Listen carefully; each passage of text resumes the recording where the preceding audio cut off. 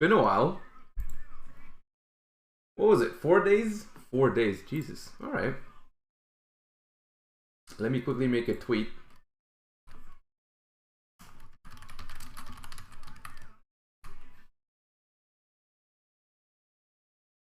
It is time.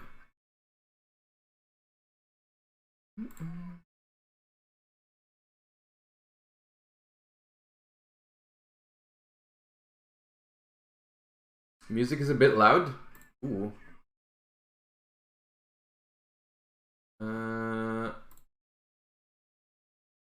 Is this better? Is this too low now? This good? Okay. Alright. I'd increase it. Okay, just a little bit. This way? This? Ignotus, thank you for the prime. Appreciate it. 4 months already. Thank you. I like this. Alright, perfect. That's where we're gonna leave it.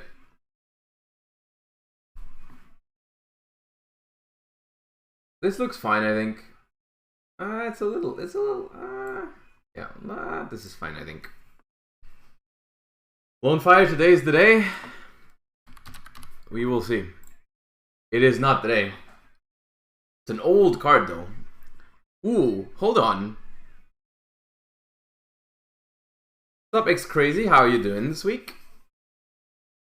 Okay. It is a high-level monster, but with low attack and low defense, and relatively old. What's a very weak old monster? What's a very weak old monster? Let me think. Good morning, Viking. Tragodia? Is Tragodia from before 2008? No, it's not. It's from 2009. Oppressed people? Oppressed people. Well, we're looking level 4 or higher, chat. We're looking level 4 or higher. What's up, Rabozu? What's up, Claire? How you guys doing? Sending it out to the world. Mirror Force and Gravekeeper Strap are both pharaohs rare in Magnificent Mavens.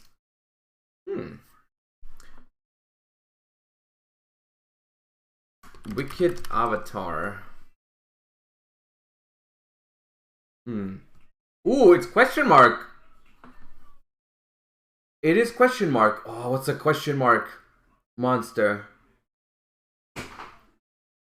Oh, very old question mark monsters. Ra, Winged Dragon of Ra, but that's first been released in 2011, according to this page.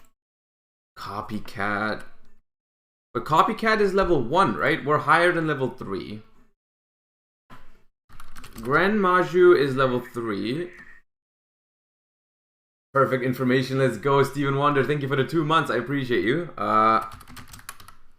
Isn't there like a great Maju Garzette? Ryan Joe, thank you for the 6 months. It's been a great 6 months. Yeah, thank you for the continued support. Okay, it doesn't have to be, I don't think it has to be question mark, chat. I don't think it has to be question mark. It looks like it could also be 0. It could also be 0. Link monster? I mean, it's not... wait, ooh, it could be Helios. Ooh, you're right.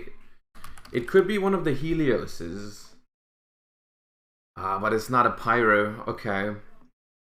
So the year... Okay, calm down.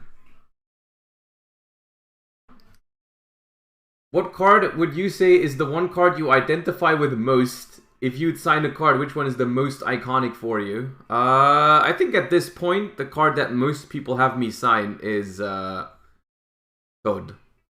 Toad or Ronin Toadin are the cards that most people have signed by me, which I think is cool. I can live with those. It's not a dark, chat. It's not a dark or a light. Endless Decay? I'm pretty sure that's a dark. Yeah, it is a dark. Also, it's from 2011. That cannot be it.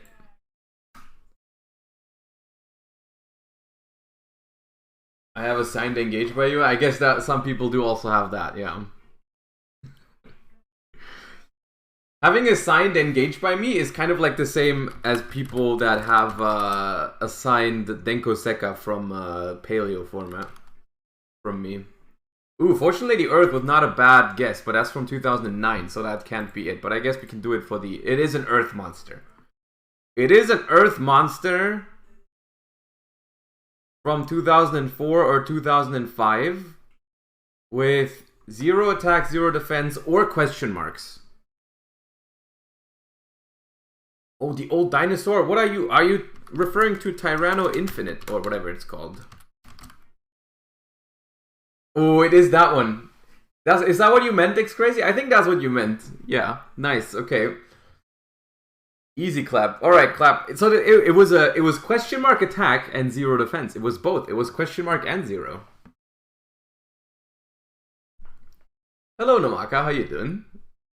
He's back. I am back. I've had a long weekend. I really wanted to stream yesterday, but I couldn't. Anyways, let me switch sides. And we do this one. Are we ready? I think we are ready. Sup, Quantal? How you doing? Pog Dino. 800 today? Oh my god. I don't know if I have 800 in me. I don't know if I'm good enough at this for 800. Do we even read this week tournament or not? Do you mean the DK tournament? We can look at the deck list from it. Yeah, absolutely. This song is called Immortals.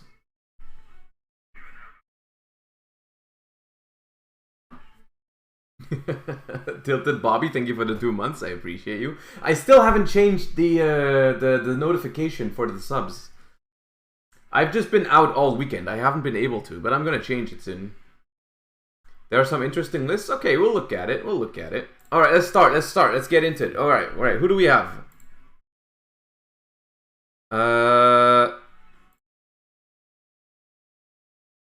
Who? Oh, I think it's a Destiny hero. Yeah, Dreamer.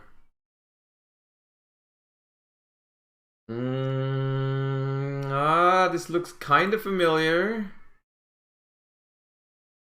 But I cannot name it. Okay, no, it's not. It's not familiar. Oh. There's their top here. Yes.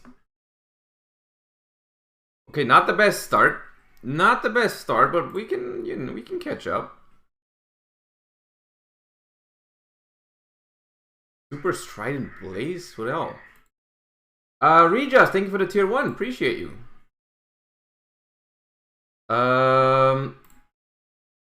This is this Dark Magician card, I think. I think it's Dark Magic. Is it Dark Magic Veil? Yes.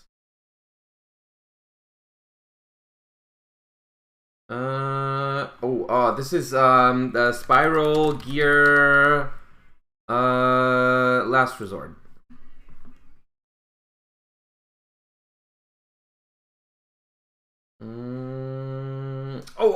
This is Underclock.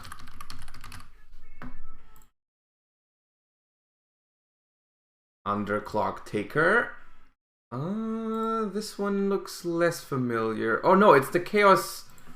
I think it's the Chaos Summoning Beast, the bad one. No, is it not that? Oh no, it's not. Okay, I was thinking of a different card. Ooh.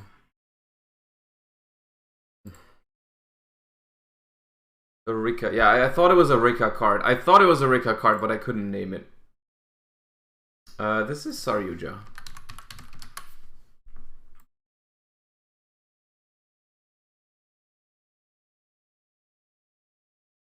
This looks familiar. Is this Millennium Ice? I think it is Millennium. Millennium Ice Restrict. Yeah.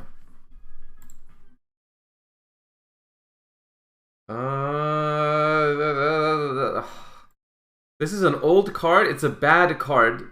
I know it has Rose in its name, but I can't name it. I've seen it before. Yeah, Regenerating Rose.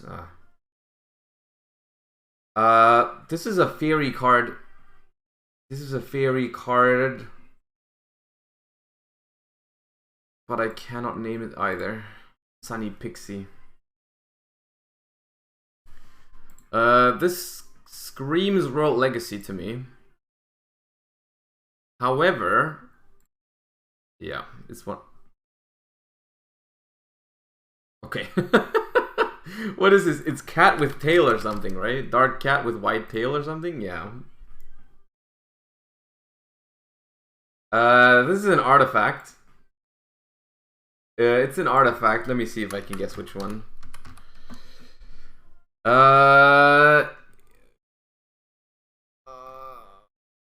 This guy? Okay, I was looking at chat for this one. I cheated. I looked at chat for that one. I didn't know which one it was. This is some Dynamist, yeah. Babel.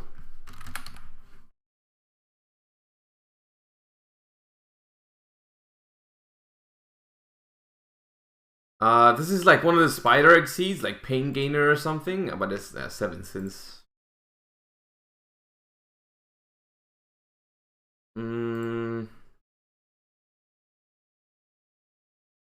I've never seen this before. Oh, it's one of those. Oh, then I've seen it before. Jump scare. Then I have seen it.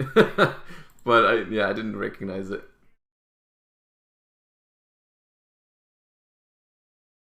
No.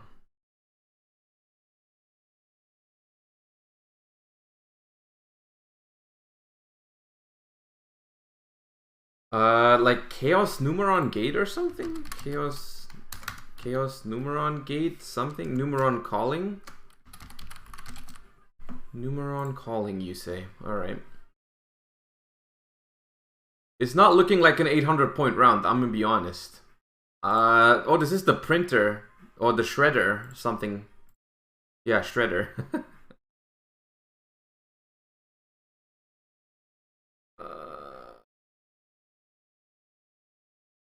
Oh, it's... Oh my... What? I was confused for a second, but of course it's Magic Cylinders. I was confused because it only showed one of them. I was like, what?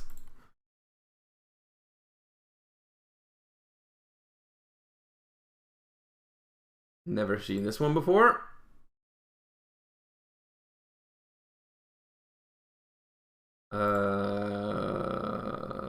It's one of the supreme. No, it's the field spell for the supreme thingies, whatever it's called. This is ancient gear, but some big ancient gear thing that I don't know. Reactor dragon.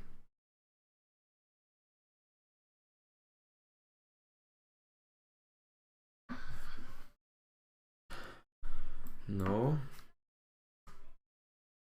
Oh yeah, it's Ape Fighter. You're right. You are right.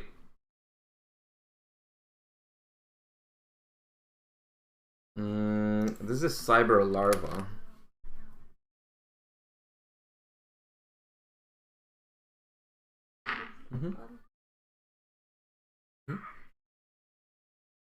Fire, thank you for the prime. Appreciate you. This is an ancient warrior, and you know what we do with ancient warriors. We skip them.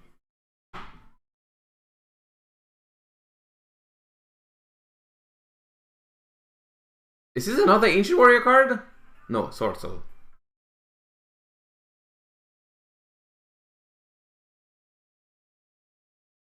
Dinomorphia.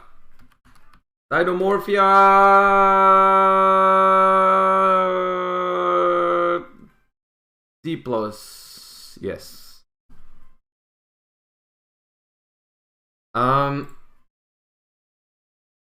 Oh, it's the Vendred thing again. Yeah.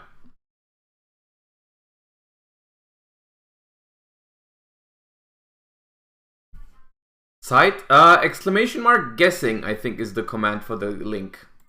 We have a command for it. I did it last time. Exclamation mark guessing, I think, is what it is.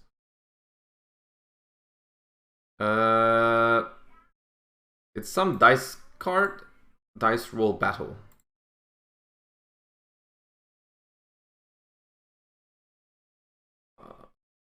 Oh, it's the miracle egg or miracle something Jurassic egg. Yes, I think that's what it is. Yeah, that's what it is. Okay, Pog.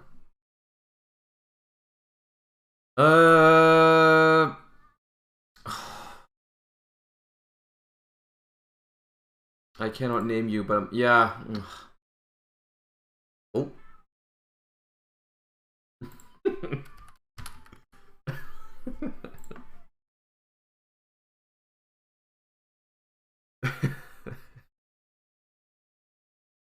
I knew it, Voldemort. I knew it was gonna happen. No Farfar Braves. Oh no.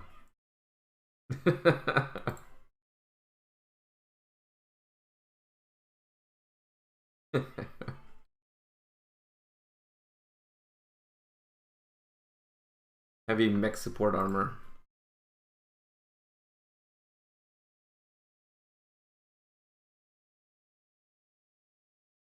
Power up adapter. Some of these cards I really have never seen. Okay, this is giving me Melfi vibes.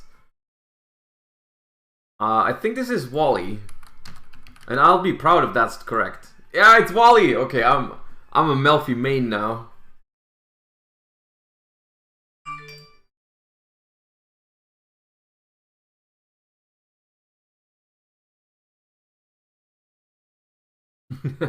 Paolo is proud. Has he been playing Melfis recently? This is a sheer Nori card 1000% of the time. Yup.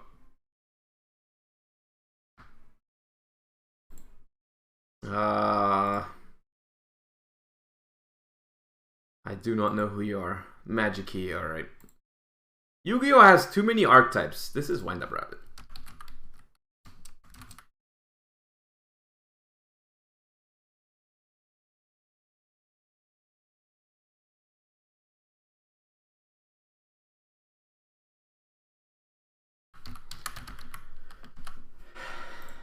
Oh, ha! I did it. Okay, I did it correctly. I was ready to guess like 1,000 incorrect Metal Fuzz before getting the right one, but we got there. This is Insector Centipede.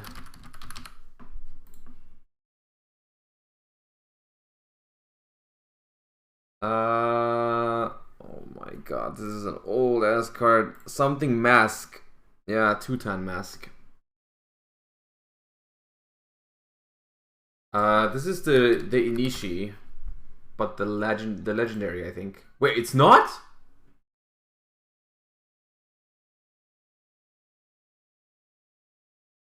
Oh, it's a spell trap. I'm in shambles. I don't know what that's called. Oh no. Oh, I'm sad now. I thought I was good. Some archer. Nope, not even that.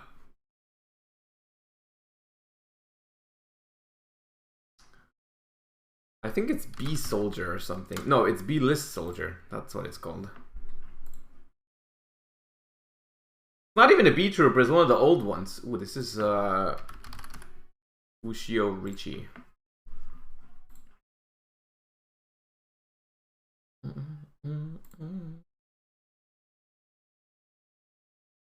New power tool, I think. Yeah, power tool Mecha Dragon.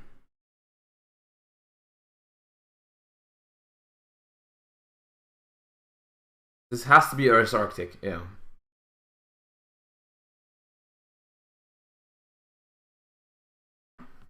Oh, Deep Sea Warrior, I believe. Is he's called something Warrior Deep Sea, whatever. Wait, no, it's not. Wait, is it? No, he's the card that the space bar. I've been betrayed by the space bar. Oh no, it was Deep Sea Warrior, but no space in between. Oh god. I knew it was that. This is a Trickstar card, but which one? Oh, it's Light Stage. Yeah.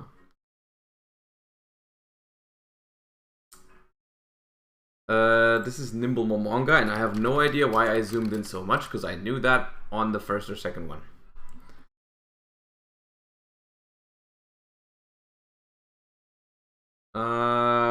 Okay. Pot of... Is it Dichotomy?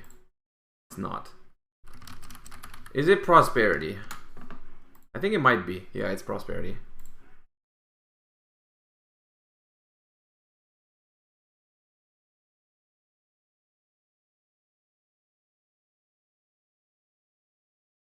Ooh. Is that Mirage Stalio? It is.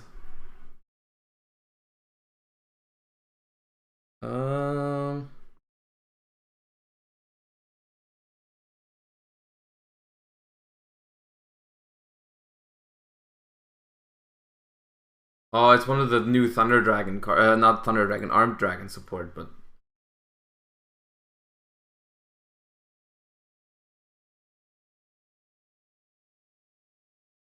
never seen before. This is Neos. The original Neos, I'm pretty sure. Elemental. Oh my god. Okay.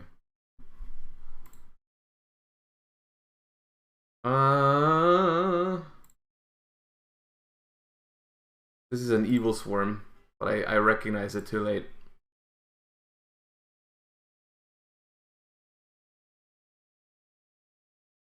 The hell is that? I guess it's number 3. Oh, another one of the Numerons. Did we just get 2 Numerons in one game?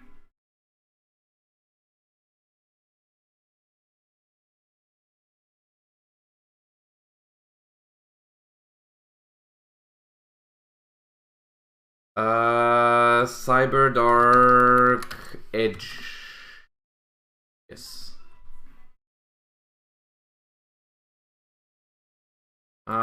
This is a Fire Fist or Fire Formation. No, it's not. It's the mecha thingy again. Yeah. Ooh, this looks familiar. This is Dark Magic Attack, isn't it? No, time was out. Okay, time ran out. 545. Not the worst. It's been worse before, but it's not very good. I'm not proud of that one. I'm not proud of that one. Still have the weekend blues. Alright, let me see. The Discord notification has worked, in fact. Alright, now...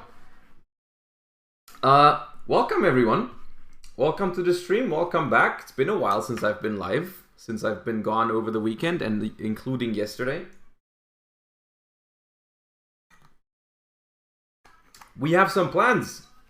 We have some plans for today, for this week. So let's get started. Is this Magnificent Maven's deck roasting today? We never do deck roasting. I've never done that. I've never done that. We will do a few things today. Some of them I have already prepared. Some of them I still need to search out the links for. I don't really mind what we start with, because some people asked me to look at there was a DK tournament on the weekend that I sadly couldn't play because, like I said, I was not home. So I want to look at the decks from that. I think we can start with that because I also think it's not going to take too long, since I think I've only glanced over this stuff, but I think it's for the most part almost all of it is Ishizu tier. But let me see if I can find it. Is it on the Master Duel Meta website or is it somewhere else? It is on. Okay, thank you, Claire. So, someone remind me real quick how this worked, because I didn't participate, so I don't actually know. It was an invitational tournament, right? It was an invitational tournament, right? Held on... Okay, I guess it has tournament information right here. Held on October 29th, 2022, TCG Invitational Tournament held over Dueling Book by Dkayeds and Luxury Gaming. $3,000 prize support. 64 player invitational, top 32 YCS nationals or world champions only. Single elimination, best of 3 with side deck, hosted on Dueling Book, available on Shillong. Okay. So, single elimination. Okay.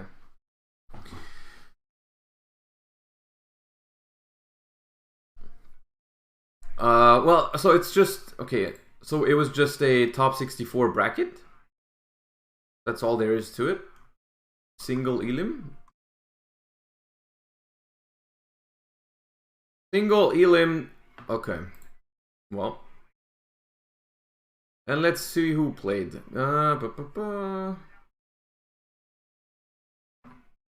Luke, Tyler, Anthony, Lucas.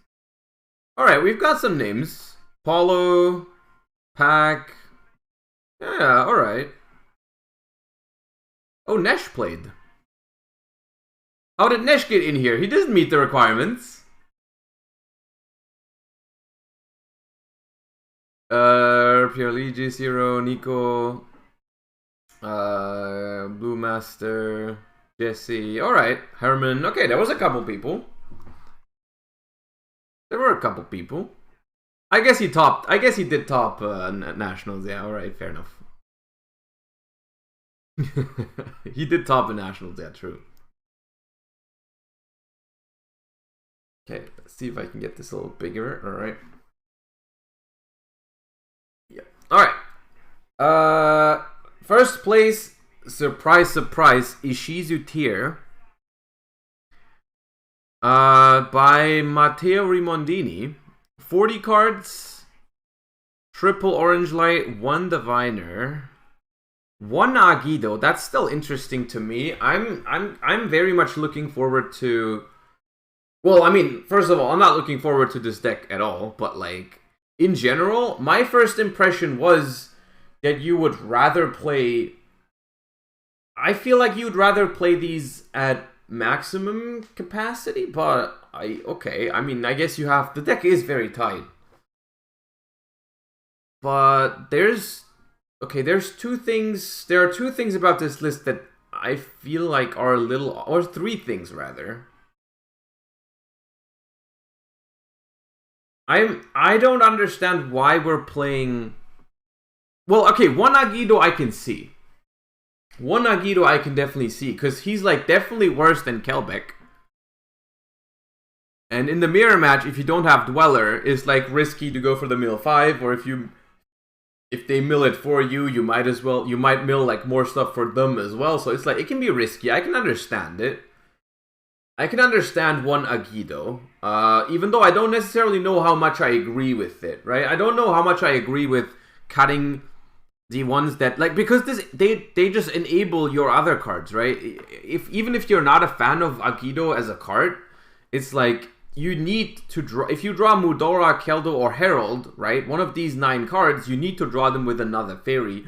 And I feel like you would want to max out on the good fairies you can pair up with these cards. And Agido is one of the ones that, I mean, like, there's nothing worse than if your opponent goes second and they have Herald of Orange Light plus freaking Agido. That's painful.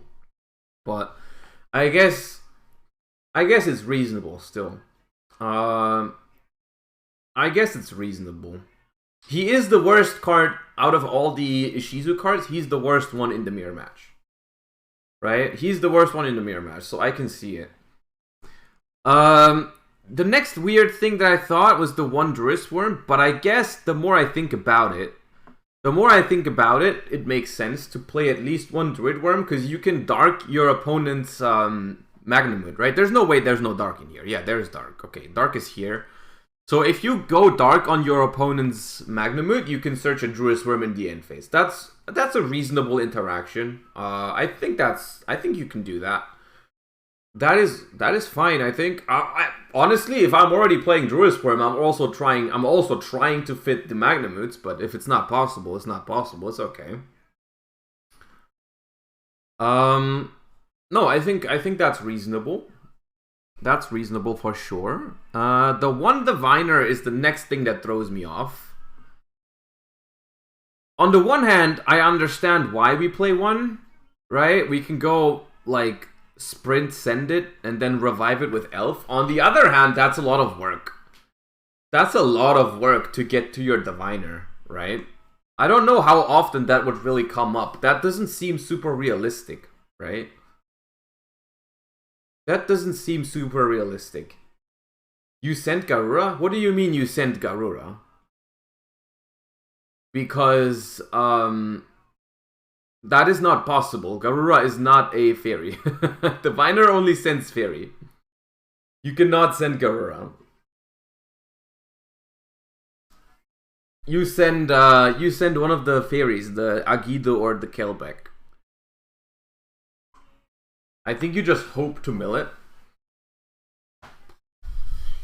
I mean, yeah, sure, I guess, right? He's just like, he's not that good. I don't think he's good enough for you to play 3. That's my biggest issue with Diviner in Ishizu tier is like, I don't think you want to play that many normal summons, because you have like Merly, you have Rhinoheart, you have Diviner. It gets a little cloggy with the normal summons, and I guess if you just play 1, then if you mill it at any point, or you go sprint for it, you can then revive it with Elf. It might help you get to Barone, or Beatrice, if we're playing Beatrice. We are not playing Beatrice in this list, okay. No, but like in general, this list is solid, I believe. To be fair, there's not that much you can do with Ishizu tier, right? You only have a few. I think there's not that many decisions to make. The only decisions that have been made here are basically 1 Diviner and 1 Druid Worm. Go down to 1 Agido, and then decided to play as the tech cards. They played 3 Scream and 3 Super Poly, which is like, a lot of people consider 3 Scream to be staple. I don't think it's like necessarily a 3 of staple, but I think it's a good choice. Same with Super Poly. It's like you could play Talents instead, but if you think Super Poly is better, that's fair enough. 1 Saliak, 1 Crime, I believe absolutely should be the standard moving forward. I believe if you play 2 Saliak, I think it's throwing. I think it's not good to play 2 Saliaks moving forward, simply because I feel like the only real reason why you wanted to play multiple Saliaks was because it's a good mill, and but if you mill it, you can't search it anymore, right? So previously you played 2 because of that, right? You played 2 because you want to mill 1, and then you still want to have 1 to search. But now you can simply recycle it, right? You have Mudora and Keldo. If you mill one of your traps, or even both of them, you can just put them back into your deck, right? There's really no reason to play more than 1 of the traps in Telements now. And that's why I really like the decision of playing 1 of 2 different ones, right? Because if you have 1, you can search the other. Because now, especially with Triple Scream, you have like enough ways to search the trap cards from your deck. Because you have Kid Kalos and you have Scream, right? And so that's reasonable, I think. We're not going to look at every list in that much detail, just the first one, also because it's the winning one I want to talk about a little more. And then we have extra deck. We have only 1 Kid Kalos, which I think if you play the deck for a while, you'll probably be able to work with just 1. We have the Barone because of the Diviner. We have all 3 rank 4s and the Zeus, which is interesting. I would think that maybe Redoer isn't necessary. Because I feel like, I mean, there's so many mirror matches, you just go Dweller blind anyways, and then in other matchups you have Baguska, but maybe Redoer is still fine. Lingeribu I think is interesting. I mean, I think it makes sense, especially after Chris's deck from YCS Minneapolis had Ibli in it. I think a lot of Sprite decks might go towards Ibli as their way of auto winning against tier. So I think Lingeribu is if you can afford to play Lingeribu in your deck, you probably should. And then Dark Elf Sprint are, I think, no-brainers. Yeah, I mean, so the end board of this deck is like probably Roll Kalos, Kaleido Heart Stapelia if you can, Barone if you get to Herald, rank 4, Elf, stuff like that. It's still a solid board with the 2 traps, yeah. Side deck, we have Reaper, we have 1 Banshee, 2 Zombie Worlds, 1 Lancia, and 1 Scythe with 3 Sanctums. Ooh, that's their way of beating, evenly matched. Sanctum into Lancia. Don't hate it. I don't hate it. We have another way of beating evenly. Okay. Also for Flunder, yeah. I mean, you have a way to beat Flunder with this.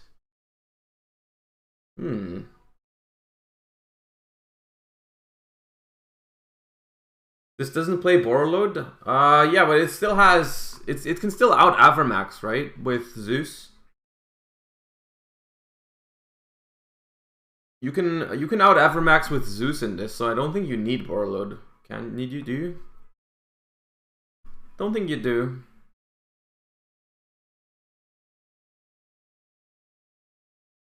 Prime also outs it, I believe. Yes. Varone can also negate the attack boosts and double it, yeah. So I think you don't have to play Borreload for it. How do you make Zeus with Avermax on the field? You simply make 2 rank 4s, you crash one, and then you make Zeus on the other, because the other one battled. No, of course you can. You can summon Zeus. You just need to make 2 rank 4s.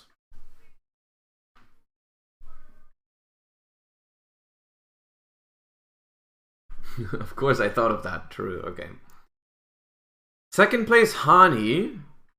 3 Herald, also 1 Diviner, interesting. Only 2 Rhino Hearts, so went down on the normal summon part. Played 3 Agido, I like that. Played only 2 Scream, that's I think a reasonable amount. You don't have to play 3, I believe. Triple Droplets. Droplet over Super Poly. I can see it. I mean, okay. And then we have a second Saliak. I'm not a fan of the second Saliak. What did we remove compared to the other list? We don't have Super Poly. We don't have the Druid's Worm. I'm a big fan of the one of Druid's Worm. I think that's a very good idea.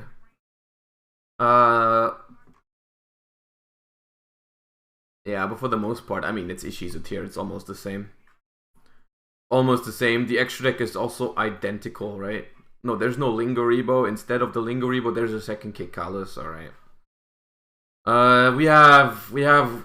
There can be only one, I suppose, against Flunder. We have Raigeki, I also suppose, against Flunder. We are siding the Super Poly, okay. I mean, yeah. Jesse, 3rd place, 60 card Ishizu Bestial Thunder tier. Okay. Okay, now...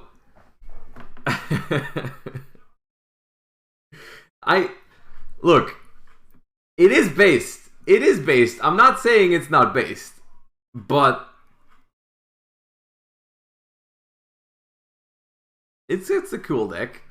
I like Bestials. You guys know I like the Bestial stuff. I don't know if the 2019 Thunder deck is the best core for Tournament Ishizu Bestial. To be honest, it's like it's a cool deck. It looks cool. I don't know if it's the best. It's probably just because he likes to play it, and like, I mean, it's just that it was a free to play invitational, so you probably just rolled with it, which I respect that. I respect that. I've brought like Paleo to a Master Duel tournament before. We've won a Decade tournament with Paleo just because, not because Paleo was good, just because we just wanted to play it. But like, I mean, he did well. What is it? Top 64 down to top 32, top 16. Top 8, so like 3-1. 3-1. No, 4-1. 4-1, not bad. 1 Merly, 2 Havness, 2 Sharon. I guess you can't fit more. Space is tight in your 60 card Bestial Thunder deck. Destrodo, Chaos Emperor, Solar. He lost against Hani. Hani had 4 hand traps. Well, I mean, Hani was playing a 40 card deck with a lot of hand traps in the main deck, so I guess that's not too crazy. And then we have, I mean, yeah, we just have 12 Ishizus, and yeah. Also, so far, I don't think we're going to see many of the Ishizu trap cards, like the Gravekeeper's Trap and the Exchange of the Spirit. I think, at least the current, I don't know, vibe, I guess is the word. The current vibe that I'm getting from most of the top players is that they don't like the trap cards, which I think is reasonable. Isn't Lupine better? Nah, there's no way you can play Aloof Lupine in this deck, because you're never gonna draw it with Thunder monsters. You only play 5.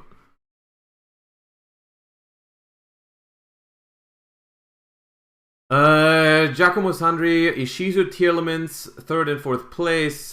This is the exact same list as the one that got first. Even with the same side deck, so I assume they built the deck together. Their names both sound Italian, so probably just built the deck together and both made top 4. Alright, not bad. All the Italians played the same? Okay, I mean, it's a reasonable list, honestly. It's definitely not a bad list, for sure. I'm not surprised that they did well. Now we're moving into top 8. We have Paulo with sprites. This is such a Paulo deck, dude.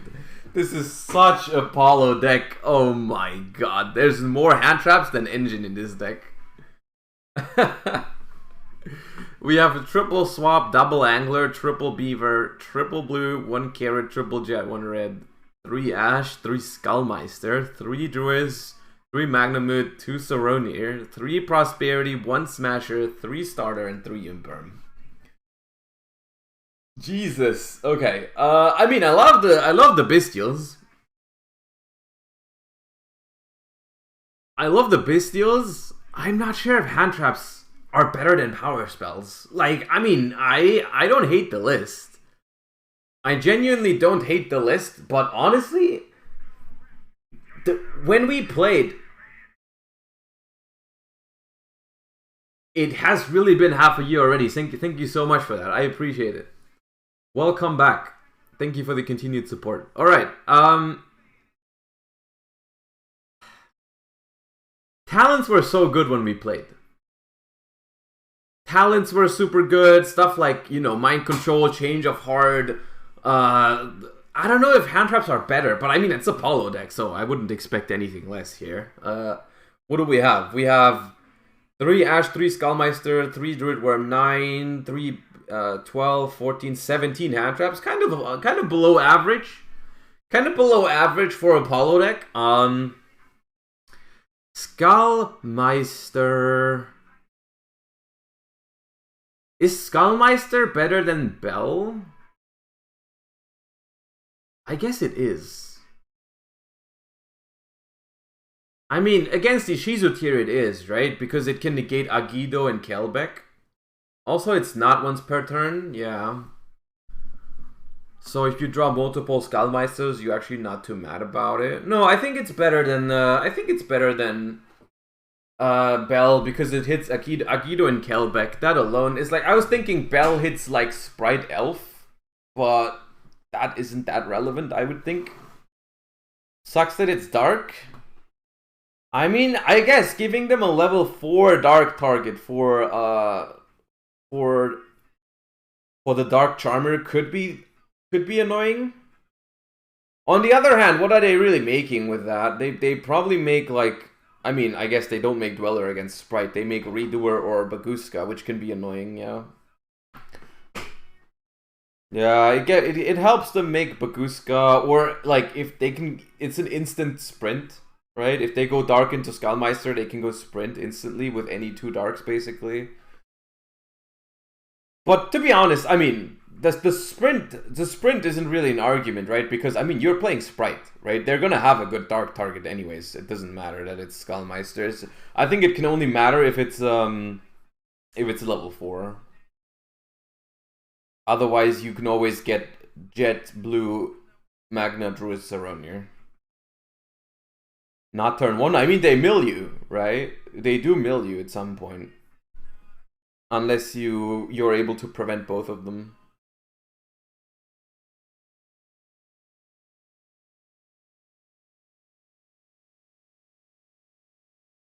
Why does he play the Spell and Trap Bestial? I mean, you just want more of them. Honestly, I did the same thing.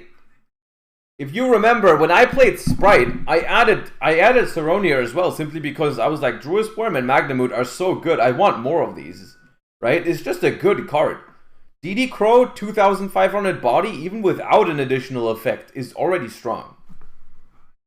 It's simply a good card, I think. I think the minimum I think the minimum, like, there's gonna be a few ways you can play it. You can play, I think you can play 3 Magnamut and 1 Druis Worm if you only have room for 4 of them. I think that's a reasonable ratio. Another reasonable take is that you definitely want 3 Magnamut and 3 Druis Worm, right? So that would be 6. That's also a reasonable ratio. But then sometimes I think you have hands, like let's say you draw Magnamut and Druis Worm, right? If I draw Magnamut and Druis Worm, which is going to happen if I play 3 of each, and I use the Magnamut, but I don't use the Druis Worm, or the Druis Worm like gets negated in hand, or but stays in hand, right? Like when they dodge it with like Mudora or Keldo, so it stays in hand.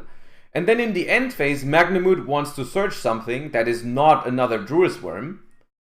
So I think the most reasonable way to do it would also be you could play 3, 3, and 1.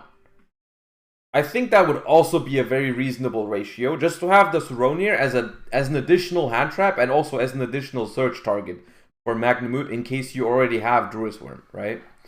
And then Paulo, I guess, just decided to go 2 because I mean, what else would you want to play? I'm curious about 3 Swap Frogs.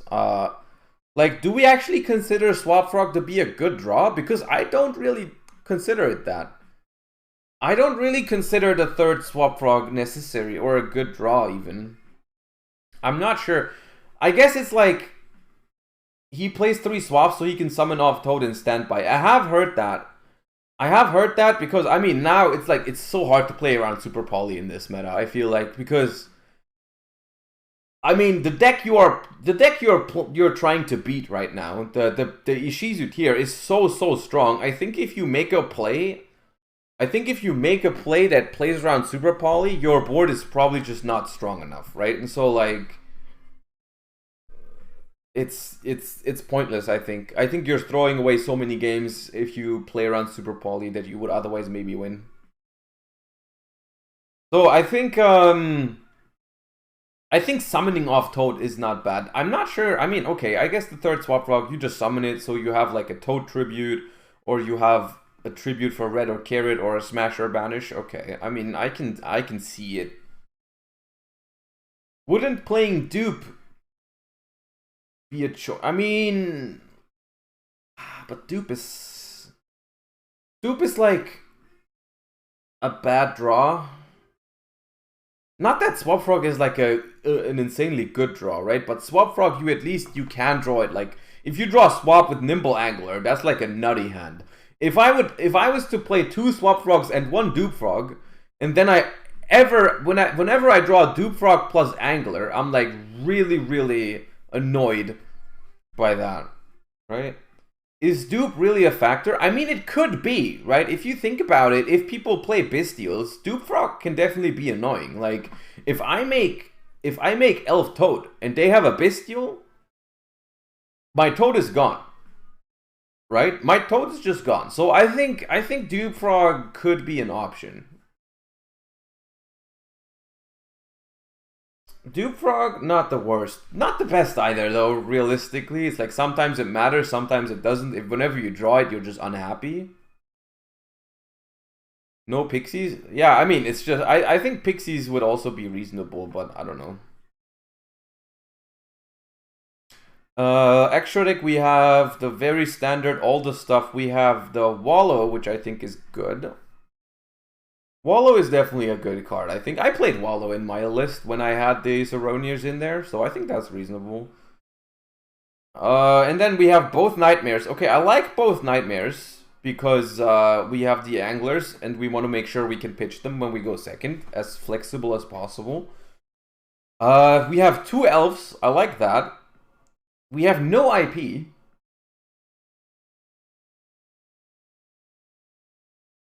We have no IP, which I think is a reasonable choice. The one thing that's always the most annoying about IP... is that IP feels like an extra deck card that requires like 2 or 3 slots instead of just 1, if that makes sense. Which sometimes it's still worth it. Sometimes it's still worth it to play IP, but like... you can't just put IP into this extra deck. You cannot just put IP in there. You also need Unicorn, and you probably also need like a rank 4, right? Like, Avramax or Top Logics or whatever, right? You need like, it's like 2 or 3 slots, and then at some point it's like, okay, does IP really come up more often than all of these slots combined? I'm not sure. Right? Because you would have to take out, like, I don't know, looking at this, you would take out like Wallow, Cerberus, Ginbuster for IP and 2 targets, and then you have to ask yourself, does IP really win more games than Ginbuster, Wallow, and Cerberus combined? Probably not. Probably not. So I think it's reasonable to cut IP. Then we have 1 Driver, 1 Veiler, 3 Gamma, Scythe, Shifter, 2nd Smasher, Double Sanctum, Trap Trick. Okay, so we have even more hand traps. 9 more. 9 more hand traps, so it's a 26 hand trap deck in 26 hand traps in 55 cards. Okay. Sanctum for Scythe. I mean, it honestly, it makes sense. It makes sense. Shifter also makes sense. I am a little curious about... Ooh, okay, that's one thing I'm just noticing. We have Shifter. But we have no way of... No Gamma Burst. No Herald of... What's it called? Pure Light. No real game plan after the Shifter. What is the... So I wonder... I mean, I wonder what would happen if Paulo went second, dropped the Shifter. I don't think he can kill. I don't think he can set up Toad. Because, I mean, obvious reasons, he cannot. Is it game if you have like a Bestial plus Sprite combo after Shifter? I mean, if it's Magnamute, no, you can... I'm not sure. The Bisted helps. It does help. But... Remind me how Pure Light combos with Shifter.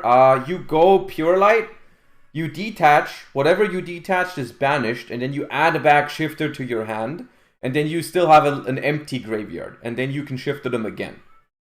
That's the idea with Pure Light. So if you can't OTK, you Shifter them twice. And then you just win over 2 turns. This is why I believe Shifter needs either 1 extra side deck slot for Gamma Burst, or you can play the Pure Light in the extra deck, and that's also fine, I think.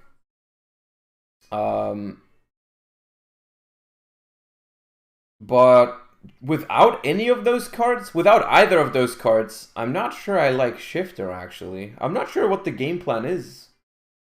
I'm not quite sure what the game plan is if we can Shifter. Am I missing a matchup where Veiler is insane? I suppose the idea... I can only guess what the reasoning was for Veiler here. But I believe it was probably for a combination of going second against Tier and also for Flunder. Right? Like, I don't know, maybe he wanted to side out going second against Ishizu Tier. He wanted to side out, like, I don't know, Carrot maybe? Maybe a Swap Frog going second? Something like that. Right? You don't want... Maybe he thought Ash was worse than Veiler against Ishizu. And then you play Veiler because it's also good against Flunder instead of like Skullmeister. You have to side out. Because like, if you look at this main deck, if you play against Flunder, you have to side out Skullmeister, and you probably also want to side out Druisworm, Magnamute, and Saronia. So it's like, you need to side 11 cards. So we have like the Gamma, Veiler, the Smashers, the Trap Trick. It's not even... We can't even. We have to keep it... We have to keep like 2 Magnamute and a Druisworm even.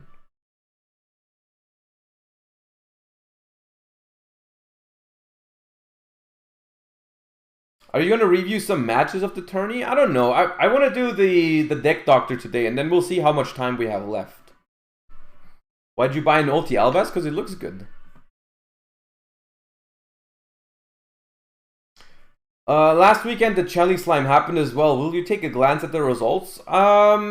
Maybe. Was it interesting? We have another Bestial tier. Ooh, no, not another. This is different. Oh, this is not Ishizu. Oh, non-Ishizu. Bestial Tearlament, 40 cards. This is just current format. We have 3 Merly, 3 Havnis, 3 Rhino, 3 Sharon. We have Cartesia. We have. I mean, honestly, for YCS Minneapolis, YCS Minneapolis, I would have been like, oh, this list looks good. For this tournament, I'm not sure. Also, why 2 heartbeat? Target 1 spell trap on the field or up to 2 instead if you control Visa Starfrost. Shuffle them into the deck, then send 1 card from your hand to the graveyard. If this card is sent to the grave by a card effect, you can target a Tearlament trap in your grave added to your hand. You can only use 1 heartbeat effect per turn and only once that turn. I haven't made my mind up yet. I have not made my mind up yet whether I like this card or not.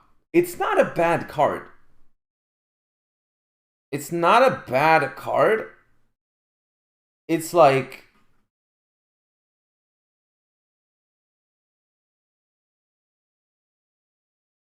Can someone explain the High Spirits target? I mean, you play branded in the Albion. The Albion and the Cartesia are both branded in High Spirits target. So what you want to do is you want to go branded in High Spirit, discard a Tearlament, and then send Rule Kalos, and then you get it's basically instant fusion. Almost. It's a little worse than instant fusion, but it's good.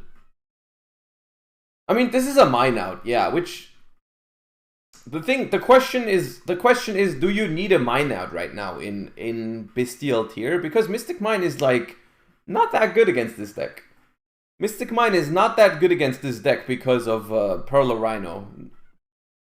Perla Rhino and Crime, you already have like 2 ways to prevent Mystic Mine, but I guess Heartbeat doesn't hurt.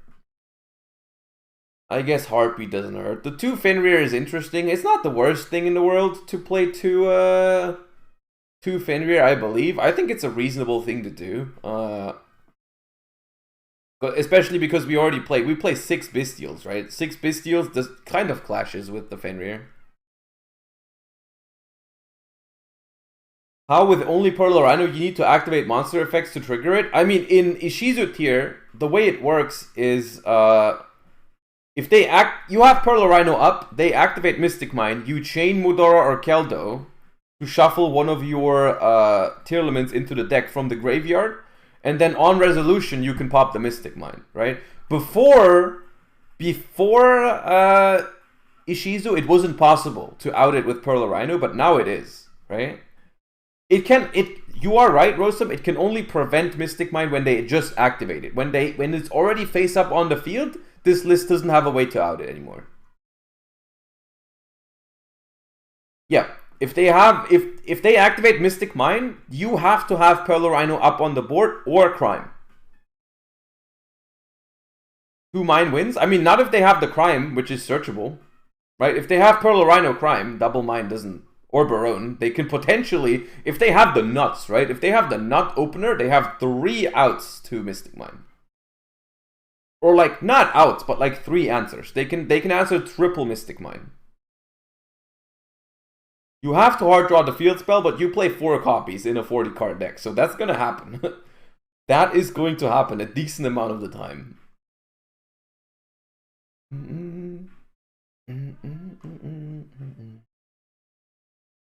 Okay. More Ishizu tier.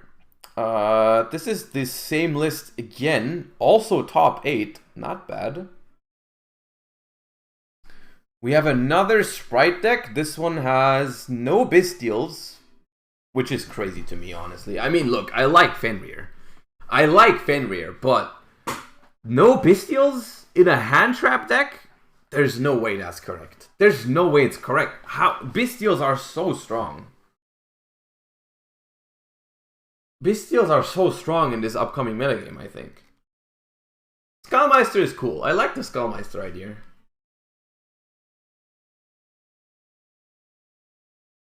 Why Lingoribo? Because of Ibli. Lingoribo is in case people are doing the Ibli lock, chat.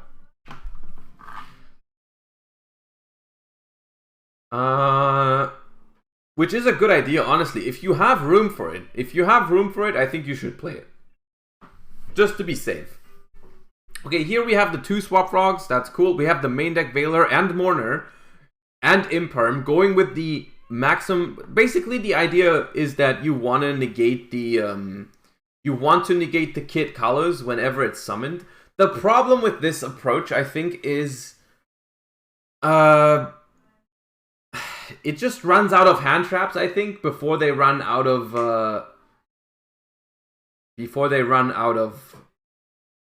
what's it called? Gas. Like, you run out of hand traps, right? And they don't run out of gas. Because they just play on your turn.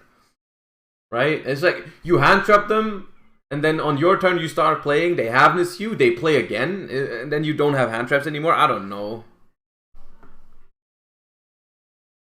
Chaos Hunter is crazy good against Ishizu tier. I test Runic Sprite with it in the main, it was very good. Chaos Hunter is crazy good against Ishizu tier. I don't understand why. Why is Chaos Hunter crazy good against Ishizu tier? The deck doesn't even banish that much. Stops the shuffle back? Yeah, but like... that is not crazy good. That's not crazy good. You have to discard a card, you summon it, they probably just pop it with Pearl or Rhino. That's not crazy good. There's no way that card is crazy good against... Nah.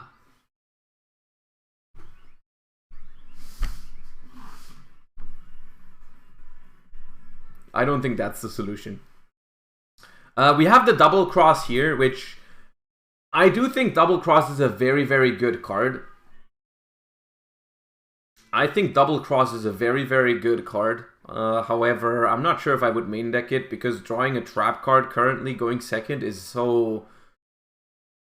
it's so bad. I think it's a solid side deck option.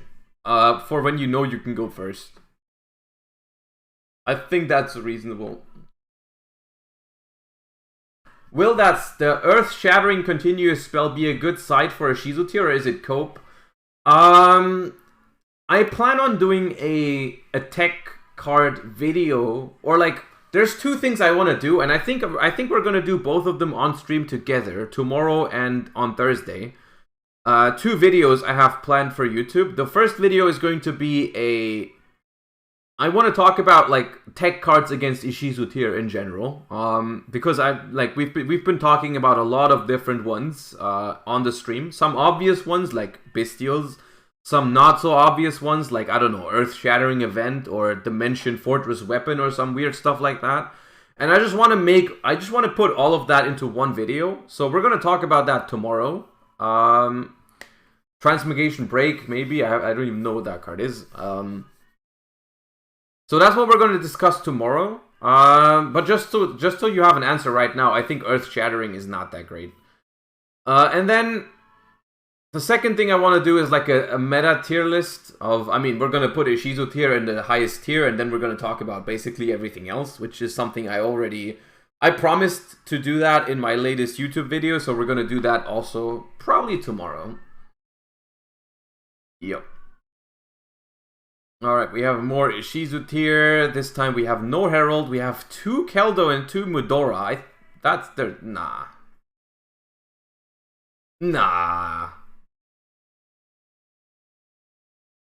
Nah, we don't... That's not correct. There's no way that's correct. Like, the reason why... I mean, okay... These cards are so crucial in the mirror matches that I think it's completely unreasonable to take out these.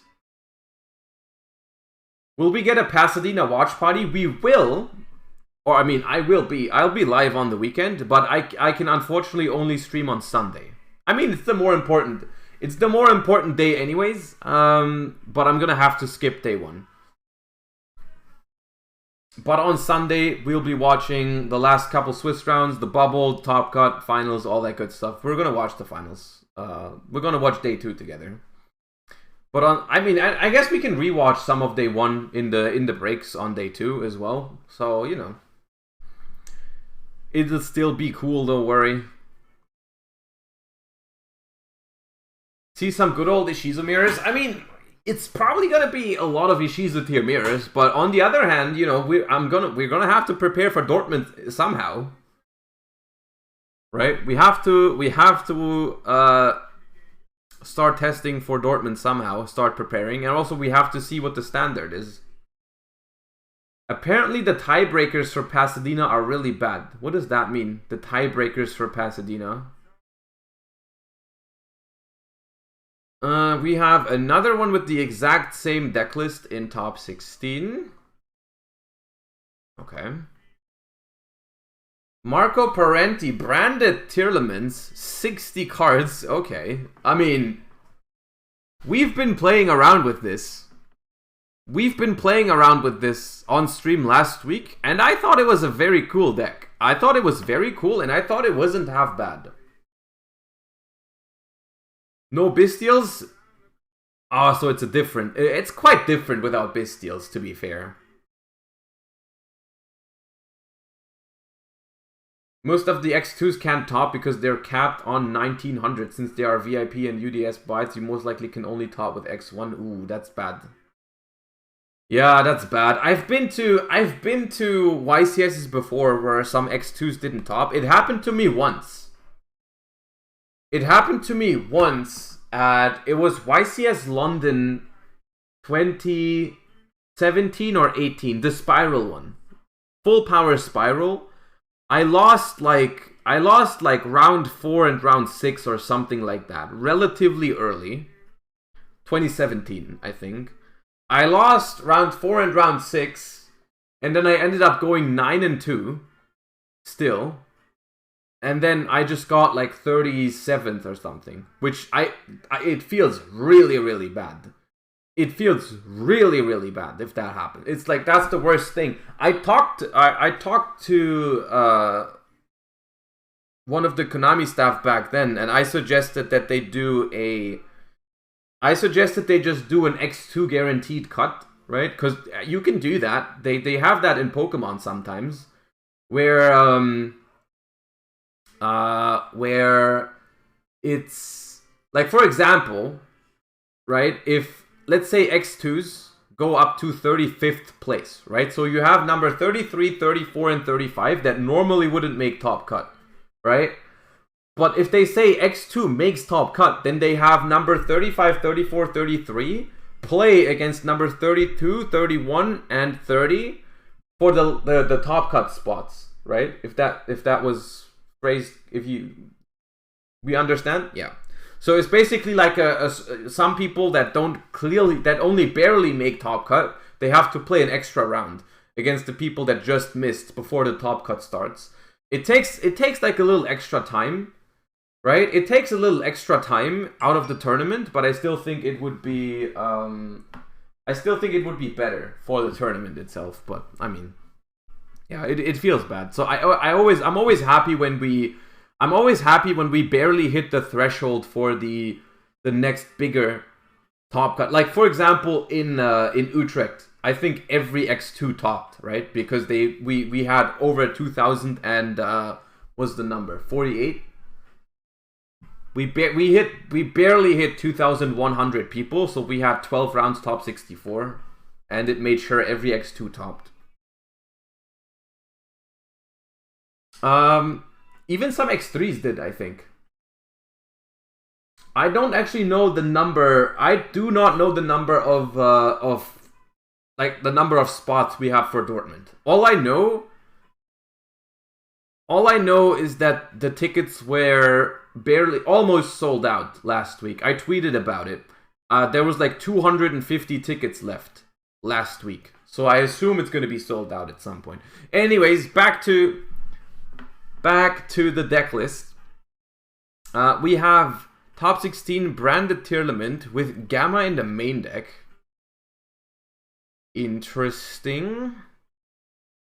I don't like the Gamma in the main deck, to be quite honest with you. Dortmund is sold out now. Ooh, okay.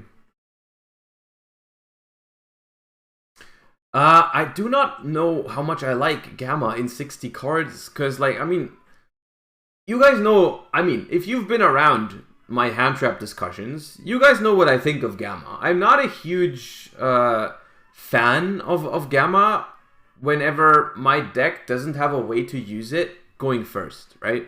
Generally, I try to avoid playing a lot of cards that are really, really bad when you go first or second. Like, I want to play cards that are good either going first or second most of the time, right? And Gamma is usually a card that's like super, super good going second and super, super bad going first. And then it also comes with the additional downside of the freaking driver, right? So it's, yeah, I'm usually inclined. I have not been playing a lot of Gamma in my days. I've been playing it before. I have played it before, but I try to avoid it. I'm not a biggest fan of Gamma. Especially in a 60 card deck where going second right here, it's your only hand trap. So like, it would feel like you never even consistently see it going second. It can be used for opening and branded in red. I mean, it can be, but like, is that fine? Because then you're still playing with a 4-card hand effectively, because every single card in the game can be used for opening this card. That's not really an argument for a card to be good, right? And I'm just like thinking about it. I'm thinking about the applications going first where you could get to use Gamma. You can't do it with Havness, because by definition, for Havness, you have to have a monster on the board. Kelbeck is never going to be used before you have a monster on the board. Orange Light probably never gets used before you have a monster on the board, so I don't love this. Honestly, my biggest issue with this deck is that it just doesn't have Bestials. Bestials seem like a no-brainer to me, especially in Branded. I feel like if you're playing 60 cards and you can't find room for Bestials, I think you're doing something wrong. It's not a bad deck, but I don't know. You have a lot of starters which eat Ash, but like almost no one plays Ash in Ishizu tier, and that's the biggest deal.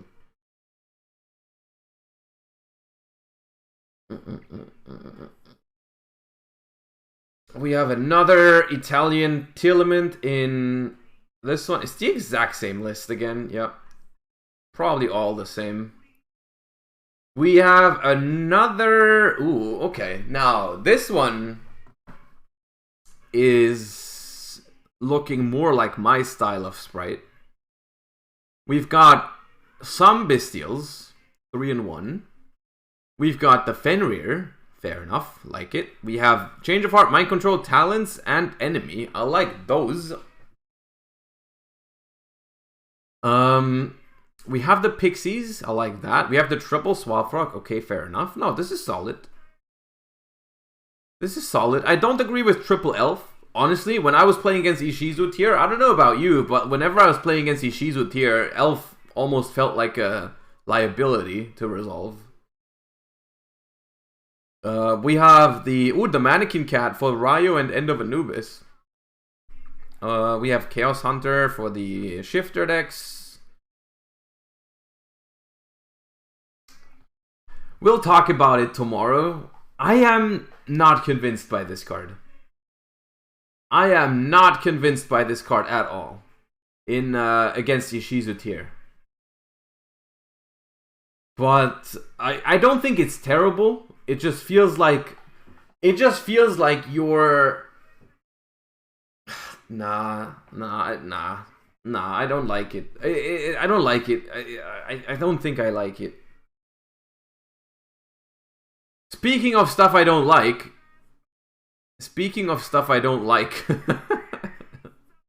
Prof Bob, thank you for the tier 1. I appreciate you. Thank you for the support.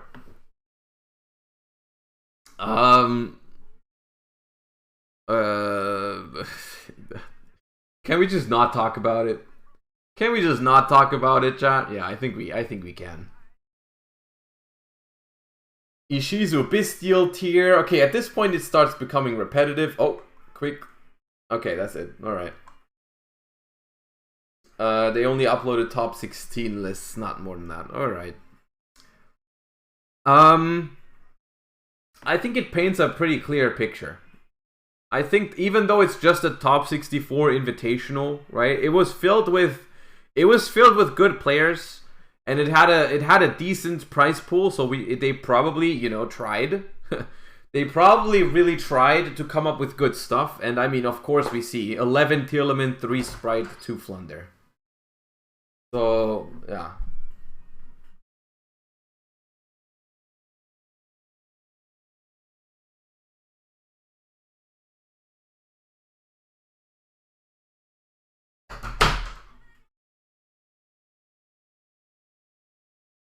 I mean, Ishizu tier is the best deck. Ishizu tier is the deck to beat. I don't think we have to talk about it.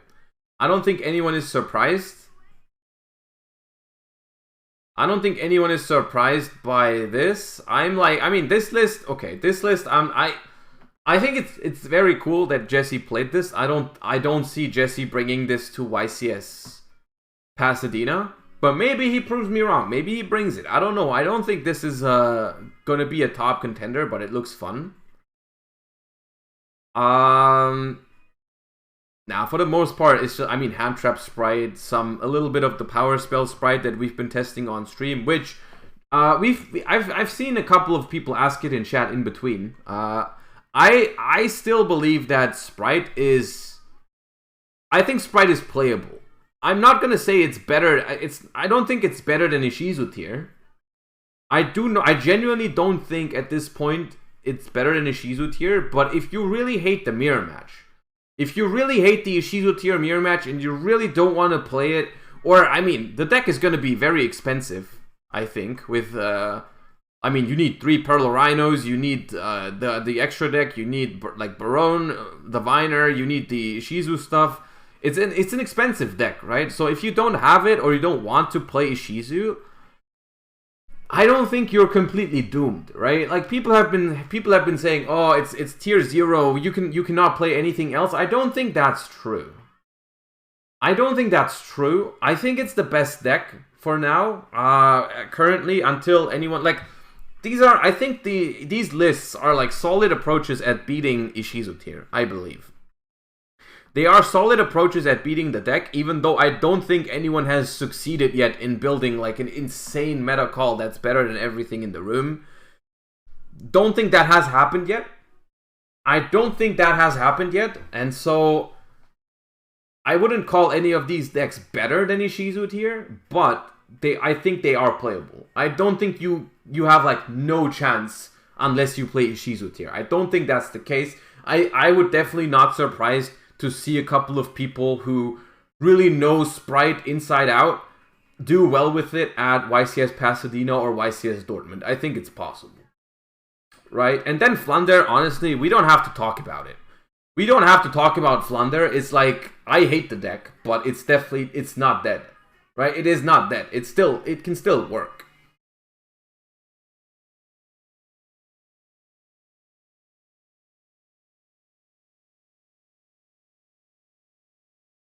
It's like Shifter beats this deck, right? Shifter beats this deck.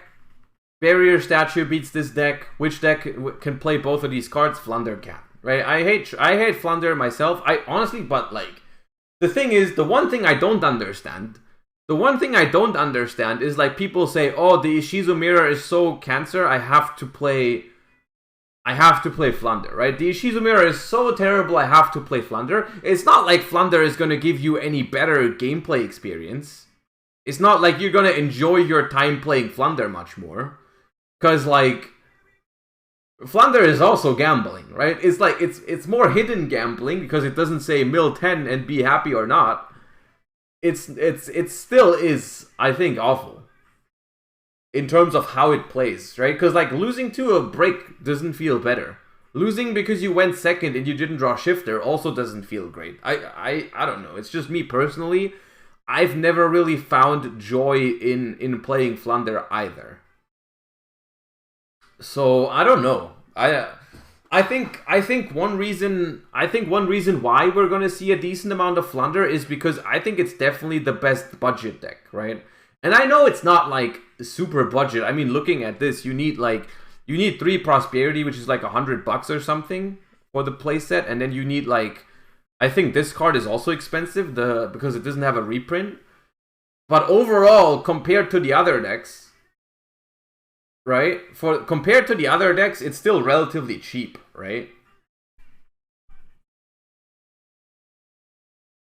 It's like the main deck is maybe like 250, maybe 300. I don't think it's 300 for the main deck. Because like playset of Prosperity is like 100, playset of this is like 75 or 90, so that's 190, and then everything else is like, I mean, Evenly is getting another reprint, right? So I don't think Evenly is that expensive anymore. You can probably get this for 250. And then you need like Side and Extra, which I guess there's an access code talker here. You don't have to play that.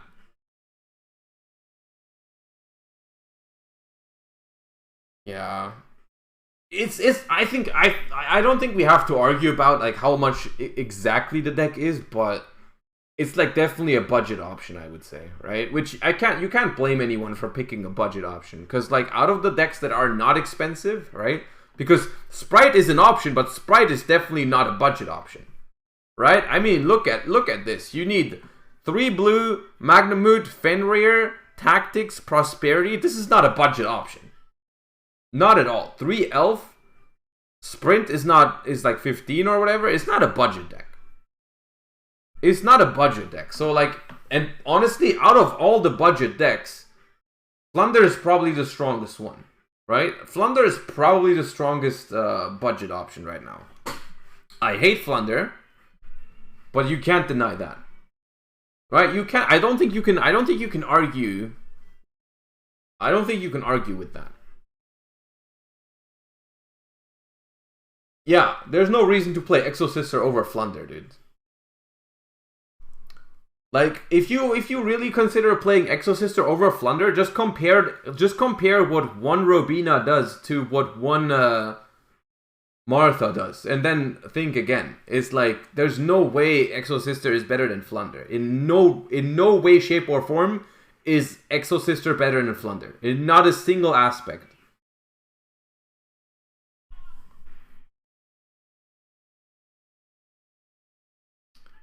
Anyways, interesting. We've talked about this for a while now, but it was interesting, I think. It was the first big, I'm just gonna call it a big tournament, even though it was only 64 people, but it had big names in it, a lot of them. So it's like it's a good way to start the format off, and look at what people consider to be the standard. I mean, looking at how well the Italians did in this tournament, all playing the same deck, I would consider this to be the early standard for Ishizu tier, honestly. It's looking like this is going to be somewhat, for YCS Pasadena at least, it's looking like this is going to be roughly the deck to beat. Right? Roughly the deck to beat. There is a command for Discord. I just don't think it works if you use it in a response. Yeah, there it is. Speaking of Discord, let's get to the Deck Doctor section. Mexit, thank you for the Prime, appreciate it. Yeah, over being gone for 4 days, we have lost the 1,000 number. We have lost it. We are not a 1,000 sub Andy anymore. Well, it's okay. We gotta grind back. We gotta grind back up there. Maybe we can get back. We'll see. Sprite's still viable to win? I mean, like I said, I think it's still playable. I don't think it's better, but it's playable. Anyways, speaking of, I'm gonna head over to my Discord where you guys have been submitting decks like crazy, and I'm just gonna throw it out there right now. Whenever we do these Deck Doctor streams, I let you guys submit deck lists on my Discord.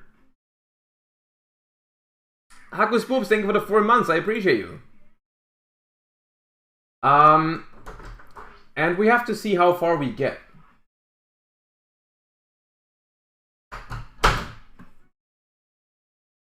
We have to see how far we can get with all the deck lists, because I can't promise. I cannot promise that we get through every single deck list right now. Okay? I cannot promise. Roll, I'm a dinosaur. Thank you for the 5 gifts up. Thank you for your support. I appreciate you so much. Thank you. Enjoy your subs, guys. We make 1,000 again? We will. Thank you. Appreciate it. Anyways, I haven't counted. I have not counted how many we already have. But yo, what happened? Oh, X Crazy, thank you for the missing 6. Okay, all right. Let me set up the deck doctor and then we'll jam to the remix. Thank you. I appreciate you so much.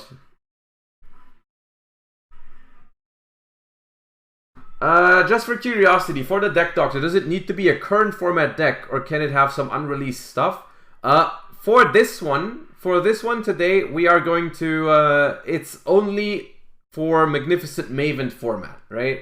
Because simply, if you do stuff from like 3 months from now, I can't help you with that because I've not played that before, right? I haven't played it yet. I don't even know some of the cards, so it's kind of pointless, right? It is kind of pointless. So we always do like I always announce before we do one of those. I always announce what kind of decks you can submit, right? And for this one, it was Magnificent Maven's format, so like YCS Pasadena, YCS Dortmund. The idea is basically if you want to go to YCS Dortmund or YCS Pasadena, or you have a regional in that metagame and you have like a deck list but you're not sure on some stuff, you can submit it here. You can ask some questions on the Discord and I'll try to answer it on the stream.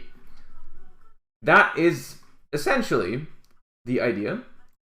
And it looks like we have people in chat are saying we have like over 40 decks already submitted. It's gonna take a while to get through some of them, but we will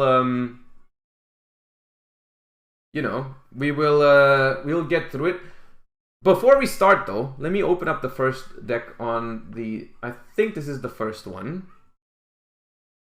I think this is the first one. Okay. Before we start, 2 things. Let me move sides, number 1. Second, since I don't want this to turn into something where we look at the same deck over and over and over and over again, right? Like after we've seen like Ishizu tier, right? If we've seen Ishizu tier on here, standard Ishizu tier, right? I'm gonna talk about some of the stuff in your list, and then we move on. And then if there's another Ishizu tier, then we don't instantly skip it, but like we only talk about like if there's something special in there, right? I don't want to repeat myself over and over and over for each list. So, I mean, yeah, it makes sense, right? We don't want to talk about the same deck over and over again. So if it's like a deck we've already seen, I'd ask you to refer to the comments I made to the deck previously, right? And then because you have catapulted me in record time, honestly, thank you for that, back to 1,000 subs, which is an insane thing for me to still say. I appreciate it. Before we start with the first deck, you have earned yourself this one. Let's go.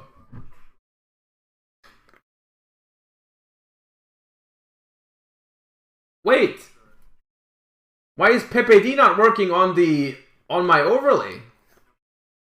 It's a disaster. I mean, I can see them in my chat.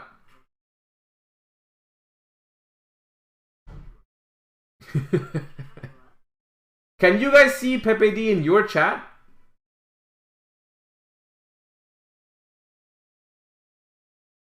Do you see them? Okay. I mean, I see them as well. How do I do that? How do I refresh my cache on OBS? Oh, Nadir has told me this before. Nadir has told me this before, how to do that. Nadir has told me how to do that before.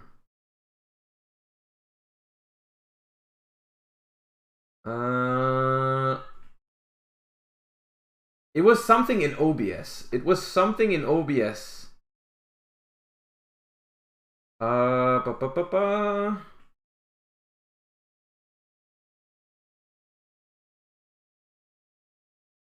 Oh yeah, I can bring up Farfar's logs. How do I do that? I'm just so bad with this shit. What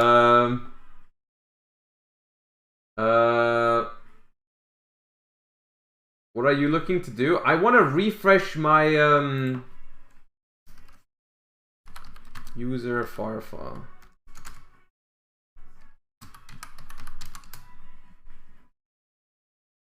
Ah. 700 messages. Hmm.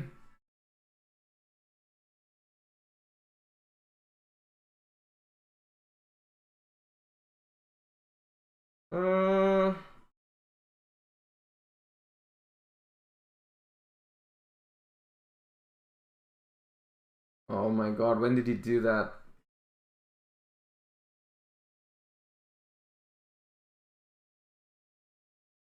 Dodo and Viking, thank you guys for the for the subs. I appreciate you. Where did it? Yeah, when we did the emotes, but when was that? Oh god.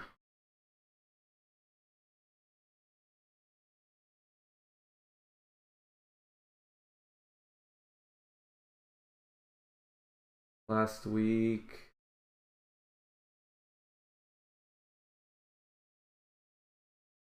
No, okay.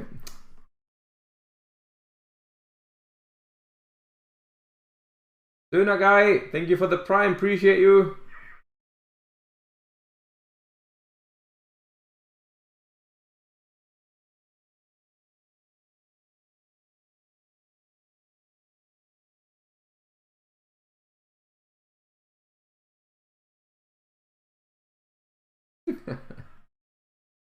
Okay, now we've already reached. Oh god, it's fine.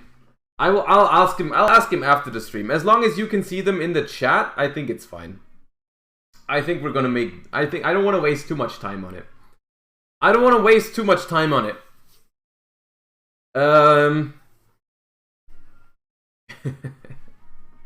What was the song before this one? I actually did not pay attention. I don't want to. I guess I can. It was Tongues by Joywave.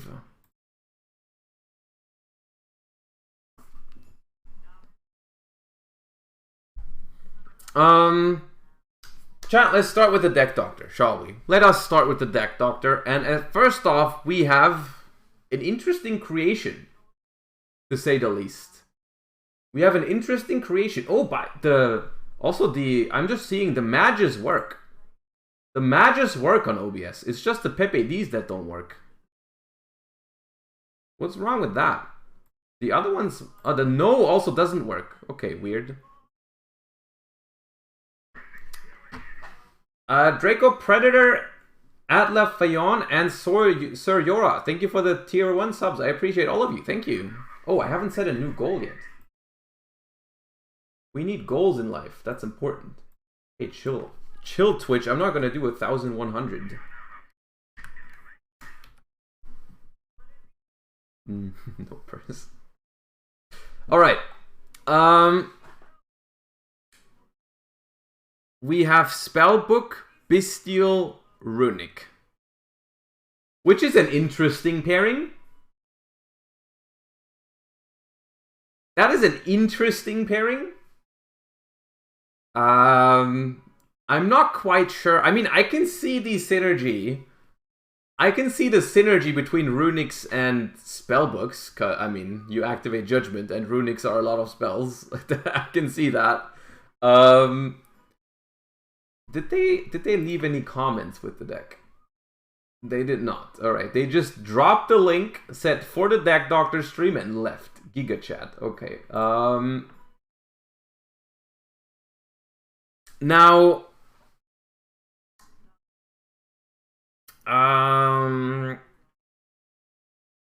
this is a good thing because we can also talk about some of the stuff that I always like to mention in these Deck Doctor streams, which is these are not here for me to convince you to play something else, right? I'm not going to sit here and be like, oh, but sprites are a better pairing for Runics than Spellbooks, so you should just play Runic Sprite, right? I don't consider that very helpful.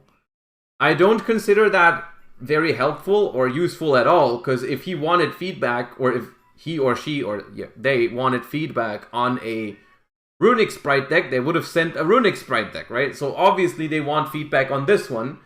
So I am going to try and keep the deck as it is, right? If someone, like for example, if someone wants to play their, I don't know, branded Despia deck with Tearlaments in it, I'm not going to tell them to remove the Tearlaments, because that is a, you know, that is a whole different deck. What's the name of this Yu-Gi-Oh game? I assume you mean the website, which is that is Dueling Book. So we're just gonna take it as it is. The idea here is Spellbook Runic Bestial, or like I guess it's Spellbook Runic and it just plays the Bestials because they're good hand traps, I guess. Which, okay, you know, we will do that. I am just looking at the ratios here. First of all, I love the amount of Runics we're running. We're running 18 Runics. I'm a fan of that one. I like 18 Runics plus 2 Fountain. The spellbook ratios also seem to make sense, right? We have 3. We max out on the good starters. We max out on Spellbook Magicianal Prophecy, we max out on Spellbook of Secrets. We play 2 Fates, I assume, to have some sort of grind game. Same with 2 Knowledge. We only have 1 Master, 1 Eternity, 1 Judgment. I'm not even sure if you want to play 1 Eternity, I guess. Because the way this is looking is, it looks like we can only resolve the Spellbooks once. It's not looking like we can really get value from it the second time around. Right? I don't know how much value we can get from a second round of spellbooks, basically, right? Which I'm not sure if you need a second Knowledge and the Eternity, maybe even the second Fate. I guess you need like search targets. Never mind. Yeah, you need like some sort of search targets if you resolve the Judgment for 4 or 5. Which Judgment is Judgment up to the number of spell cards. Okay, so if you've activated 5 but you only have 4 spell books, I guess you do want the 1 Eternity. In that case, I'm not a huge fan of the Mystic Mine. But I guess it has some utility if you play it together with Terraforming. You can you can sometimes go for it. You have like 2 copies. In which case, honestly, I don't know if your deck is strong enough. I don't know if you are in chat. I don't know if your deck is strong enough, but honestly, in terms of just looking at the ratios, I don't see anything wrong with the deck except for one thing, and that is I don't believe it can ever be correct to play 2 Magnamut, 2 Druid Worm. I honestly don't believe there's a world in which I would think that's correct. Just because I don't think it's close. I really don't think it's close which one of these 2 is better. Right? My English isn't that good, but I wanted to say it'd be awesome to see you in Master Duel. I'm doing the stream. Is there a time where you play Master Duel? I have streamed Master Duel before. Currently, because I'm preparing for a YCS, I do not plan on streaming Master Duel the next couple of weeks. But if they do new updates, there's definitely a good chance we will revisit it some point in the future. Yeah. So like, you know, if you follow the stream and you are more interested in Master Duel, there's definitely going to be a time where we revisit Master Duel again, for sure. So 2 Magnamut, 2 Druid Worm, I don't think is ever correct. I don't think 2 and 2 is ever correct. I think Magnamut is the better card, 1000%. Right? Magnamut is just better. And I think 3 Magnamut and 1 Druid Worm is the better ratio in your main deck. Other than that, I think your main deck ratios make sense, and you can keep them that way if you want to play this deck. Side deck, I don't believe you're in chat. At least you haven't spoken up yet. I don't know why you play MST over Cosmic. There are reasons for it. There are reasons to play MST over Cosmic Cyclone. I don't know, in the current metagame, I would think Cosmic is better because of Saliak, right? Time is a reason.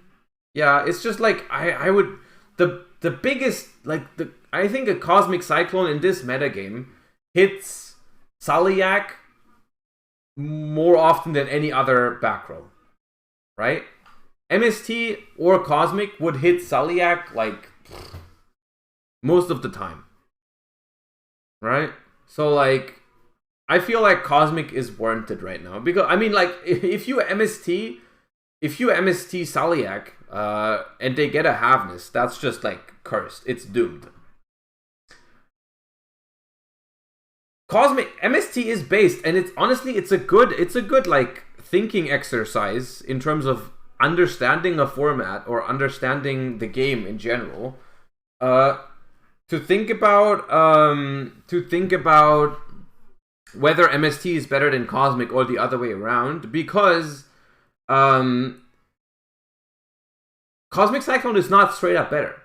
Cosmic Cyclone is not straight up better than MST. Like, it's not actually the case. Everyone always acts like it. Like, when they see an MST in a deck list, they always go crazy for some reason.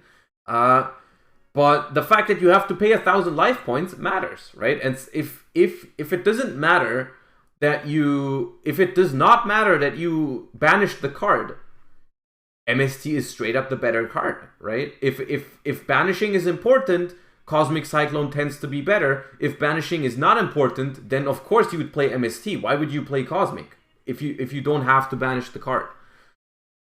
In this particular format, I believe that Saliak, though, Tearlament Saliak is a big enough reason to play Cosmic over MST, right? And then all the other cards here make sense. Lava Golem is a beautiful card in Runic decks. Lightning Storm and Feather Duster and Evenly are all really good this format against different decks. Like, I don't think I would side Lightning Storm against Tearlaments, but Evenly is pretty good against Tearlaments. And I guess Cursed Seal of the Forbidden Spell is here because you're afraid of mirror matches? Runic decks? I'm not sure if you need that. I don't know if you need to respect Runic decks in this metagame, in this upcoming format. Looks like a side deck from last format. I think you can replace the Cursed Seal. It's not a bad card, but I think the biggest issue or the biggest deal with it would be to counter the mirror match, and I don't think you're gonna face many of those.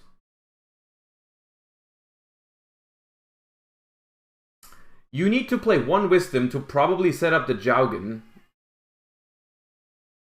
I mean, yeah, I guess maybe, but like, which spell and traps do people really play to get rid of Jaugen right now? I'm not sure if there's many.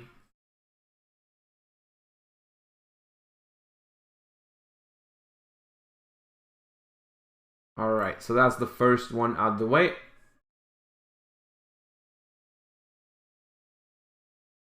Okay, the next one is just an image, but it is the first sprite submission.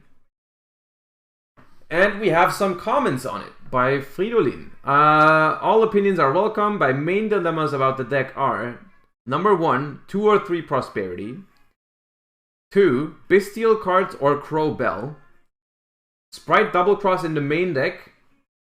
Are 2 Twisters and 1 Harpy inside enough to beat back row decks? Do you need to place 3 Sprite Elves in a hand trap Sprite deck? Is Red Resonator much needed for the pure Sprite build? 7 extra deck lineup altogether. Is maybe Access Code better, or Nightmare Cerberus or Avermox? Also, is Gamma Burst really necessary with the shifter? Okay, couple questions that we can talk about. Let's just go one by one. 2 or 3 prosperity. I would say generally 3 prosperity is better. Just right off the bat, right? If a deck can play prosperity, you want to be playing 3, because the card is just insane for consistency. The only reason to play 2 prosperity I can see is if you somehow end up having a list that has like 38 cards and you have 2 more slots and you want to fill it with prosperity, but you don't want to go over 40, I think it's reasonable. I don't think 2 prosperity is the end of the world if you have a good reasoning to play the other cards in your deck, right? Can't afford a third? Yes, but like budget, honestly, budget isn't really a reason for me in these. I'm looking at it from a theoretical standpoint, right? And like they didn't mention budget in there. They didn't say, "Oh, please don't put a third prosperity because I don't have it." They asked, "Should I play 2 or 3?" Right? And I think in that case, we can we can assume they could be playing a third if they wanted. In which case, I'm gonna say you should probably be playing 3 prosperity. Next question: Bestial cards or Crow Bell? I think in the current metagame, that question answers itself. I think Bestials, honestly, are one of the best like the best engine maybe in this metagame, right? I mean, like Telements is its own deck, Sprite is its own deck, Bestial is kind of not its own deck, right? It exists, but it's more so an engine of hand traps that you can play in other decks, and I think it's probably the best bunch of tech cards there is in this metagame. Is there a link for the playlist? Exclamation mark playlist in chat for a link to the Spotify playlist. It's just great, honestly. Bestials are just great. And I think you should be playing more than 2 and 2. Like, I think Bestials are so strong to the point. Bestials are so strong to the point that I don't even really compare them to cards like DD Crow or Bell anymore. It's not even a question to me, personally. I think they're just great, and I think you should be playing more. Sprite Double Cross in the main deck. I like the fact that you put it into the side deck. Honestly, I think Double Cross is a card that is very well suited for a side deck.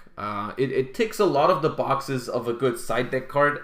It doesn't tick that many boxes of a good main deck card, which it ticks a lot of boxes for a good main deck card, but it also leaves a couple ones that are relatively important left open. Which is like Sprite Smashers is just so much better of a main deck card than Sprite Double Cross, right? Because Smashers can be used going second. Smashers is also a Mystic Mine out. Smashers is just like so strong altogether. And I don't think you need both in the main deck. I don't think you need both Smashers and Double Cross most of the time. Because even if your Smashers is gone, you can still go for a starter with Jet as an alternative target. So I think Double Cross is perfect in side deck, because then you can only side it when you know that you can go first. I think that's perfect. Are 2 Twin Twister and 1 Harpies inside enough to beat a back row deck? I'm not sure. It depends. It depends on the back row deck, honestly. I mean, I don't really see the way I see this tournament. The way I see this upcoming format. Honestly, if you go to a big tournament, which back row decks do you even expect to see? Like, are we considering Flunder a back row deck at this point? Are we considering Flunder a back row deck, chat? I don't really do that. I don't really consider Flunder a back row deck. It's more like a stun deck, but it stuns you with monsters, really, right? It's not really a back row deck. It's not like, I feel like the best way to phrase it. Okay, no, you know how we're gonna define a back row deck? A back row deck, chat, is a deck that loses if you resolve Harpy's Feather Duster. I think we can agree on that, right? If Harpy's Feather Duster resolves and the deck is dead, then it's a back row deck. Then it's gotta be a back row deck, right? And Flunder Flunder is not one of those decks, right? And Flunder does not lose to that. Like, you can, yeah, of course, Twin Twister is still good against Flunder, but that doesn't make it a back row deck, right? Cosmic Cyclone is good against Tearlament. That doesn't mean Tearlament is a back row deck.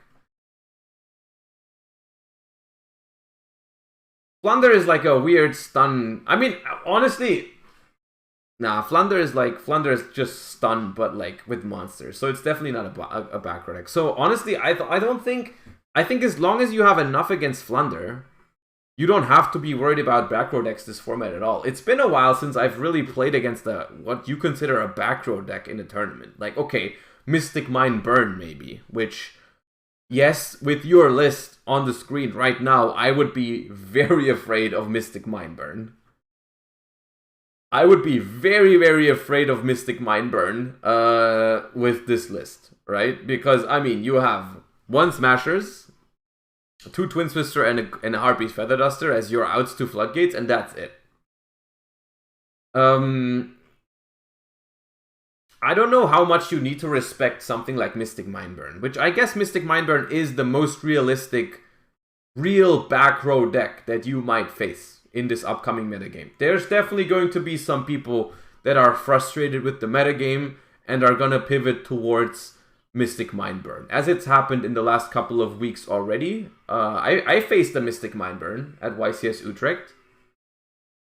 That has happened. And it's definitely gonna, I don't think it's gonna be less. I don't think the number of people picking up Mystic Mindburn is getting less with the release of Ishizu. I think if anything, people are more inclined to play something like that. Right? And so it could be a real concern, especially if you play so many hand traps in the main deck. You know, it could be a real concern that you need like more side deck for these types of decks. I don't know exactly what the Nibiru is here for. Chad, help me out. What do you think this Nibiru in the side deck is for? Because I am currently under the impression... I am under the impression that Nibiru is relatively bad this format. Would you consider playing Flunder at a YCS, for example? I personally don't like Flunder for some reasons. The biggest reason why I don't like to play with Flunder is that I don't think the deck offers much skill expression in both deck building and playing the game, right? It's like, whether you brick or not with Flunder doesn't really have anything to do with how good you are at the game. And also Flunder is a deck that I think like 35 cards or something, it just builds itself, right? The extra deck doesn't matter, so you don't really have much deck building room for improvement there. There's not much you can mess up when building Flunder, but I don't really care about that. I care about how much I can influence in deck building, how good my deck functions, right? Eshamobi, thank you for the 9 months. Appreciate you. And I think with Flunder, it just doesn't have this skill expression. Because I consider myself a good deck builder. I consider myself a good player, right? And like, Flunder doesn't help me express that. Flunder doesn't really help me gaining an edge over my opponent by playing better or building better decks, right? And that's why I'm usually inclined to not play such a deck. However, if I was convinced that a deck like that gave me the best chances to do well at a tournament, I would still play it, right? I wouldn't care. If I really thought that Flunder would be the best pick for YCS Dortmund, because for some reason it like beats everything in the format and is the best deck, then I would play it, right? I've played decks before that were very luck based. Like, I don't know, I played Goki when everyone played Goki, right? And it's like, the Goki mirror wasn't good. It didn't have that much skill expression, but Goki was the best deck. I couldn't play something else. I didn't find something else that I could play, right? And so Flunder is kind of like in the same boat. If I can find something else, I'd prefer that. But if you can't find something else and you're convinced Flunder is the best choice, then, you know, you gotta roll with it. But, yeah. Anyways, this is not a Flunder deck on the screen. Do you need to play 3 Sprite Elf in a hand trap Sprite deck? I believe the answer to that is no. Honestly, as surprising as it may sound, with how staple 3 Elf has been up until this metagame, I think 3 Elf is not the wave anymore. I think 2 Elf is totally fine. I've been playing 2 Elves in all of my Sprite builds so far, and I have not missed the 3rd Elf a single time. Hasn't happened yet. It has not happened yet that I was missing the 3rd copy of Sprite Elf. Simply because very, very often, I would just not be able to resolve it. I'm looking at my opponent's graveyard. I see Keldo and Mudora, and I'm like, what's the point of making Elf here? I make Elf, I invest 2 monsters into Sprite Elf, I use the effect here, they chain Mudora, I pass, I use the effect on their turn, they chain Keldo. Right? What's the point? What is the point of going for Elf? And then, like, you could argue, okay, but then next turn, the turn after that, then you can Elf. Like, no, they're gonna mill Keldo and Mudora again, or just have multiple to begin with, and they still, like, I don't know. It's been pointless. It's been pointless. So, I think 2 Elf is fine. And then, is Red Resonator much needed for the pure Sprite build? That is something you have to find out yourself. I would probably think that it is still necessary. Sprite is a relatively fast-paced deck most of the time, like Hand Trap Sprite especially. Hand Trap Sprite simplifies the game state really, really fast, and has very, very straightforward, like, quick combo lines. So I think the Sprite deck is relatively quick, but the problem is if you play against Ishizu tier, their turn is still going to take a while. So, like, I don't know if you can realistically say, oh, I'm just not going to play Resonator. Because the problem with Sprite inherently is you have Sprite Starter in your deck, and, like, it's one of the best cards in your deck. If you have to cite that out when time is close, that's just a big disadvantage. So I wouldn't risk it.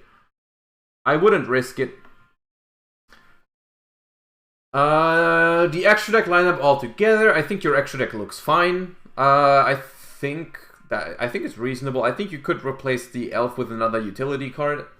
And then, is Gamma Burst really necessary with D-Shifter? I believe there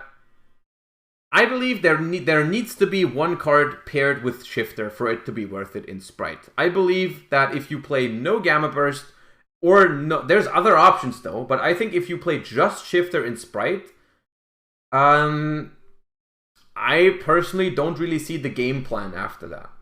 Right? Like, let's say, I don't know, your opponent starts by activating Sharon, you change Shifter, they summon the Sharon, they banish 3 cards from their deck, and they just pass.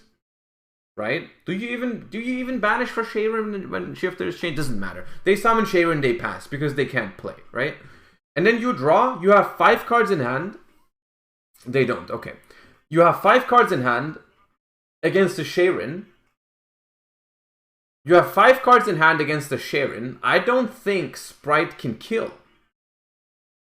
I don't think Sprite can kill if you don't play Gamma Burst. I don't think you kill over a Sharon. I don't think it happens. I simply don't think it happens. Sprite doesn't do that without a graveyard.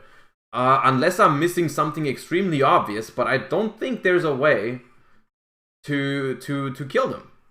And that is bad. That's bad, because if you shifted them and then you cannot really play either, because, I mean, what else do you set up, right? You cannot set up Toad anymore after Shifter, because your second Swap Frog would get banished.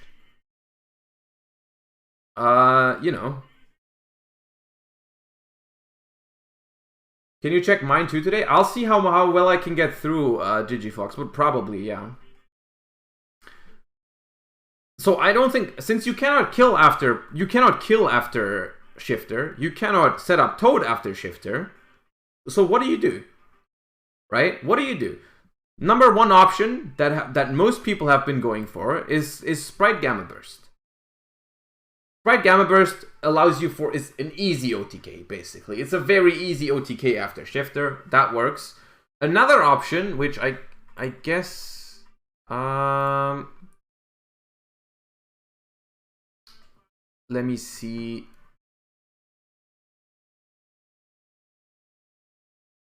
Just so that you have seen it. Herald of Pure Light. I'm just gonna open it on DB Yu-Gi-Oh! Not scissors. No. Scissors is not an option. Is this card. A card that hasn't been seeing as much play. A card that has not been seeing as much play as I think it should have over time. Herald of Pure Light is basically a way, I believe it wins you the game after Shifter. 2 level 2 monsters, you can detach one XYZ material from this card, then target one monster in your graveyard, add it to your hand, then shuffle one card from your hand to the deck. You can only use the effect of Herald of Pure Light once per turn.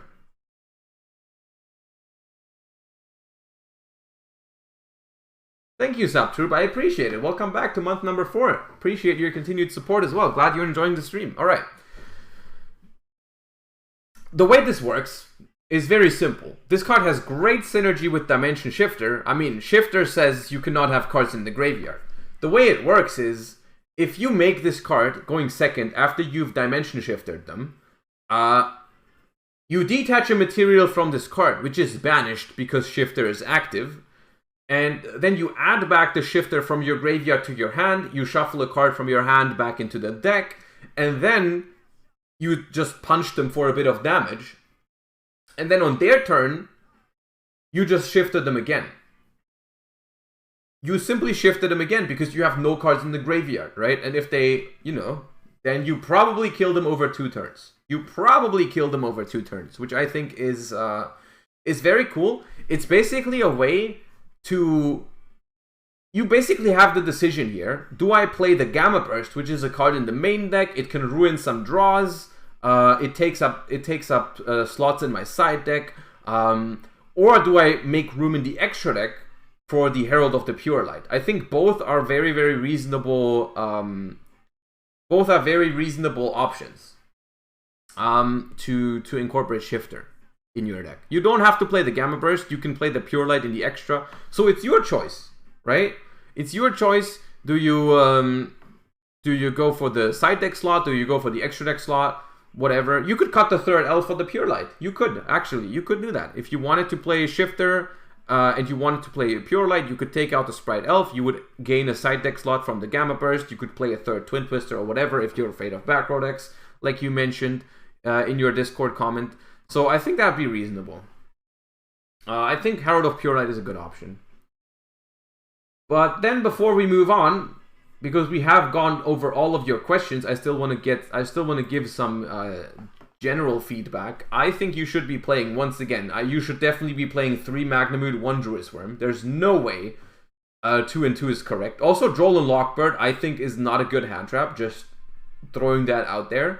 I think you could take out the Droll and Lockbirds. You can play Skullmeister. You can play more Bestials. You can play the 3rd Prosperity. You can play the 3rd Talents. All of those are better options than Lockbird, I think. I'm not a huge fan of Lockbird this metagame. I think you should replace those. Yo, Hayne, thank you for the resub. Appreciate it. 3 months already. Thank you. They can Bestial your Shifter? I mean, they can. Yes, they can. Thoughts on Scattershot versus Resonator? Unless you play Runic, how much you gain burn doesn't matter, does it? In a Sprite deck, it does, because Scattershot does less damage than you lose from starter. So it wouldn't actually be useful in that scenario, right? It would not actually be very useful in that scenario if you lose like 1,100 from your starter and then you go Scattershot. It doesn't do anything, right? Why'd you? We already did that.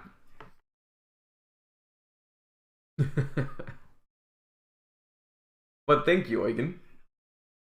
Also, yo, Hayne, I don't know if I said that. Thank you for the 3 months. Appreciate you. Maybe they cannot if you get Gigantic before Herald. They could chain it to the Gigantic, but for the most part, they would probably not see the Herald of Pure Light coming. But yeah. All right, that's my input on hand trap sprite. Honestly, I think Paulo's list was pretty good in terms of hand trap sprite.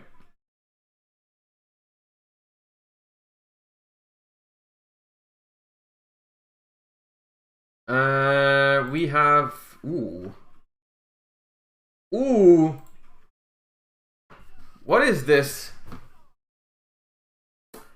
We have hand trap Naturia sprite,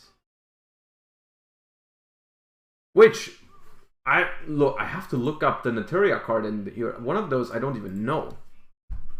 One of those I don't even know. The Antjaw. What does Antjaw do? Let me log into DB.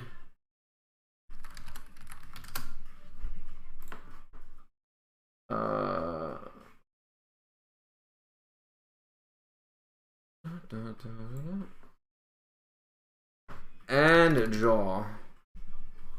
When your opponent special summons a monster, you can special summon one level 3 or lower Naturia monster from your deck.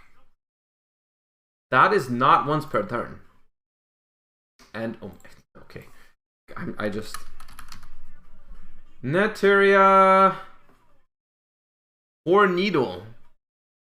When your opponent special summons a monster, quick effect, you contribute one other face-up Naturia monster you control, destroy that monster.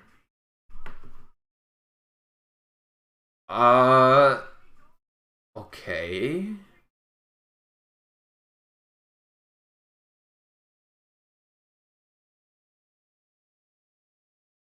Core Needle plus Anjaw, FTK's full power dragon rulers. Okay. I mean, alright. Whatever that's worth. Whatever that's worth. Noted.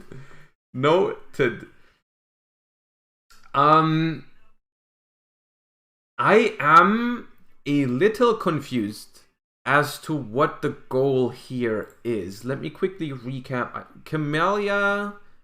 If this card is normal or special summoned, you can send a Naturia card from your deck to your graveyard. But what do you send here? Because we're not playing anything with a graveyard effect. Except for Mole Cricket. You want to send Mole Cricket? Just so that it comes back? I'm aware of how the Naturia cards work. I know the Naturia cards, but we're not playing the one that you send normally for Camellia. It's not here. Like, okay, I understand the Antjaw, right? I understand why the Antjaw has like synergy with sprites, right? Because you can summon Antjaw off of Gigantic, I guess. I guess you can summon Naturia Antjaw with Gigantic, and then it's just like when your opponent summons, you get the other Naturias out of the deck. Oh, I get it, but then what's the point of the Camellia?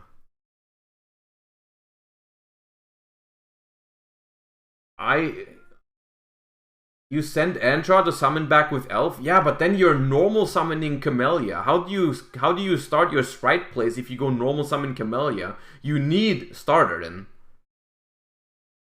Camellia is the good card you summon with Angler? But why do you need 3?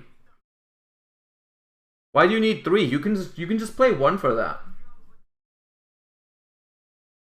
Right? You can play 1. Like you summon Antjaw from Gigantic, and then your opponent special summons, and you summon, I don't know, Horn Needle. And then they summon again, you summon Camellia, and then you contribute and kill some stuff. I get it. But I don't understand why we have to play 3 Camellia, 3 Mole Cricket, and 3 Antjaw for that, and only 2 Jets. Oh, you can't even summon it. No, you can't even summon it. You've been chatting to me the entire time. You can't even summon Camellia with this. Why is Camellia in here?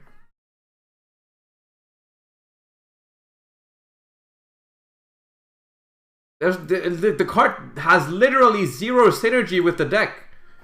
It's not a good normal summon, because it's not level 2. You can't summon it with Antjaw. We're not playing a single good card in the deck to send to the graveyard with its effect. What's the point? What's the point of Camellia? I'm so confused. It's a good card. It is a good card, but not in this deck. What? Doesn't Mole Cricket summon it? Yes, but why 3? I am confused. I am completely confused. Tuner? Okay. Okay. Name a way how this deck makes Naturia Beast on the first turn. Name a way this deck makes Naturia Beast on the first turn. Go. 3, 2, 1, go. Name it. Name it right now.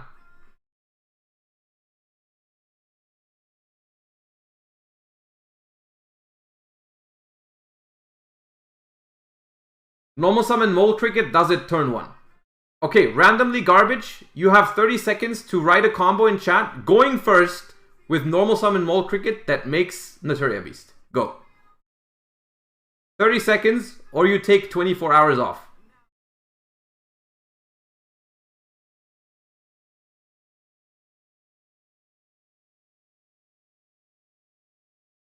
You are not allowed to cheat.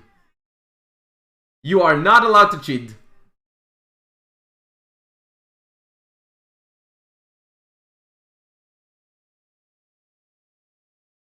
$15 seconds.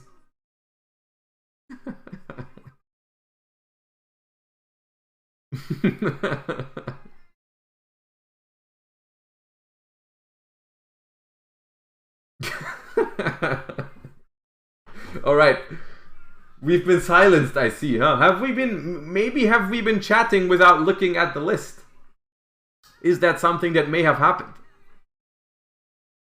Is that something that may have happened right now, huh? Have we been chatting before actually thinking about what we were writing? I see how it is. Okay.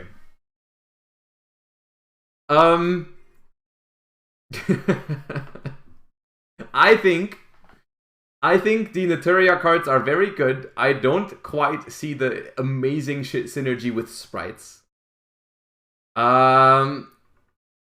Especially in this list, I'm a little confused as to how it's supposed to work. This is my list. I've just arrived. Okay, then explain to me why there is 3 Naturia Camellia in this deck. Explain to me why there are 3 Naturia Camellias in this deck without a good target to send. And without any synergy with the... I don't understand it. And don't say it's the best Naturia. Bell plus Antjaw makes Beast? And how do you get Bell and Antjaw onto the field? How do you get Bell and Antjaw onto the field turn 1? Huh? How do you do that? Or have we once again been chatting? Oh, you just double normal summon. I see. I see. We just double normal summon, chat.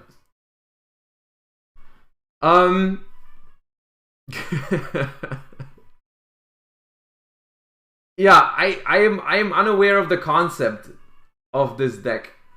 I am a little unaware of the concept behind this deck. Because I don't see a good combo. Like, okay, let's think. What would be a good combo here? Let's say we have our only level 2 normal summon. We have Naturia and Jaw.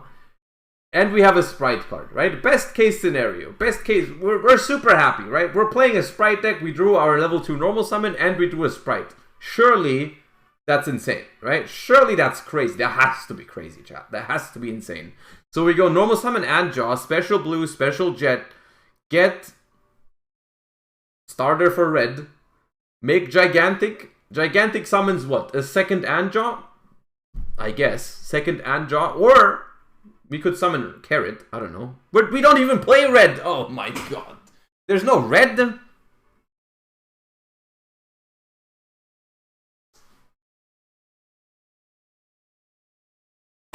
I guess we starter for Carrot then.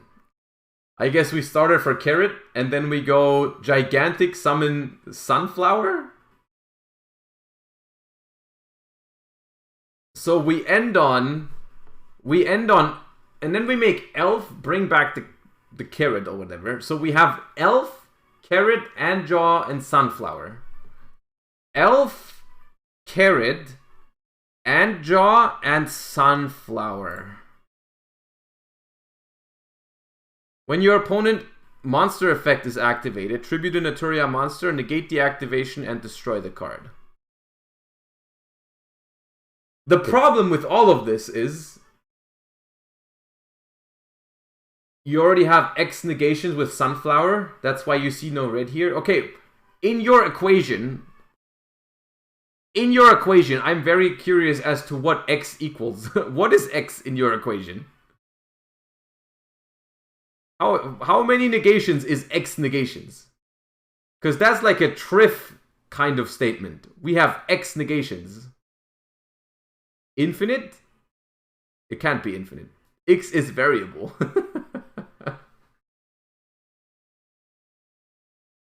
1, 2, 3.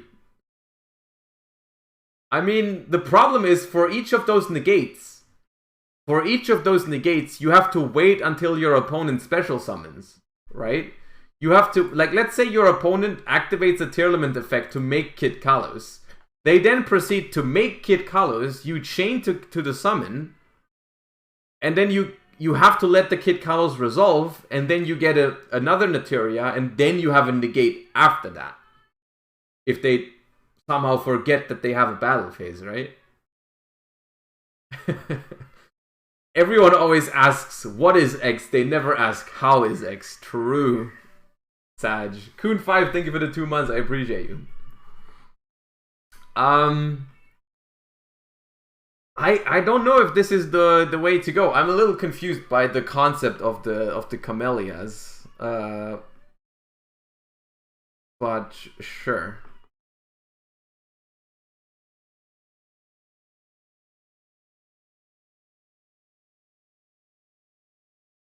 Ooh. Okay. I'm kind of digging the diversity here. I thought we were going to get like 10 different Ishizu tier lists in the first 9 submissions, but not the case. Cool. Branded.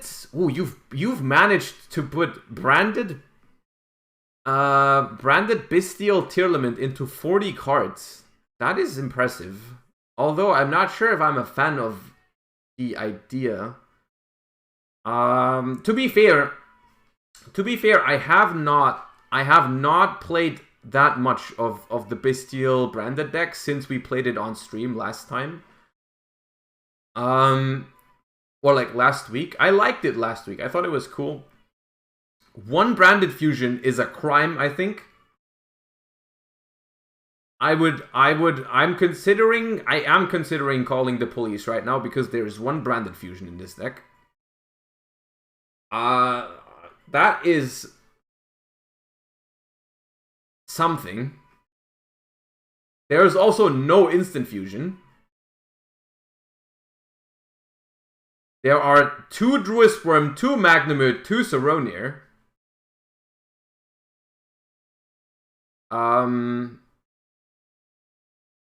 At which point, I'm going to take a break to tell you it's not always necessary. Not every cut to get closer to 40 is a good cut. I wouldn't call this a clean 40, chat. I would not call this clean 40. There's no way you play a branded fusion deck with 1 branded fusion. There's no way you play a Bestial deck with 2 Magnamuts.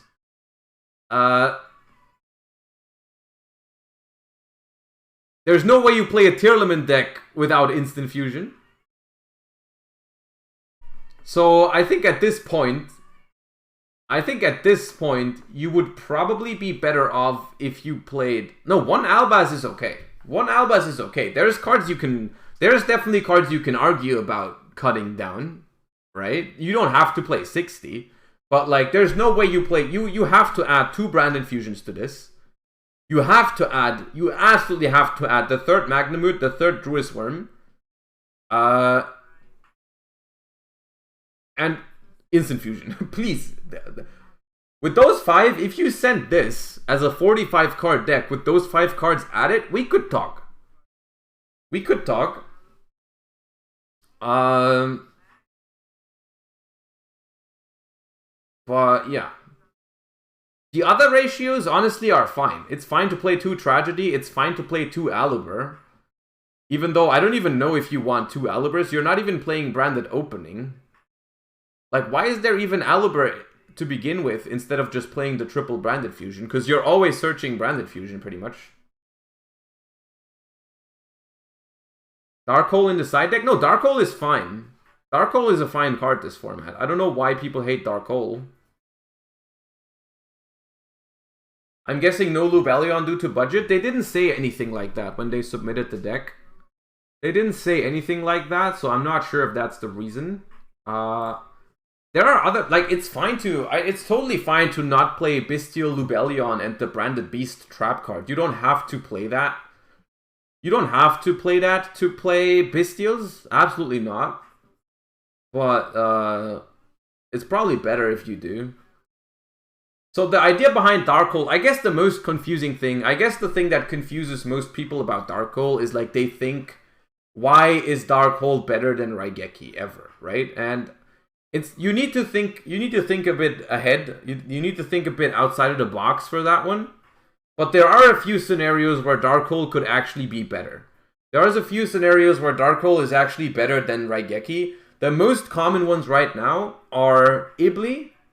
If they give you Ibli, Dark Hole is better. If they give you Raz Disciple, Dark Hole is better. And if you want to out a Mystic Mine, Dark Hole is also better, right? So, like, that is 3 cards, all 3 of which are in the format right now. All 3 of them are in the format, and Dark Hole is better than Raigeki. And honestly, if your opponent's going first, and they make a board, and Dark Hole or Raigeki is the first card you activate anyways, it doesn't matter which one you have. Most of the time it doesn't matter, but there are some scenarios where Dark Hole is actually a better card, right? Hypothetically, you could also trigger a Tearlament. That is more niche. That's a little bit more niche, but sometimes, I don't know, you go normal summon Merly, you miss completely, you can just Dark Hole it. Could happen. Not like completely out of, not the most crazy scenario, right?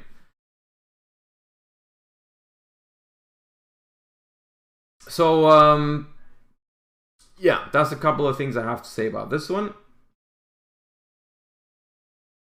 Okay, we have another Sprite deck here, which I'm gonna do this one as well, because it is quite different from the previous one. We're just gonna quickly skip over some things that I've already mentioned. So, first off, I don't see a reason to main deck Gamma Burst at all. I don't see a reason to main deck Gamma Burst. I don't hate main decking Double Cross, but I also don't like it. I think Double Cross is a better card for the side deck. Second red, I think is okay. I don't hate it at all. I think a second red is totally fine because it helps you play through boards. It's an acceptable normal summon. Like drawing red plus blue is not the worst opener. It's fine. I think two red are okay. If you really want to play 2, I can see it. I don't hate it. Especially if something happens like they mill your red with Ishizu cards, it can be annoying. So I think it's reasonable. 1 Hyperia in a list without Prosperity, I think is good. Even though I don't know how much I like cutting Prosperity. Maybe budget reasons, I don't know. I believe that Hyperia is a solid option if you don't play Prosperity, because, I mean, sometimes if you draw Swap Frog, you don't have a good summon from your deck, right? If you go normal summon Swap Frog, special blue, special jet, what do you summon with Gigantic that has any value? Because you already have the Swap Frog, so you might as well summon Hyperia. I think Hyperia is a good card. Definitely a good card for sure. And then, Triple Fenrir is reasonable. Magnamud and Druid's Worm, I would really prefer if you played more of these. I mean, I've said it before. I think bigger Bestial engines are, you know, better. Triple Cosmic, Triple Ash, I believe are good cards in this upcoming metagame, but I think you've kind of chosen weird non-engine cards here. Not because they're bad, not because they're particularly bad or anything, just there are better options, right?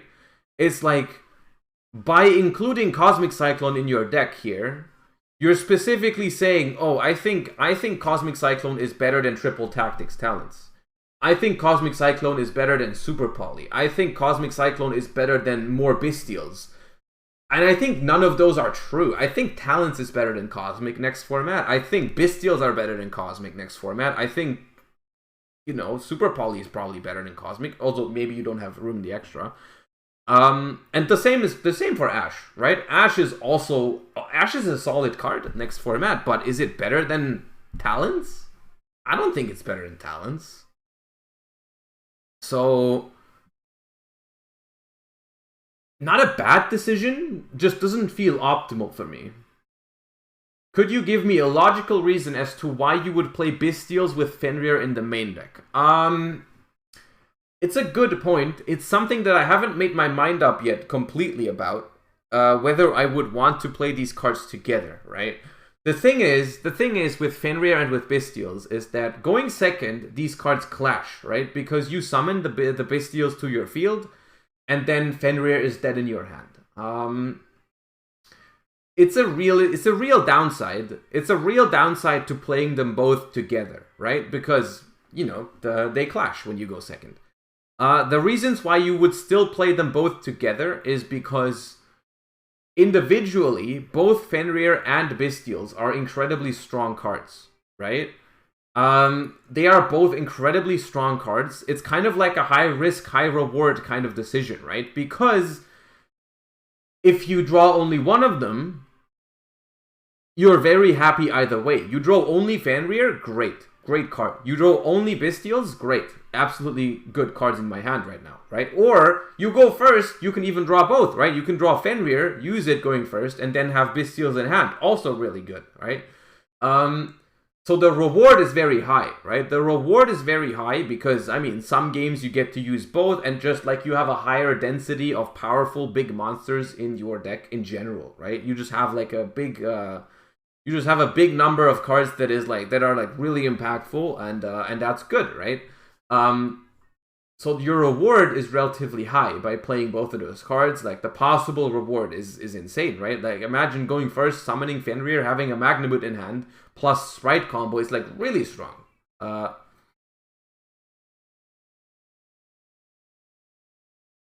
Real 42, thank you for the prime. Appreciate you. Thank you. So that's my reasoning. That's my reasoning behind maybe you want to play both of them. Maybe you want to play both of them. In the OCG, they started playing Mushroom Man number 2 just so the other party can't summon Fenrir and you can't trigger Unicorn. Wait, explain that again. They started playing Mushroom Man number 2. That's some vanilla, right? Just so the other party can't summon Fenrir and you can trigger Unicorn. Mushroom Man swaps control. Oh! Mushroom Man number 2. The controller of this monster takes 300 damage during each of their standby phases. During your end phase, you can pay 500 life points to shift control of this card to your opponent. There's no way. I've never seen this before. There's no way they really did that. You're chatting right now. There's no way that happened. There's no way they played this card. No. No. There's no way. I mean, first of all, calm down. Calm down. It's not good. That's terrible. Bye. No. That's terrible. Kashtira doesn't have a normal summon? I mean, okay, maybe against Kashtira specifically, it's like good. But like, why would you ever play this over something like Ibli?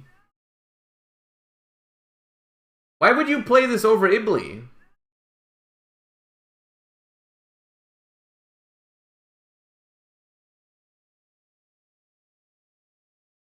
Because they can play like loses to Bistids? I don't know. Okay. Okay, but if it's... Oh, no.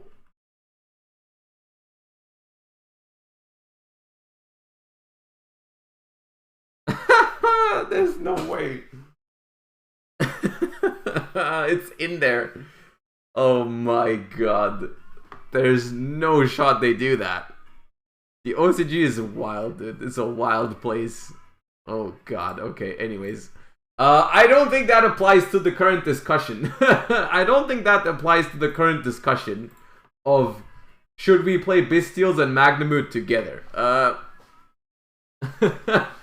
I think it's something, I guess if Kashtira becomes a big deal, like pure Kashtira, if that ever becomes a thing here and that deck just loses if you give them a random monster, then maybe it's okay. Maybe it's okay. But like for now, I don't think it's very relevant. For now, it doesn't feel very relevant, but okay. What's up, Ruffles? How you doing? So for Bestials with Fenrir, I think it's, like I said, it's high risk, high reward. If it works out, it's great, and it has the risk of clogging. It's up to each individually whether you want to take that risk or not. I personally am on the fence of you should be deciding for one engine, either Bestials or Fenrir, and maybe side deck the other.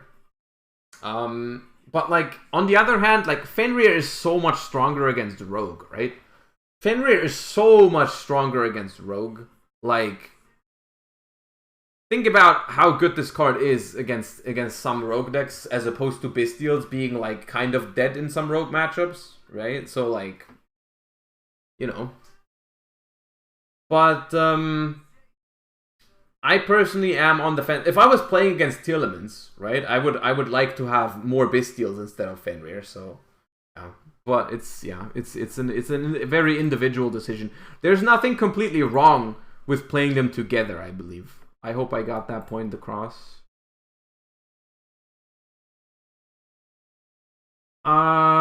So next up we have, so this is my branded Despia from this last format. I have no clue on what I should add post Darkwing Blast and Magnificent Maven to be able to survive the meta. Alright. Let's see it. Tico, thank you for the 2 months. Appreciate you. Alright, let's zoom in a little bit. We have... This is pure branded. This is pure branded, and quite honestly, it's looking like an alright branded list from... This is not even last format. This is like 5 months ago. But I guess Despia didn't really change that much. I guess Despia didn't really change that much before Darkwing Blast. I think this deck is outdated. I mean, you probably know that. That's why you probably have. That's why you submitted it. I think branded itself.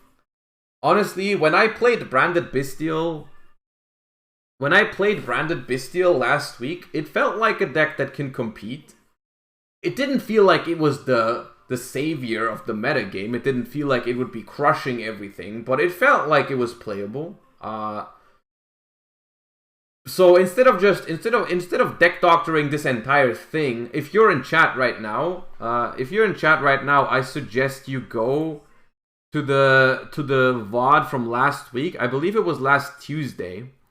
The VOD is up on my channel to see what I ended up playing, unless someone has like a screenshot or a list that I ended up deciding. I guess I can. Oh no, I can show you real quick what we ended up doing. Bestial branded. This was the skeleton that we ended up playing on stream. Now note that this is not a finished deck yet. This is not a finished deck list yet, simply because, I mean, it's still 55 cards. I would like to cut it down a little bit. But this is something of what I think Despia branded Bestial piles could look something like this.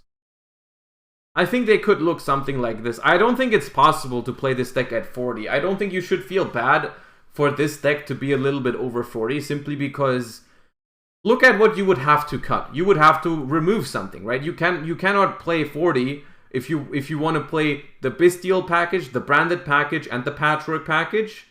It's impossible to keep it at 40.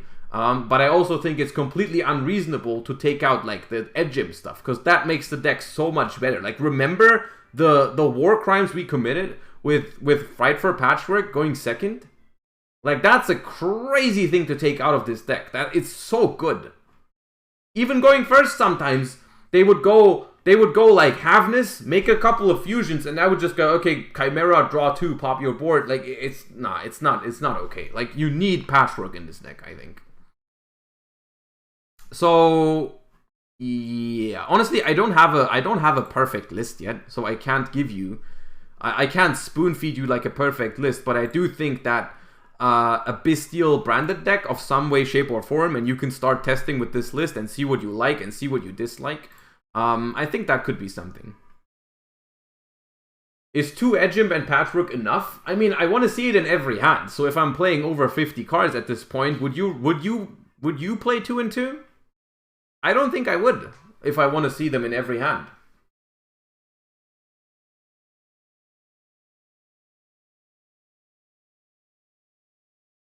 I haven't had time to update the list, but I have a case tournament tomorrow, and I was, oh no, this is,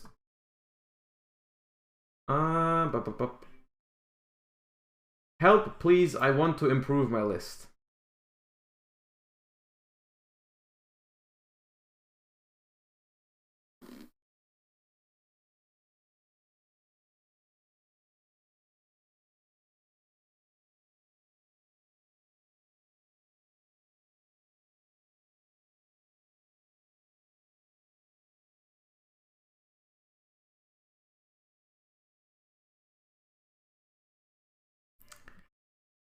I'm gonna try and give serious advice. Okay? I'm gonna try and give serious advice. 2 things. Just 2 things that come to mind when I'm looking at this. I'm just gonna quickly go over it, okay? Flunder has 34 completely standard cards at this point. Everything except for Book of Moon and Harpy's Featherstorm is completely standard here. You always play 2 Empen, Reza, Apex, 3 Robina, 3 Eaglin, Tokan, 3 Shifter, 1 Statue, 3 of this, Terra, even Dark Ruler is standard now. 3 Prosperity, 3 Pod Duality, 1 of this and 1 of this is always standard. There's nothing you can change. Triple Book and triple Featherstorm, I think, are not the best ways to fill the deck up. I think Featherstorm is way too centered on going first, where you know, your deck is already very oppressive when it gets to go first, so I don't think you want Featherstorm. Book of Moon, I think Book of Moon was at its peak when everyone was using Imperm and Veiler, which right now doesn't seem to be the case, so I also don't like Book of Moon. I don't know what else I would play. You can try Evenly. I don't know. You can try Pot of Extravagance. Those are the only cards that I've seen in those slots, I think. So, like, yeah, I don't know. It's that's all I know about Flunder, really. That's the end of my wisdom for Flunder.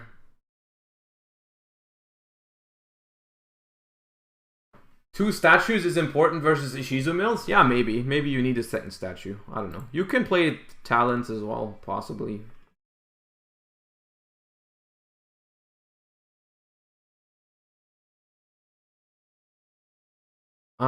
We have another hand trap sprite, which I believe we've talked about enough. The only thing that I want to say, just quickly glancing at the list, I don't think I would main deck 2 Smashers, and I don't think I would play Nibiru at all next format. I mean, very quickly, chat, do we think, am I missing something? Why am I seeing Nibiru in some of these lists? I'm confused. I'm confused about Nibiru in general in these decks. Because, like, it doesn't work against Tearlament. Nib plus Imperm is FTK. I mean, yeah, okay, if you draw it with Imperm, it's good, but that's it. It's just, like, not likely that it happens.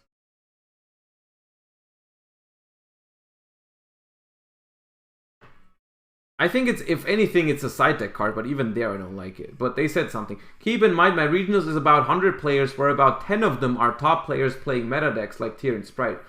So basically, the first 2 or 3 rounds can be anything from Sky Striker to Eldritch, and then later rounds are top decks. But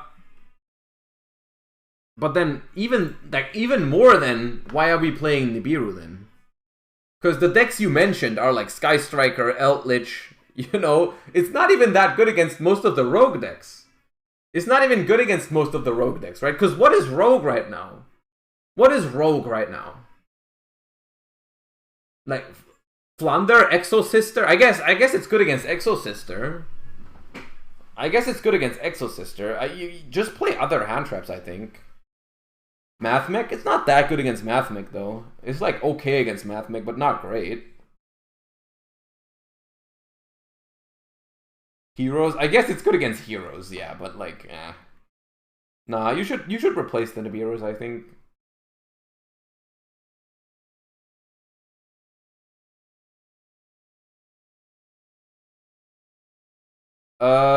We have another Sprite deck, but this time we have Adventure Sprite, so I guess that's different. I haven't really seen much Adventure Sprite at all.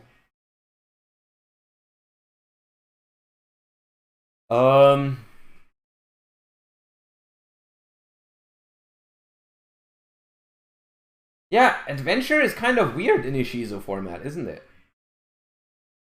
Right? Adventure is kind of weird in Ishizu format because they just mill your freaking cards. Your Fateful, your Dracoback, your Griffin Rider. Going second, it's like never gonna work to full capacity, I feel like, right? I mean, losing Dracoback can be okay. It sucks, especially against tier, but like you can still play without Dracoback, but then if you don't have Griffin or Fateful, it feels so bad. It feels so bad. Also, how on earth are there 3 beavers and 2 anglers in an adventure deck right now? That should be the other way around, if anything. Nah, I'm not in love with this. I'm not in love with the approach of Adventure Sprite, but the execution is okay. You should play the nimble. You should play a 3rd angler for sure. The Lava Golem I think is actually cool. I think Lava Golem is a good card if your deck can play it.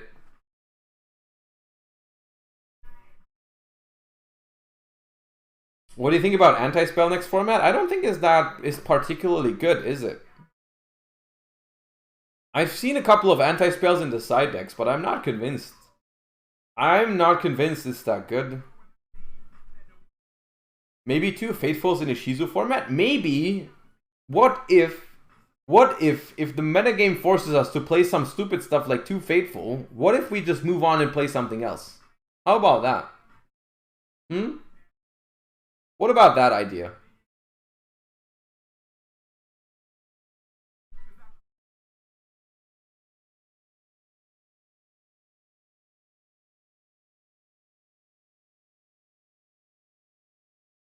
They also asked, not sure about Super Poly because it takes spots in my extra deck, and other go second cards might be a better options.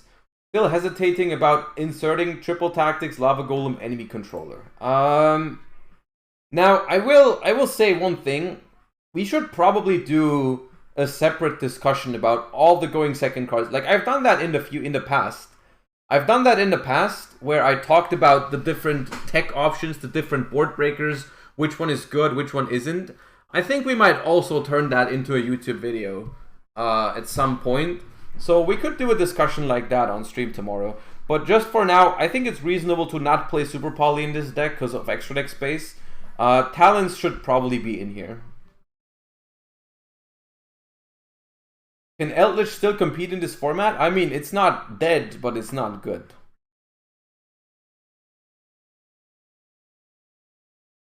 Ooh, we have Runic Sprite. I appreciate the effort. Oh, I love this deck so much. Oh, the list is clean too. It's a clean list. It's a clean list.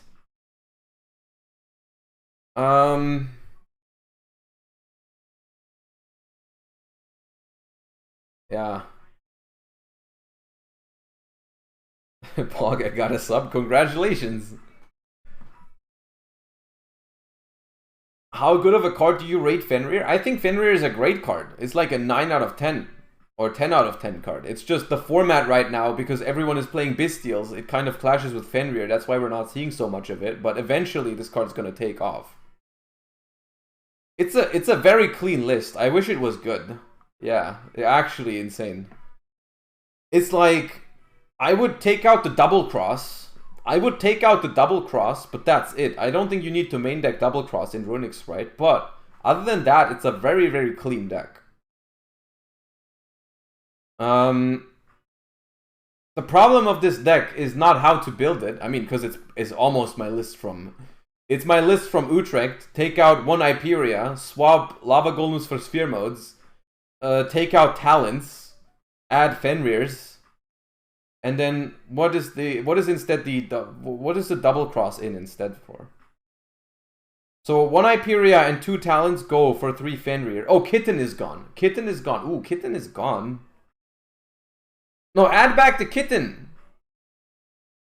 No, give it back. Add back the Kitten for the double cross.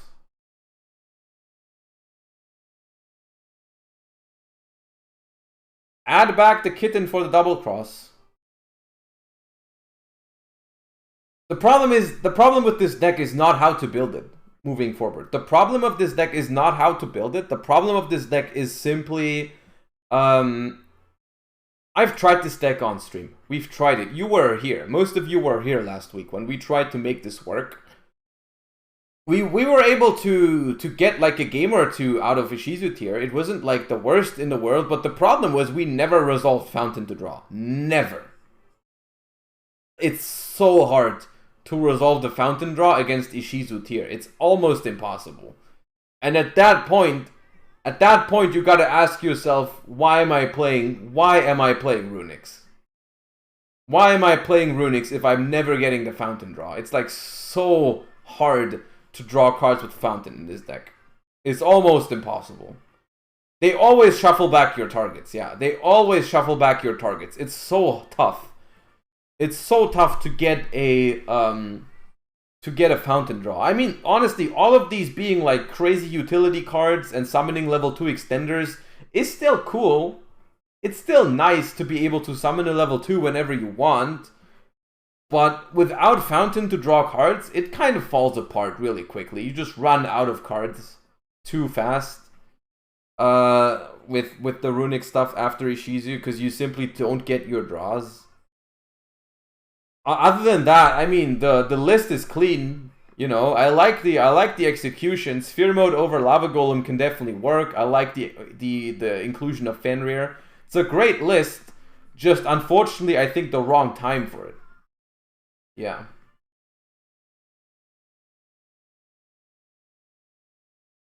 Ooh. This is pure Bestial Tearlament. And what did they read? Deck Doctor. I feel cards that steal are really good versus Ishizu, especially Talents with its extra utility. Was also considering just playing the shuffle Ishizu's inside or main. Where can I submit my deck list? It's in my Discord, ! Discord. The only problem is there are already like 80 more in the queue. I cannot promise that we will get through all of them, because I plan on doing this for like another hour. So I think, unfortunately, I don't think there's a world in which I can get through every single one of them. It's always like that. There's always too many. Maybe at some point, I don't want to make these sub-only. I really don't want to. I try to let everyone submit, but we get a lot of submissions these days. So I don't know, maybe. Yeah, we still have not reached the ones from today. It's still submissions from yesterday, so yeah. But there's always a next one. But we still have a lot to go through. Anyways, this list is cool. I don't know if it's powerful enough without Ishizu. Like, I don't really see why you wouldn't play Ishizus. Right? I haven't been around the last few days. Did you discuss the list from Dkayeds tournament? We did. Start of today's stream. You can check the WOD later. Start of today's stream. Deck Doctor Subathon. The thing is, I don't think it's a problem that we don't get through every single deck list, because I mean, I think we cover most of the decks anyways in these streams, right? So like, at some point it becomes repetitive anyways. So, you know, I think it's fine. I think you can take away enough. I think everyone can take away something from it, right? Because I mean, you submit a tier deck list, and now I'm looking at a tier deck list, even though it's not your exact tier deck list. You still, you know what I think about some of the stuff. If you play High Spirits, do you need Cartesia? You don't need it, but I think it's pretty good. But this list overall is pretty nice. I would say it's like a list. If you played this to YCS Minneapolis, I would have been like, yeah, this is definitely a good list. The execution here is pretty clean. Although I do agree. I do agree. Players meta. I think the Beatrice would be nice. I think Beatrice sounds very strong. Maybe we can take out the Night Sword Serpent, and we can take out Bahamut Shark and Toad. I'm not sure. For Beatrice and one more. I also don't know how good IP is if we only play one sprint. I don't want to buy Ishizu. Okay, fair enough. No, the main deck is quite clean. The extra deck, I'm not sure. Don't we go for a Sprite Sprint on our first turn very often, and then we don't have a good IP target? Wouldn't that happen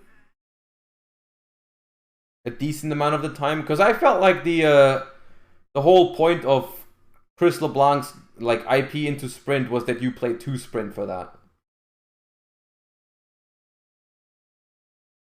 I bought 2 displays of Mavens. Pray for me. Well, Prage is in chat. Prage is in chat. I don't even know. Is Mavens a good set? I'm not planning on opening any of it, but maybe I should. I don't know. Yeah, we can cut Toad package for Beatrice and second Sprint. I think I like that. Other than that, I think most of this is pretty clean.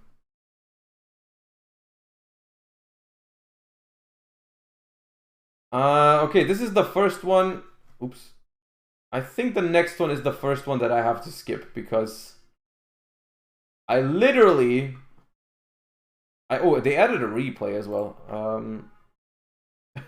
This one... I know it's going to be shocking. I know it's a shocker. But I have never played this deck before. I know, shocking. But I have no idea how this works. Is this FTK? There's a replay with it. There's a replay with it.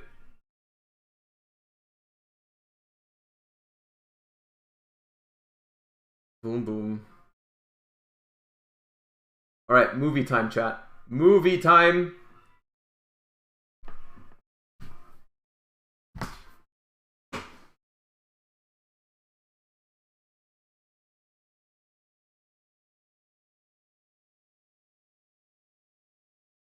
I'm not going to bother commentating because there's too much happening.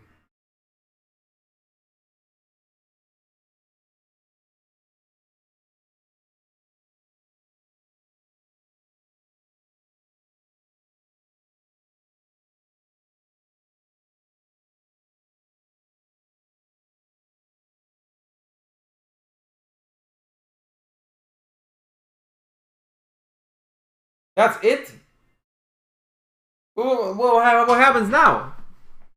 Infinite loop state achieved. 2 Shinai, 1 Mizuho, 1 Gateway, 1 Shogun.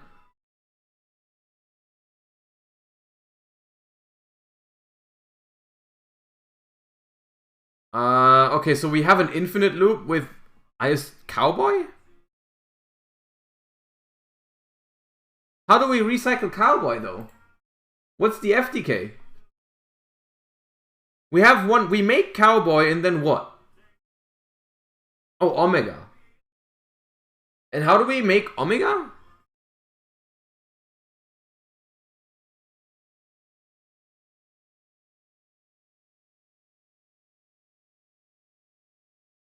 Do we have a tuner? Uma. Ah, okay. So we just have infinite monsters, we make Omega, and how do we get Omega into the grave? We pop it with one of the blue and red, right? I mean, yeah, cool deck, but I have no, I don't have any improvements. I don't know. I literally cannot tell you what's, yeah. Yep, FTK, well done.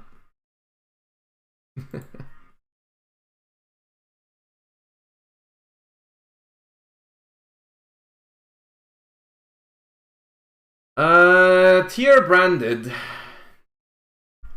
Tier branded, no bestials, 43 cards. I'm not gonna tell you to add bestials. Instead, I'm just gonna say I'm not a fan of going 2 Super Poly, 2 Cosmic. I'm not a fan of going 2 Super Poly, 2 Cosmic. I'm not a fan of going 43 cards as well, because I think in this kind of deck you just want to draw your you want to draw your branded fusion as consistently as possible. I also think you kind of want to play fusion deployment, right? You really want to play fusion deployment in this, because that's the biggest. I think fusion deployment is like the biggest bridge between playing tiers and branded fusion.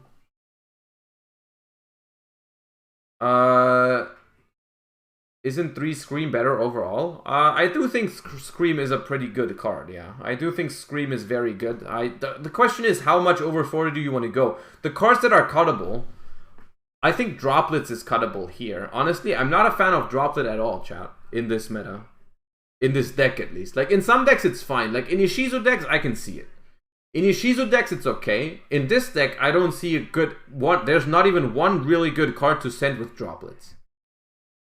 Is my problem. Because I always think about Droplet in a way where I think with these types of decks, you have too many hands where you just have to send 1 or 2 really good cards away to negate stuff, and then you just simply don't have enough to break through the rest. And in this deck, I don't see a single good send for Droplet. Right? Nothing here is a good send for Droplet. So I think I would just cut Droplets. I think Called by the Grave.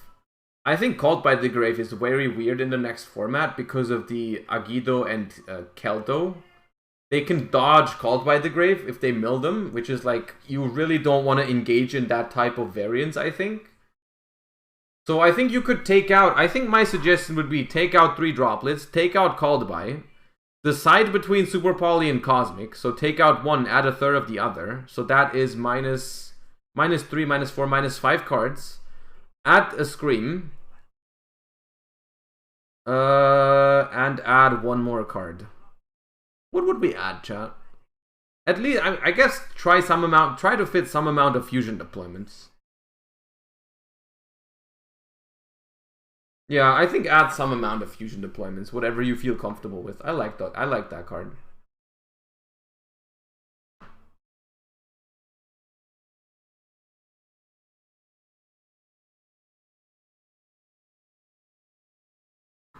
How, by the way, chat, how has no one submitted? How has no one submitted? The stream has been going on for 3 hours, and we've been doing Deck Doctor for how long? Like 1.5 or 2? We haven't seen a single Ishizu deck yet. Like, no one wants to play these cards, Konami, dude. What have you done? No one wants to play freaking Ishizu cards. It's apparently weird. Weird how that works.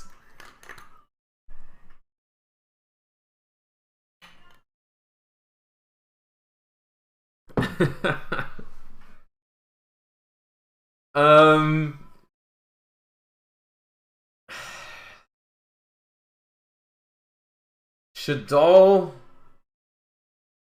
Element.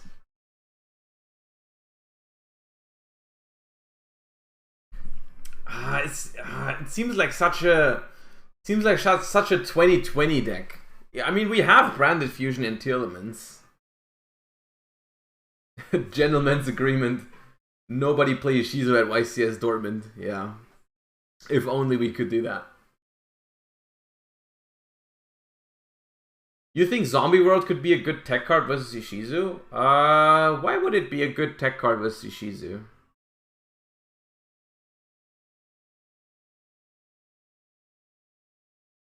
Or there's even El Shaddoll Fusion in this.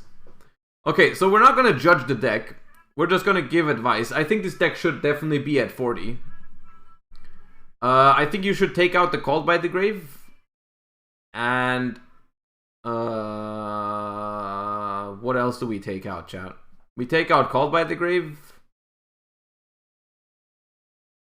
How can we submit? Exclamation mark Discord. However, I cannot promise that we will get through all of the deck lists today. There's been a lot of submissions.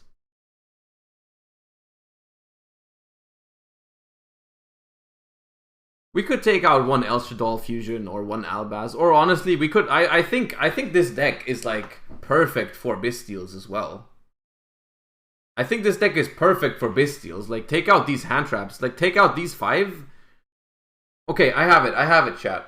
What do we think of take out Called by the Grave, take out 3 Ash, take out 2 Valor. That is 6 cards. And we add 4 Bystials. And then we're on 40 cards. That's better, right? That's gotta be better.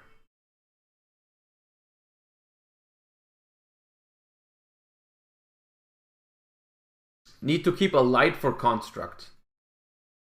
Need to keep a light for Construct. But then play a good light. Play Lubellion. Play Bystial Lubellion. Solved. Easy clap. Yeah. Supreme Seamare over Rhinoheart. That is indeed a curious decision. The only reason I can think of is that has to be a budget choice. That has to be a budget decision, right? So I'm not going to change that, because there's no way.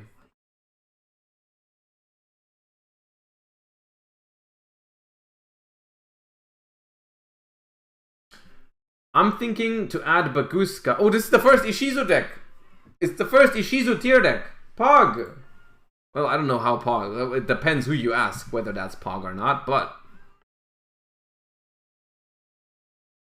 I'm thinking about adding Baguska, but I don't think it's worth to remove anything in the extra. The Predaplant engine guarantees that you will have instant fusion every time, and you can put it back and the Cobra into the deck with the Ishizus for the follow-up, as well as adding Chimera lines with Bufo.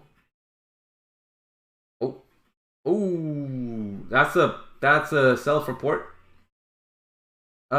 Free Dark Bodies and a free fusion monster that you can use to cycle into your fusions. Going second, you can easily add Super Poly to try to crack the board and your mills, and discard for Scorpio Droplets become even stronger with Biblist and the Ishizus. I think this is a solid pick for the next format. Okay, so the the first thing I have to mention.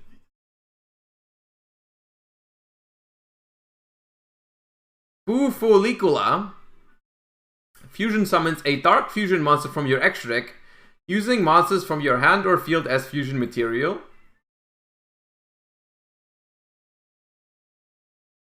Which, can you wait? Does that count as a spell card? Oh, this one was the one that Pack did, right? The scale works. It was not a self-report, chat. It wasn't a self-report. What is the self-report? No, I just remembered there. This one. Okay, I'll explain it. This card says, during your main phase, you can fusion summon one dark fusion monster from your extra deck using this card on the field and monsters from your hand, field, and or monsters with the counter as material, blah, blah, blah. And you cannot use Guardian Chimera's effect. You cannot use Guardian Chimera's effect if you summon it with a monster effect. Right? Because it says it has to be summoned by a spell card. Lampy, thank you for the raid. Appreciate it. Hope you had a good stream. It has to be fusion summoned by a spell card in order for its effect to work.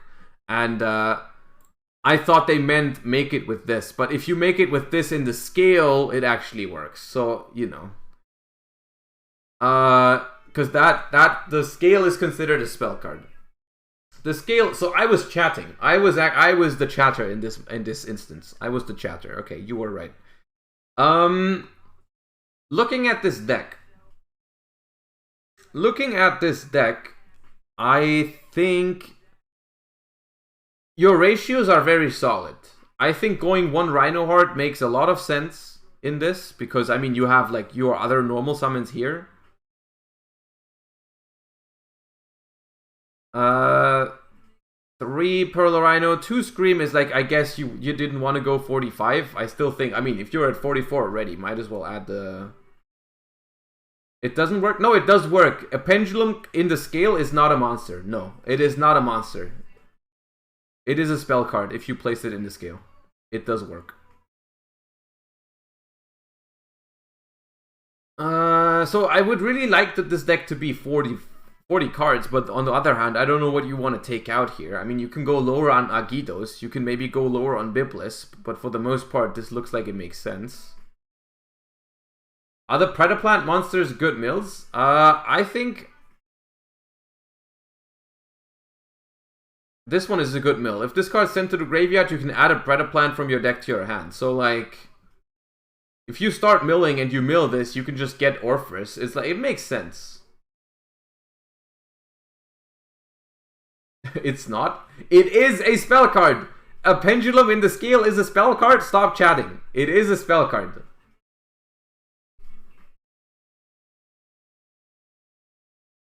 It's a spell, but not a spell card. What does that even mean? Of course it's a spell card. What is it? It's not a card anymore. It's just a spell. It's just a extraterrestrial thing. It's not a card anymore. It stops being a card.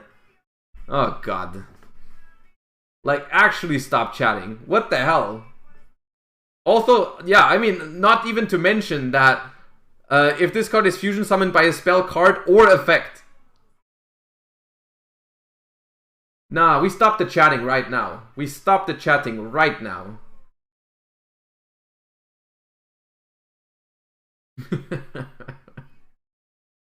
It's a spell. It's not a spell card, though. What is it then? Pansy Cake, thank you for the 2 months. I appreciate you. Thank you. I don't know whether this version is better or not than pure Ishizu tier. My take on Predaplants has always been kind of the same. However, I will say that when it comes to Predaplant, like also Predaplant Despia, right, which was like it was a big deal in the metagame before Power of the Elements, right? Like a couple months ago, Predaplant Despia was a real deck, right? But I've never played it. I've never played it in a tournament. I've never really tested much of it. So my take on it is simply that I don't have enough information.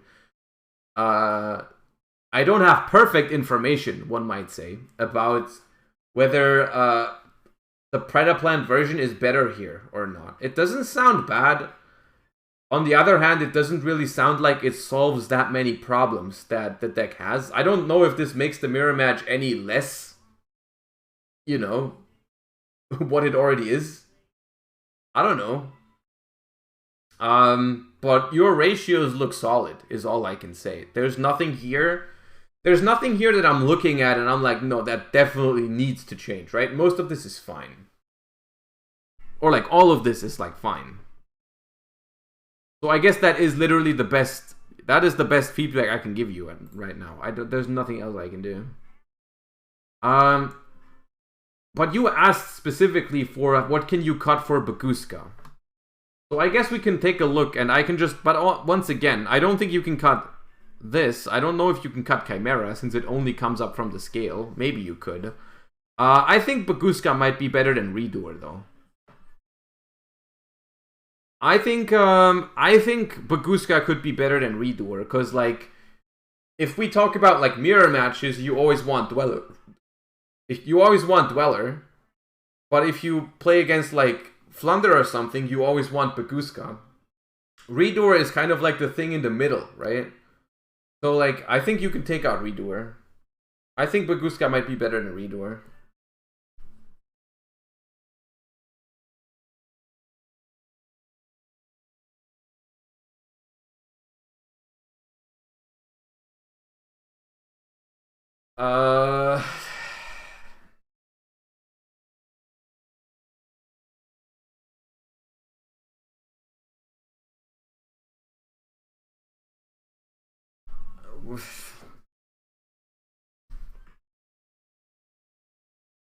What does it take?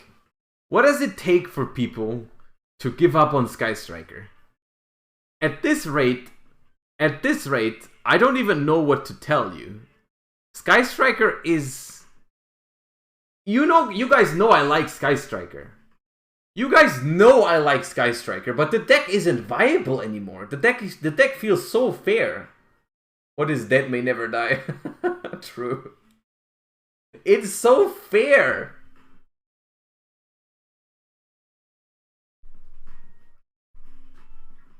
It's such a fair deck right now. But I guess we're gonna give real feedback, I suppose. Take out Ghost Ogre and Nibiru. Take out Ghost Ogre and Nibiru. Both of those hand traps suck in this metagame. Like, Nibiru is terrible, Ghost Ogre is terrible, I think. I'm like, not even I think. They are terrible. Ghost Ogre, what are you Ghost Ogre?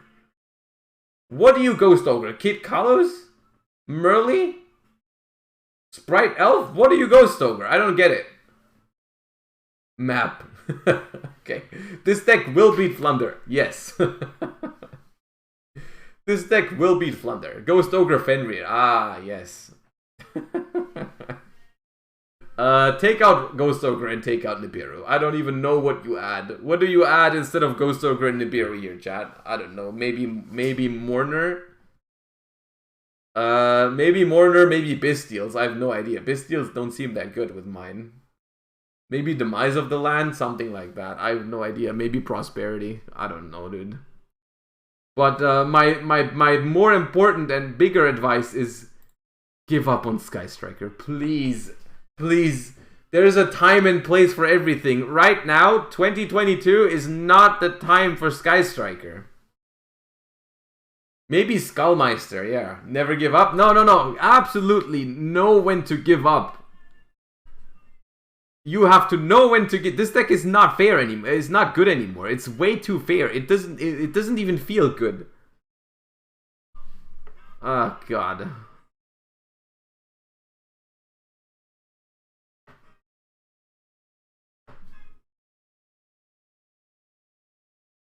I have a couple of things to say about the deck and my reasoning for playing it the way it looks at the moment.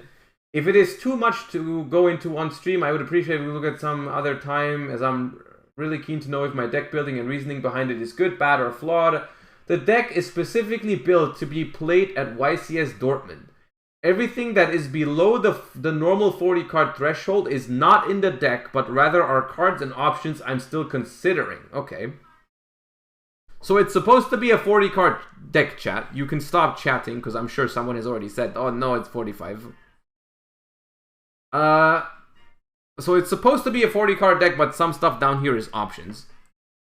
Main deck. I first tested a 3-in-1 Bystial engine, but I really liked how Druisworm felt, so I bumped him to 2, but I couldn't find room for the 3rd without impacting other ratios. I do agree. I think Bystials feel very, very strong.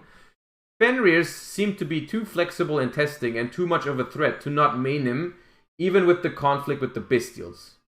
Reasonable.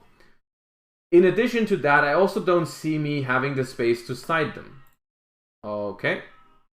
I mean, yeah, I've said this before. I've said this earlier. I think Fenrir plus Bystials is a decision you can make. I simply don't see the space and the need to main 3 Cosmics, but I wanted to keep 1 in case I run into mine, or I can snipe a Perlorino here and there. That reasoning, I would agree with that reasoning if you didn't already have a Mystic Mine out in the main deck. You already have Smashers. In which case I don't agree with playing a single random Cosmic Cyclone, especially if you said you liked how Druisworm felt. You only have 2 talents, right? In that case, I think you should absolutely take out the Cosmic for another copy of Talents or Druisworm. I started off with main 3 Imperms, but I came to the conclusion that Dark Ruler is really strong this format, as Tier often puts down boards on your turn 1, which means that the worst case of drawing it turn 1 going first isn't as bad in a lot of games. That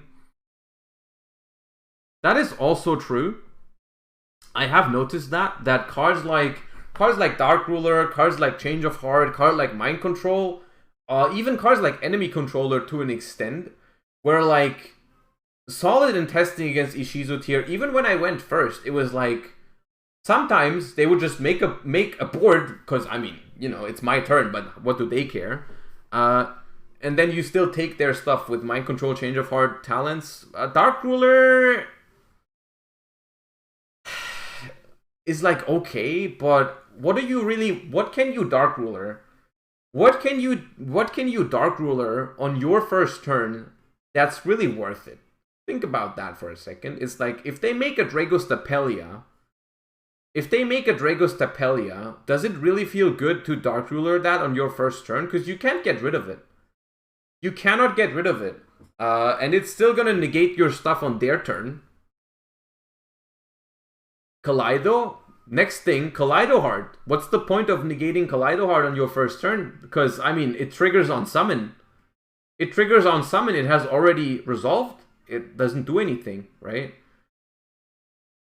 Rule Kalos, Elf Masquerena. Okay, Brago. Let's calm down here with the chatting right now. How are they making Elf or Masquerena on my first turn? Show me that technology, please.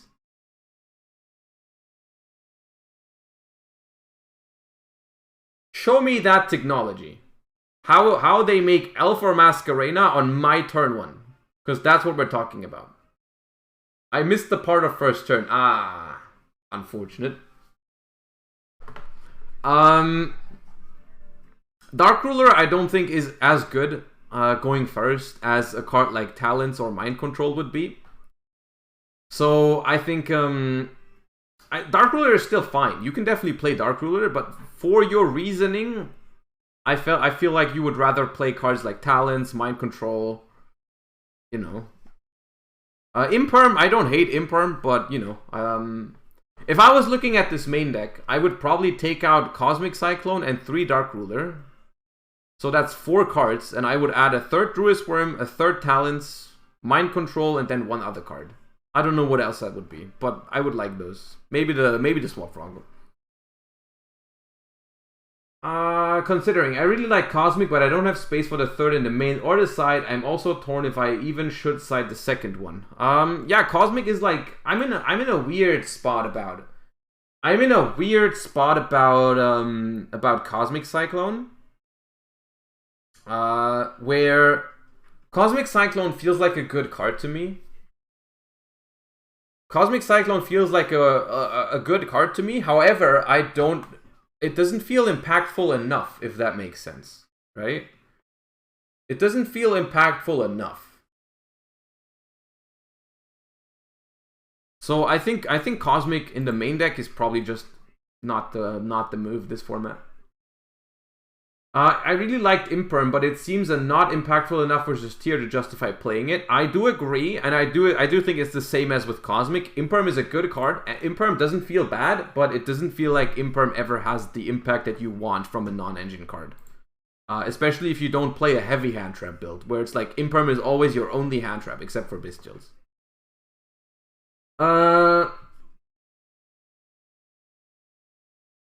The first time I tested the deck, I ran 3 swaps and it came in handy to have 3, but it was also a good spot to cut. Yeah, I agree. I think a 3rd swap is playable, but if you want to cut it, you can. Side. When testing, I noticed that going second, the Melfi cards performed a lot worse than the Frogs. However, going first, I noticed that I could rely on the Melfi package to disrupt the tier players a bit better. The dead Melfi cards in the extra deck make using pot more flexible. I don't hate the idea. I don't hate the idea of siding the Melfi cards to go into Herald of the Arclight. Because that's what it is, chat, right now. Because I see some confusion in the chat about the Herald of the Arclight and how they make it. You make it with the Melfi cards, which, let me quickly, you summon, I think your Gigantic summons Melfi Catty. If your opponent normal or special summons a monster, or if an opponent's monster targets this card for an attack, you can return this card to the hand, then you can add 1 beast monster from your deck to your hand. So you do that, and then you add Melfi Penny. And Melfi Penny is, if a face-up beast monster you control was returned to the hand this turn, except Melfi Penny, quick effect, You can special summon this card from your hand, then immediately after this effect resolves, synchro summon a synchro monster using only this card you control and Melfi monsters in your hand. So you summon Caddy off Gigantic, and then Caddy just goes into Herald, right? But you can't after it's your opponent's turn. When are you using Gigantic in your opponent's turn? If your opponent normal or special summons a monster, you do it on your opponent's turn. On your opponent's turn, as soon as they summon the first monster, you get Herald of the Arclight, which I think is not the worst thing. I think it's not the worst thing to do. Not the worst thing in the world to do that, I think. I think it's reasonable. However, you don't technically need Melfi of the Forest for this, because you can just Gigantic summon it. But I guess if you play both, you don't have to. You don't have to use Gigantic. You can just use the Forest the Forest Xyz as well. I don't hate that idea. I don't hate that idea at all. I think it's fine to maybe play that, because it's only 2 side deck slots for an option that can come up every time you go first, and it's literally just an FTK if they don't have an out to it, I think. But yeah, not bad. No, I think it's better than Hop Ear, because like how do we do Hop Ear? There's no easy line with Hop Ear, I think.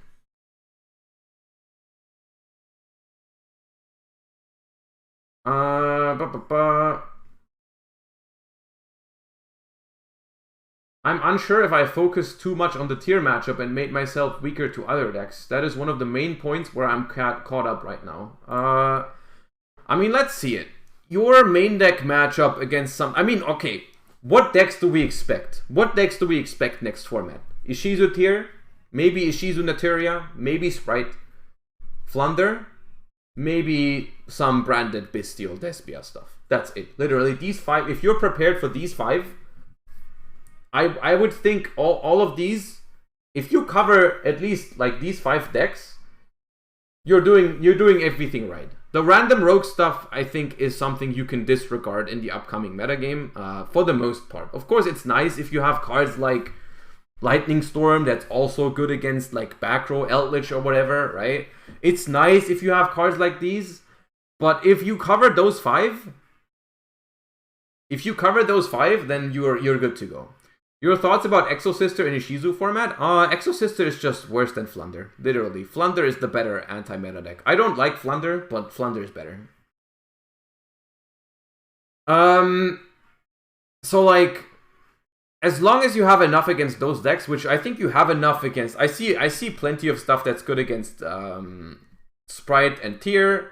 Against Naturia, the Bestials aren't as good, but the matchup should still be okay. Against Branded, you should also be fine. Against Flunder, you need to side deck a lot. Like, if you play, you need to side out all the Bestials. Talents and Dark Ruler are okay against Flunder. Enemies are not that good against Flunder, but they are not awful. So in reality, you want to side like 8 cards for Flunder, which you have Talons, Lightning Storm, Cosmic. You need more in the side deck for Flunder. Simply because the numbers don't match, right? You need to side out more than you have. That's the only thing you need to make sure, right? 45, they said the bottom 5 are just options. It's a 40 card deck, but the bottom 5 were cards they were considering. We've already talked about that. Extra deck. I'm still very unsure about quite a bit in here. Mainly 2 cards, IP and Wallow. I thought about playing the Mannequin Cat, but for some reason or another in testing, she didn't work as well versus Tier, but maybe that was down to me misplaying. Nonetheless, I feel not too confident with it. You don't have to play Mannequin Cat, I think. You don't have to play Mannequin Cat. I think IP... The Wallow...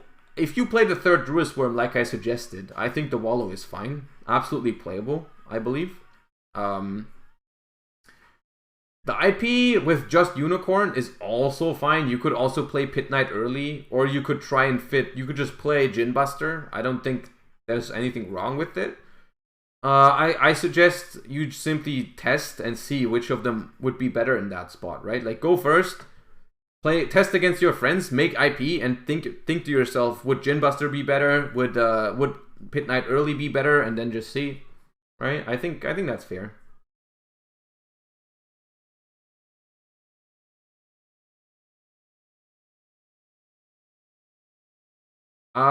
Next up we have Ishizu Naturia. We haven't had that before. That's interesting. All right, let's see it.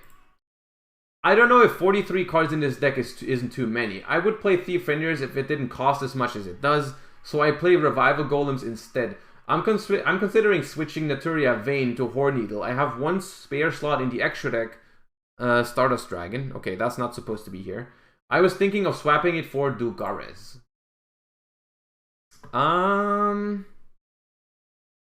Ooh. Now, there's a couple of things that I haven't seen before in Ishizu tier. Now, I haven't played much Ishizu tier. So, I'm just going to quickly look at the stuff and see what I think of it. So you just get my first thought on this. Revival Golem. The effect of Revival Golem can only be used once per turn. When this card is sent from your deck to the graveyard, activate one of these effects. Special summon this card from the grave or add this card from the grave to the hand. I think you should take that card out. I think it's fair enough. I think it's fair enough to just not play Fenrir. But I don't think this card is ever a 3 of. I don't think this card is ever a 3 of, simply because the only really good application that I see with this card is like, okay, yeah, you can mill it randomly. I don't think that's necessary though. The cool thing I can see with this, isn't there a Vernusylph that's Foolish Burial? Send from your deck to the graveyard one earth monster that can be normal summoned or set. Yeah, this one. This one is a Foolish Burial, right? So you could play one Revival Golem for that. So just so you can like this card is just an instant rank 4, right? If you play Revival Golem, which is okay. But I don't think I would play 3 because it's just too bad of a draw, I think. The Vernusylphs aren't good mills, no. I don't know why there's Vera in here. Once per turn, when a monster effect activated by your opponent resolves, if you control 5 or more earth monsters, you can negate that effect. Is that is that realistic to resolve that? Or is it just for going second, stealing stuff? What is this playlist? It's my playlist. Just go ! Playlist for the link.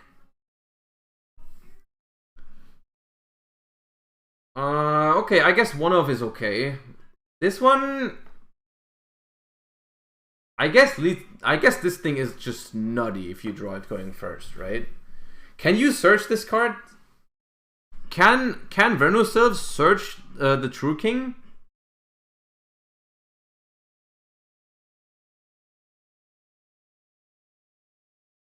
I don't think they can, right? Because this one just searches an Earth Fairy. Kinda? What do you mean, kinda? You can Foolish and then add it back? How do you add it back? None of them adds it back.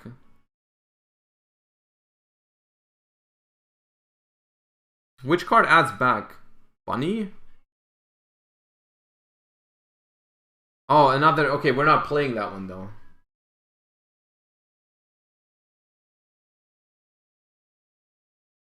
Bunny is not in the deck. Okay, well, I mean...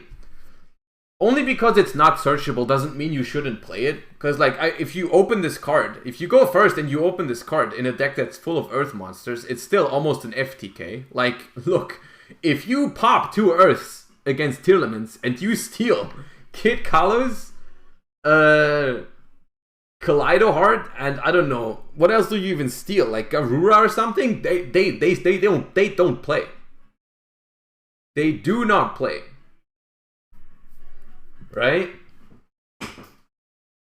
Wouldn't Diagram actually be good? Pop an Ishizu card? I mean, maybe. Rule Kalos? You don't even have to take Rule Kalos. You don't have to take Rule Kalos because they don't have Kit Kalos. So how do they make Rule Kalos? By taking Kit Kalos, you take the Rule Kalos as well, basically. Right? It's kind of crazy. You just have to, if you take Kit Kalos, Kaleidohard, and like Garura, or Dragostapelia, or whatever, they don't have any, they can't do shit. People play 2 Kit. If they play 2 Kit, then yeah, then it's a little annoying because you have to take different names.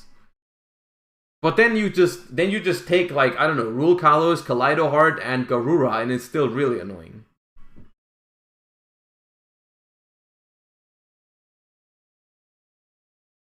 But yeah. If they mill Crime, they can add back the Kit. What do you think about Barrier Statue of Earth as a revival target here? You can also Gelland Granite it.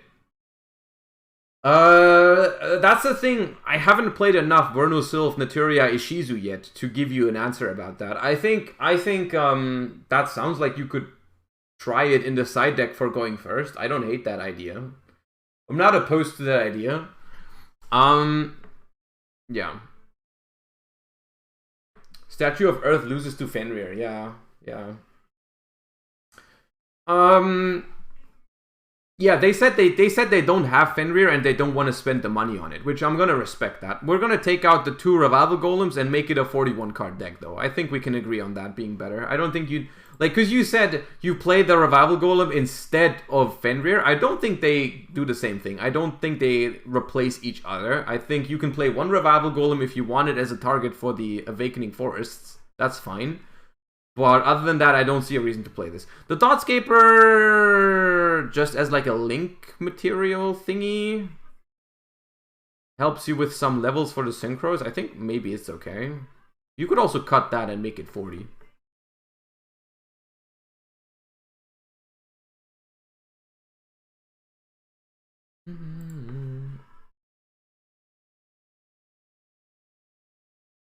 This is my 60 card branded full gas pile. I'm thinking of playing it in Dortmund. The side deck are tech choices I'm considering, and I kind of wanted to hear some opinions on that as well. The ratios in the main deck are my most important point. I tested a bit on Omega, but I'm really not sure at all anymore.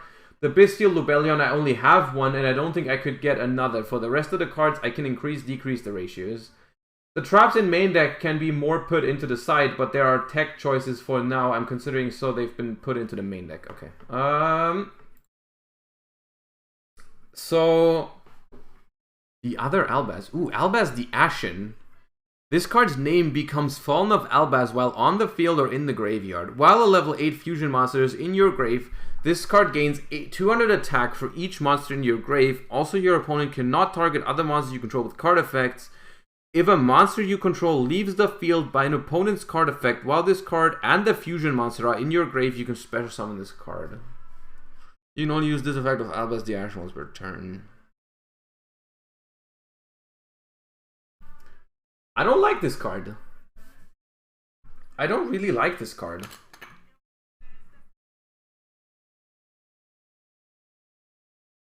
What is the huge point of Albaz the Ashen? I think you can cut that. There's one thing that is 100% missing in your deck. There's one thing that's 100% missing that you absolutely need. You already play King of the Swamp and Polymerization. You absolutely have to play Patchwork and Edgem Chain. What's your discount code for Sleeve Chief? It's Josh5! Exclamation mark sleeves if you want the link and the code and whatever. But I have a package from Sleeve Chief that we're gonna open in a bit. They sent me some nice sleeves, but that's for after the Deck Doctor. Idea was to protect the board. I mean, yeah, but it doesn't really protect your board, right? It just comes back. Okay, so I really think you should be playing 3 Saronir.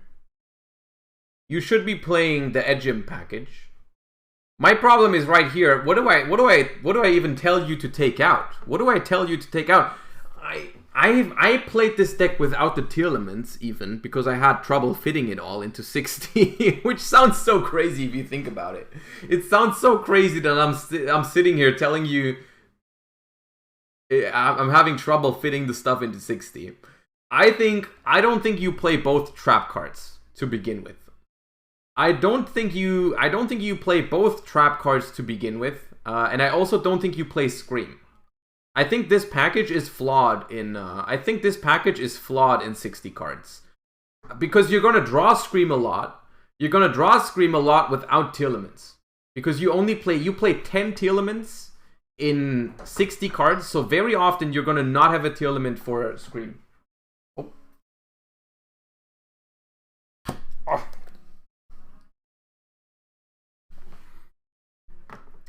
Where was I?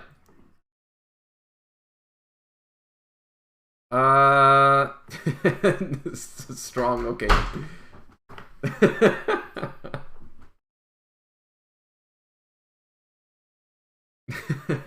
Okay, stop the Giga Chats. Alright, I just opened the freaking glass. Alright.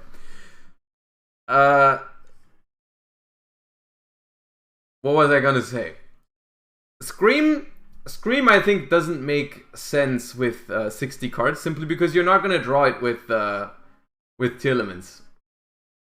And then I also don't know if I like playing Crime in this. I think one Saliak is okay. I think these three can go. So we have 3 cuts. 3 cuts. We cut... Oh, what else do we cut? It's so hard. We cut the Albaz. 4 cuts. We cut 1 Albion. That's 5. We could cut Allure, since we only play 1 Tragedy. I think Allure is not that great. So we have 8. We cut 8 cards, and we add 3 Patchwork, 3 Chain.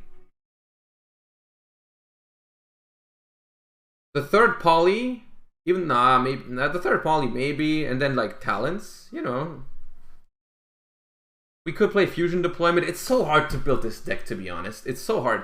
But I think I'm pretty confident that the Scream and the Crime and in the way you play it right now, I think the Allure can go. And the Ashen can also go. So I think that's, and 1 Albion. So like that's 8 cards to cut.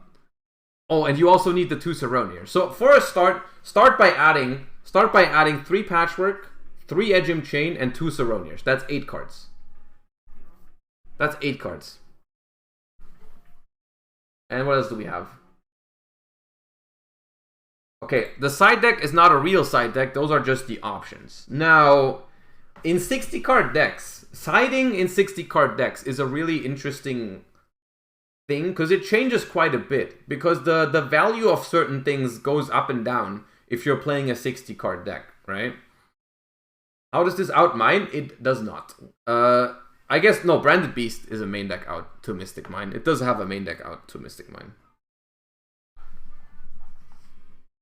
The side deck, I think Lava Golem and Sphere Mode are okay in this. This is Deck Doctor, yes. Also, someone was asking, sorry, I read it twice, but I forgot to answer, whether we already looked at a Tearlament Sprite deck, which we didn't have that yet. No one submitted Tearlament Sprite so far. Question, can I trigger Mirror Jade if it's banished for Kashtira effect face down? Nope. You cannot trigger. Cards, what's the, I don't want to butcher the reasoning, but I think it's because cards cannot trigger in non-public knowledge locations. I think that's the reasoning. So in the deck, in the extra deck, or in the face down banished, if they are not public knowledge, they cannot trigger. I think that's the reasoning. Okay, yeah, okay. Pog, ruling expert. Okay. Lava Golem and Sphere Mode I like. Shifter, I haven't tested yet. I think Despia works with Shifter. Or like Despia can work with Shifter. However, the Tearlament part of the deck doesn't. So I think if you play the Tearlaments as well, I don't think you want Shifter, but maybe you could. Dark Law and Mass Change 2. seems too gimmicky, especially since it's only good for going first. Talents is a great card. I would even try to fit it in the main deck, but the main deck is incredibly tight. Crossout, nah. Droplet is fine. This deck does have a couple of good sends for Droplet, like sending Retribution is good, sending Saronir is okay, sending Tragedy can be okay, sending High Spirits can be okay since it comes back for free. There's a few things you can do with Droplet that are cute. D-Barrier is okay, although in 60 cards you're never really going to see it going first, right? And that's why I much prefer something like this. I think this package right here, for going first, that could make a lot of sense. Because you don't have to draw it. You're playing 60 cards, but you don't care. You don't have to draw it. You're happy when it's in your deck and you don't draw it. So I think if you want to side anything for going first, you would want to side like this stuff. I think that's reasonable. Crossout was considered with Shifter, so I'm not getting killed by Shifter and D-Barrier. Oh. I mean, this deck doesn't die to D-Shifter, though. At least the branded portion of the deck doesn't die to it. You can still go, like, Branded Fusion into Lubellion into Mirror Jade. I guess then, but you can't use Mirror Jade effect. It's annoying still. Why the Ra card? The Ra card says that you cannot special summon. And what you do is you send it to the graveyard with Branded Fusion, and then you give it to your opponent with Branded Expulsion, and then your opponent cannot special summon. That's the trick behind it. Dark Ruler is fine. Skill Drain is also pretty good, although the question is, do you want to side trap cards for going first? Soul Drain is... I don't think that's very good. It blocks your own deck, doesn't it? Mystic Mine also not the greatest. I think, yeah, siding in this deck is hard. You probably have to side mostly for going second. I think this deck is strong enough for going first. So if you want to side anything for going first, it would be stuff like this, right? Which is fine. Yeah. Isn't Edo better than Ra? They have pros and cons. The advantage of Ra is that you can make Albion with it because it's a light, which is better because you don't have to discard. As for Edo, you have to summon Lubellion, which requires you to discard a card, which is fine though, you know? Edo is better against Flunder. So Ethan, it's not worse in every way. Edo beats Flunder. Edo beats Flunder, which is a big deal. Beating Flunder is a big deal. However, Chad is already mentioning the other side of the coin. Ra's Disciple also says that it cannot be tributed, which means that you cannot out it by enemy controller or... Wait, can you tribute Edo for a Bestial? Because it says you cannot summon. Can you even attempt? You can tribute set. You can set. Right. Can you set? I think you can set. Which is it is worse than normal summoning, right? Having the Bestial face down is much worse, but it still isn't out. So honestly, against everything that isn't Flunder, I think it's very simple. Everything that isn't Flunder, Ra's Disciple is better. Against Flunder, the other one is better. So maybe, if you want to side it in every possible matchup, maybe you play both. It's not the worst, it's not the most outrageous thing to play both and be like, against Flunder, I need Edo. Against everything else, I need Disciple. So I play both, and I only side one, not both. I think that's fine. Or... another thing you could do against Flunder, instead of siding these two, you could just side Banshee and Zombie World. You could just side Banshee and Zombie World as well. That could also work. Like, your side deck could be like 3 Lava Golem and 3 Sphere Mode for going second, because you're playing 60 card, you need like a lot of them. So you play 6 of these, then you play the Expulsion and the Ra's Disciple for going first, that's 8. Then you play, I don't know, 3 Zombie Worlds and Banshee, that's 12. And then you have 3 flex spots. And the reason why I like that approach is because the stuff in a 60 card deck, I really like cards that are accessible from the deck, right? Like the Zombie World package, like the Ra's Disciple. I think your deck is very efficient in 60 cards, right? I think that's very efficient. Other than that, I like it.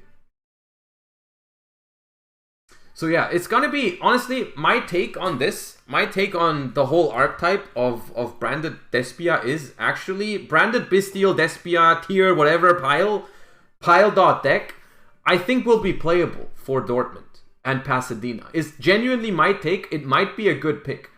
But I don't have the list for it yet. It's really hard to figure out because you have so many options. I mean, I don't remember. I genuinely don't remember a time where I've looked at a 60 card deck and I genuinely felt like the space was still tight.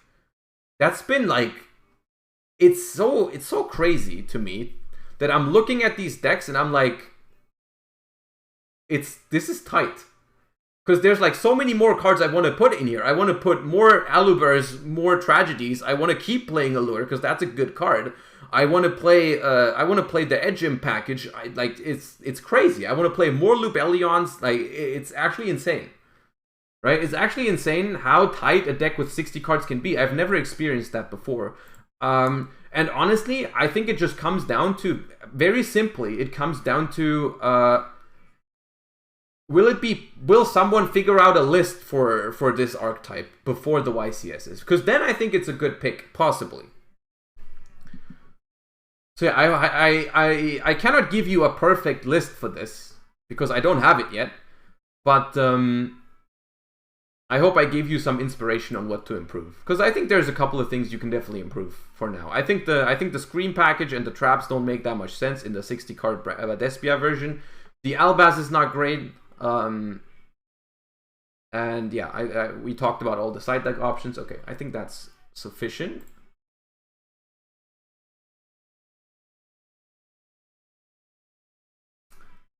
Where can I submit a deck? There are over 70 lists waiting for today, and I only plan on doing this for like 30 more minutes. So I'm very afraid to tell you, but I don't think if you submit a list today, we're not gonna get to it. We're not gonna get to it. I'm gonna have to think of a way. To structure these better in the future to make sure we can get through all of the decks. But the normal way we do these regularly, right? We'll do another one soon. We'll do another one soon, and the submission is always in my Discord. It's always in my Discord server, which is !Discord. Channel points. Yeah, maybe I should put them on a timer. Maybe I should put them on a timer, unironically.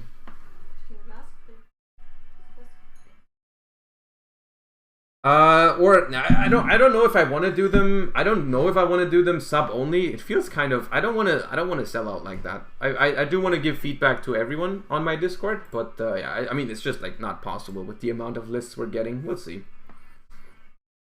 What is Streamer Man eating? We have pasta. We have acquired pasta.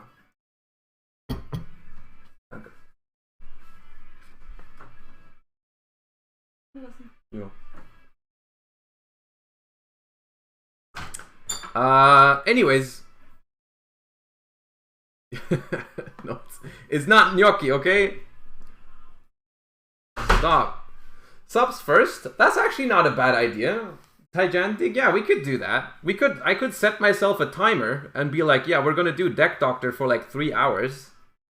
Or like 2 hours. And we're just gonna do all the subs first and then everyone else after. We could do that. I don't hate that idea. Yeah, maybe.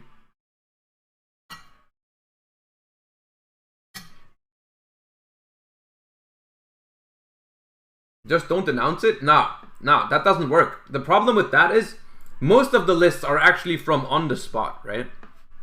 Most lists are from on the spots. Like if I say submit a deck list now, we get like 70 posts in a second.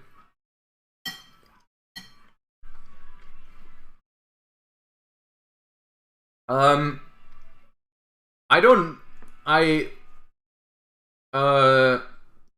are 3 toads here. I like your deck, sir, or madam, whatever. I like your deck. I don't know if it's good, but there are 3 toads. I'm down. 3 toads, I'm down.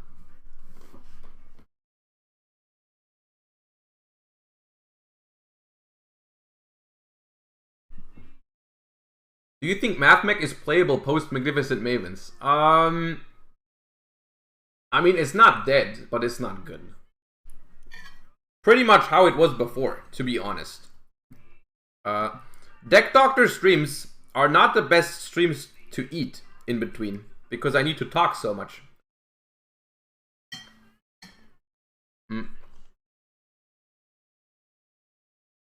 However, I am hungry.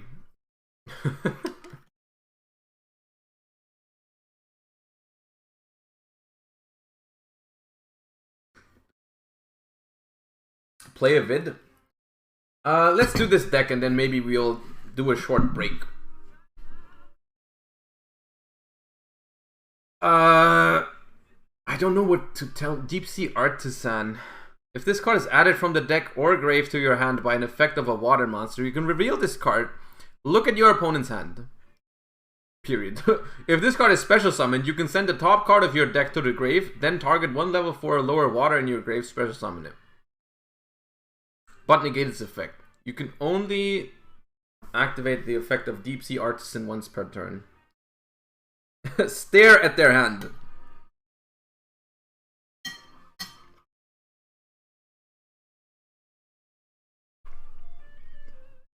I mean, honestly, the deck looks fine. The deck looks fine, to be honest. Like, most of the stuff makes sense. I'm not sure if you want to be playing 2 Aria, 2 Moray. That seems like a weird ratio. The deck isn't good. I don't think the deck is good. It's like, if it goes first, it can probably do some nasty combos. It can probably do some nasty combos, but it's not a good deck still. Like, I don't know how well it plays through hand traps. Probably is okay in that sense. But for the most part, it's just an all-in combo deck on going first. Zealantis is good here. What do you do with Zealantis, chat? Like, how would Zealantis be broken and abusable here? What is once per turn that we can reset?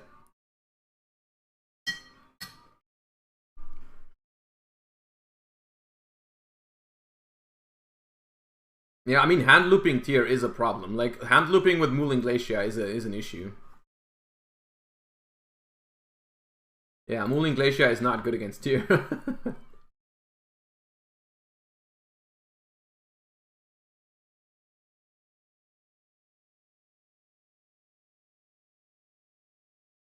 Okay, we have another bestial. Oh wait, we wanted to take a break.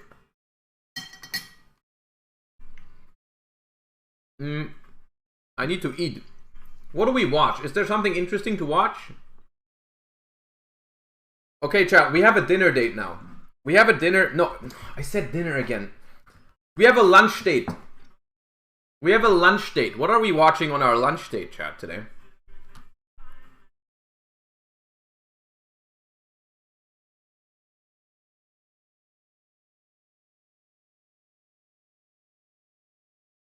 This stream is fun to watch. Ah, yes. I'm gonna watch my own stream. No, not the Actman video again. Oh no, we've already cringed to that one. YCS London 2019 final. Okay. Oh, okay. Okay. I mean, we can just I can just eat.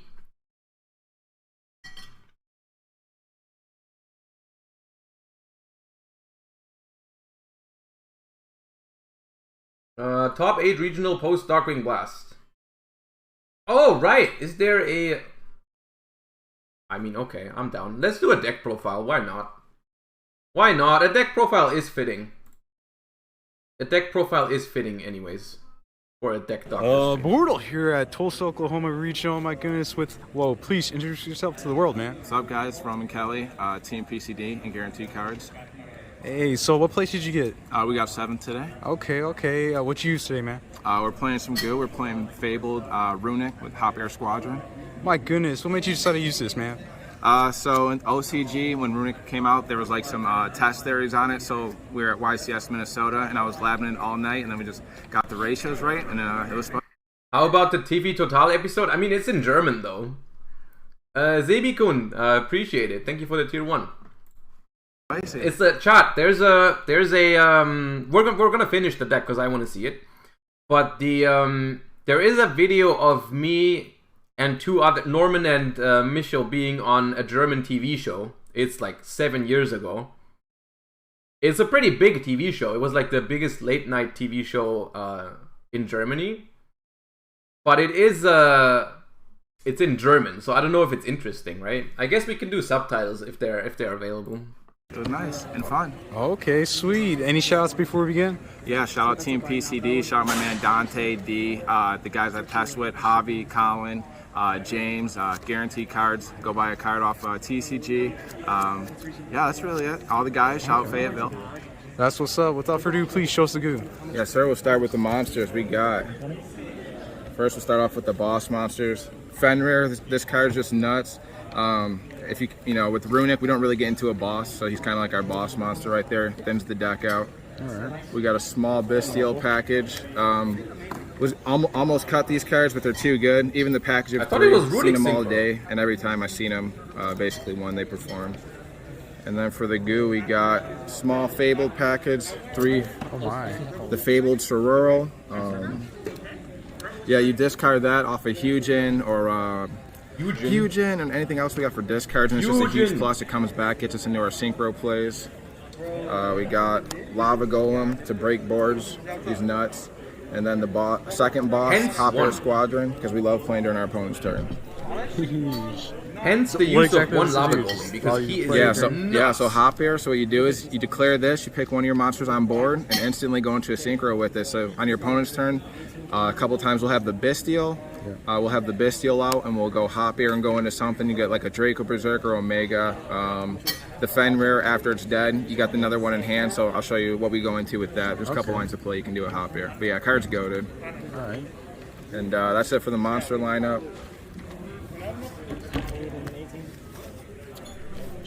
That's a weird champ monster lineup. We got the Headache cards. 2 Runic Fountain. 3 Runic Tip. 3 never really came up. There was a lot of back row hate, but you can always recur it.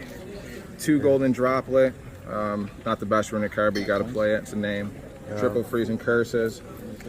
Double Smiting Storm. Triple Slumber.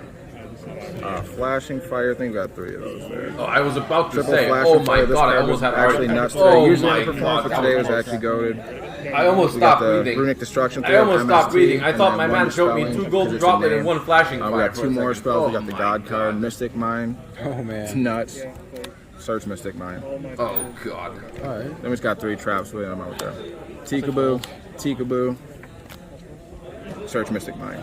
That's what's up. So this ratio worked out for you? The only 2 copies? Yeah. You know, seeing too many is not good, but and you know, you just want to see enough because it can break the board and the deck. You can you have all kinds of versatility in the extra deck, so you can play around Tikaboo really well in others' hands. Okay. And the 1 copy of Lava Golem did his job. Clutch, yeah. Sweet. There was Clutch. one game when I sided in Lava Golems. I seen 3 of them, so that's how I knew like, all right, the one in the main is kind of perfect. Okay, it's Worst comes to perfect. worst, going first, you just carded off Fusion. Nice. Perfect 40, right? Perfect 40. Sweet. That's what's up. Yes, sir.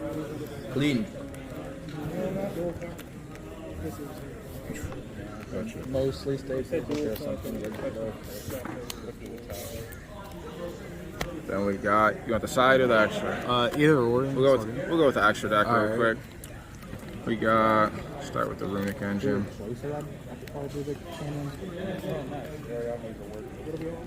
We got Triple Munin.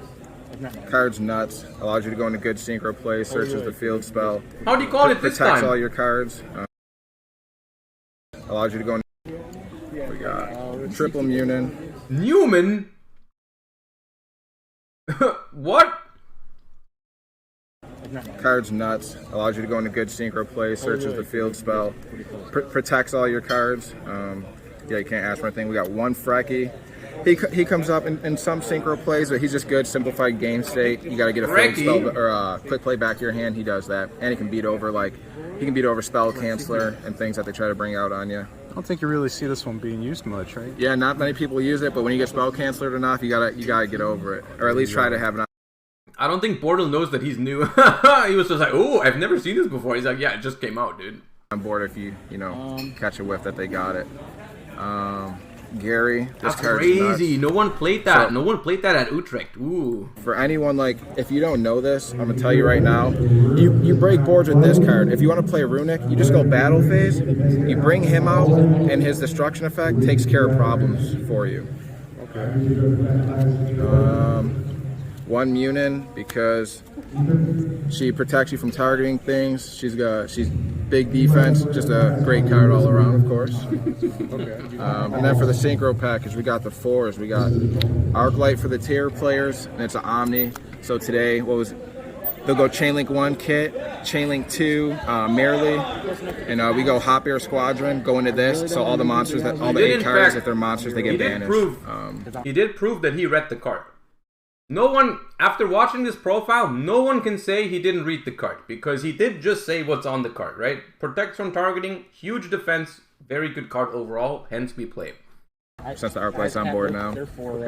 Cupid Pitch, because so you go into this, so you can go search here, search Hop Air Squadron, burn your opponent if you need to. You gotta get some extra damage on board. She can do that, and she's a modulator. And then we got another go card, Mary Melfi's. You go into this with it too. It's free compulsory. Sprite board. You just try not to let them set up. Oh, wow. We got 6 Stardust Charge Warrior. We need to draw cards. The 2 8s. We got Psy-Frame Omega for the hand rip, and he helps put the Hugin back into the extra deck when need be. Draco Berserker. He's like on our M board. Cards nuts against a lot of different decks. 9. We got the Ravenous Croco Dragon. Fenrir and Hop Air Squadron going into this. If you can draw a card, quick effect. Discard 2, pop a card. Also can trigger the fabled Cerebus and Baron de Flo. Hey, that's what's Card's up. nuts. Pretty sick. Let's show us the side deck. Yeah, let's go with the side. Now my ratios are a little funky, but they did the job. 1 Majesty's Fiend for the decks that apply a lot of pressure. Right. 2 Inspector Border. Once again, it's a beat stick. That's a floodgate. Originally, we were playing like XYZ variant. We had like 2 XYZs, but the synchros got the job done. Double Raigeki because we don't like flu. Single twin twisters. It's not the tiers plus off of this. Chat. Let's reach an agreement, okay? For the rest of this deck profile, in order. Okay, I see all of you. No. Stop chatting right now. For the sake of not only my mental health, but also all of your guys' mental health, we will reach a gentleman agreement right now, okay? We will simply not talk about any of the ratios, right? We will not wonder, we will just not think about it. We will just accept it, okay? Just like 1 Majesty's Fiend, noted. 2 Border, we just noted. Ever. For the rest of this, whenever you feel like, you know what would be funny? Whenever you feel like typing, why is there 2 Raigeki? Why is there 1 Twin Twister? Why are there 2 Inspector Border? Just do me a favor and throw a big capital noted in the chat, okay? Or a Pipoji, whatever. Both of those are fine. I think that makes this deck profile a much funnier. I don't want to go too crazy, but I do want to have some kind of background remove of like anti-spell, Imperial Iron Wall, which I've seen. We got double droplets because you just activate your runic cards in the chain. Noted. Yeah. 1 call by tier matchup, and you set up going first. 1 Feather Duster, and another mine going second. Alright, sure. Noted. Special guys, 2 more lava golems. And we just got 2 traps, Noted. double evenly. I thought it was right. I seen it. I needed to. Absolutely And, noted. yeah, 3. I don't want to clog the hand. You need as many resources as possible in this deck. So like, yeah, we want to get too many, like open more than 1 or 2. So Okay, that's what's up. You did mention like a small little combo. Yeah, absolutely. Let's go. Sweet. So basic combo is, I think any spell. I think we get 2 spells. 2 spells and a I fool. see a lot of noteds and people G's Here we in go. chat. We're all Activate learning. spell. We're learning together. Right? There's a Activate learning spell. We're curve. gonna bring out a Munin. We're going Munin effect. Pitch the Fabled Cerberus. Go get the field spell. Boom. It's not Cerberus comes Newman. back. Cerberus comes back, and then we go on the Mammo Synchro 4. Synchro 4 for Cupid Pitch. We're gonna bump it up to a 6. We're gonna activate new spell, and we're gonna bring out another Hugin. So that's why the Omega's kind of important because you burn through some Hugins. We're gonna go Fountain, draw 2 cards minimum off of that. Then we're gonna go Synchro 8 for Berserker on the M board. Burn your opponent for 800. Go search the Hop Air Squadron. We're gonna use him in their turn. Then right after, we're gonna right into Baron. Or depending on your hand, you can go to the Arc, you can go to Insane. Okay, noted. Peepo G, the deck profile. All right. Now, all right. Very quickly, before we continue with the deck lists, because I want to get as many done as possible for the rest of the stream. I have received a package today from my new sponsors over at Sleeve Chief. I've removed the address and everything, but we're gonna open this up and see what I got, because I got to get myself some nice sleeves as well, which is cool. You know, I didn't set up my my cam from above, so we have. I chose some nice ones, I think. We have these. Ooh.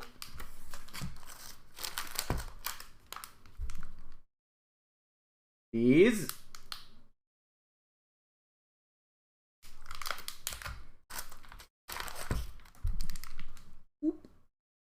You can't really tell. These are green. I like these. Or are they already sold out? Nah, it's unfortunate. When I got them, they weren't sold out yet. I mean, obviously. These, the blue ones. They have some nice ones. And the yellow ones. These are also really cool, I think. Yeah, so they sent me those. They did send me those. And I'm gonna use them moving forward. And you can too. Alkali Tierte, thank you for the 2 months. I appreciate you. Welcome back. You can go !sleeves in chat, and you can visit Sleeve Chiefs and get yourself your own. And if you use my affiliate link, you are supporting the channel, and you can use Josh5 for 5% off. Just wanted to get that out there. Thank you for Sleeve Chiefs for sponsoring these. Appreciate it.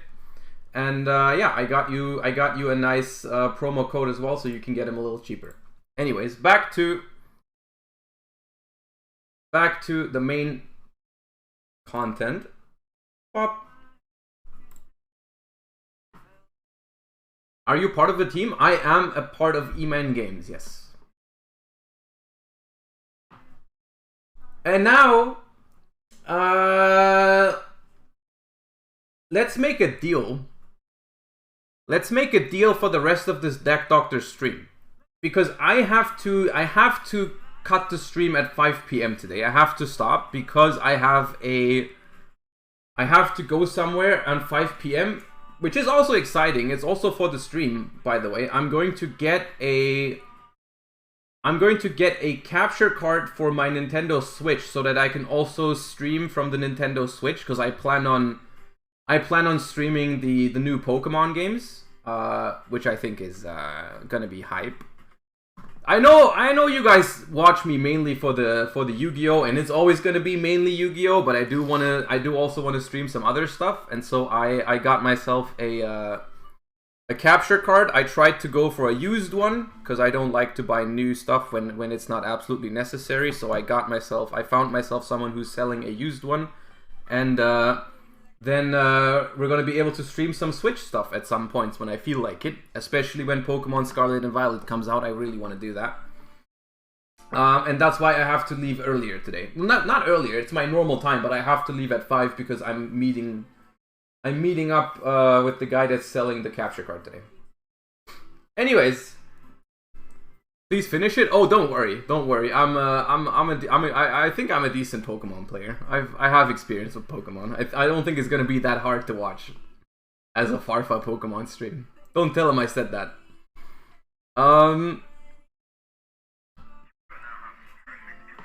Yo, Vlad, appreciate it. Are you going to Pasadena or only Dortmund? Please tell me you're going to Dortmund, right? Doing both? I see. Both. Alright. The tryhard life. The tryhard life is not for me. Anyways, back to who submitted this list. It was a waiver. Not sure if I can put cards in the main for Flu, and if I could, up the deck to 50. What are cards? Okay, so one card that I immediately see that you're not playing that I think is solid for the Flu matchup is Talons. I think Talents is a good card against Flunder and a good card overall. So if you're worried about the Flunder matchup, you could definitely do something like replace the Super Polys with Talents. I think that's a reasonable thing to do, while also, you know, maintaining a good deck in general, and then just like having a good card against Flunder. Other than that, I think the deck looks fine. I mean, of course, you could go up to 50, but I think for a branded Bestial deck, your deck looks cool. Or like, I mean, fine. Like, you could... There's 1,000 options. We've talked about it a lot, but all the things you play make sense. The Lost package, Lost and Mercurier, I don't hate it. But I'm not in love with it. We tried it, and it feels like it's not necessary, maybe. Even though it does have some nice synergy with Lubellion. Although, chat, has anyone who has experimented with this deck? Did you guys like Branded Regained? Did you guys like Branded Regained? Because I thought it was good. How does Talents win against Flunder with this deck? I mean, not every Flunder opening immediately has, like, Empen plus Statue, right? If they have only Empen and the Trap, and then on your turn, they go for the Trap to summon the Statue, you can just go Talents, steal Empen, attack the Statue, right? So, like, it can work. It can help. It definitely helps.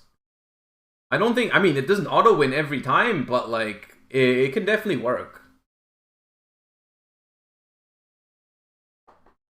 Do you need 3 regular poly? You could play 2, but honestly, the more I play with Ejim package against Ishizu, I'm happier that I have 3 and 3 and 3, because they just mill some of it, right? Like, if they mill one of your polys, you have a high chance of your Patchworks being dead at some point. You know. Did you already review my... I don't think I've reviewed yours. Let me see how far away it is. Oh god, there's a lot of decks. Oh no, there are a lot of decks, Digivox. I don't think I can get through all of them. But I might be able to give you written feedback in the Discord later. I think that's what I'm gonna try and do. But I can't promise to give everyone feedback. It's unfortunate. There are too many of you guys. I mean, which is a good thing.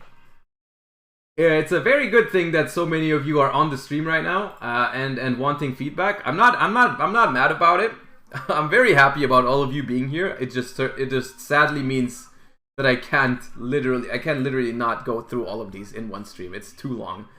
But we're just gonna do this on the entire rest of the stream today. We're just gonna do it until I have to leave. I'm gonna look at your decks.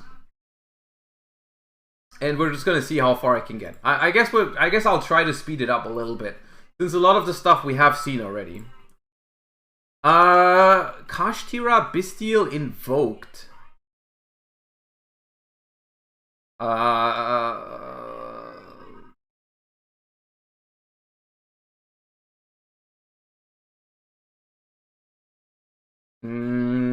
think you should play Branded Beast as your Mystic Mine out for sure. Try fitting Talents and Branded Beast. I don't know if you need enemy control. Like, my first instinct would be take out 3 enemies and upstart for 3 Talents and Branded Beast. That would be my first suggestion. Yes. Other than that, I mean, yeah, okay. You do you.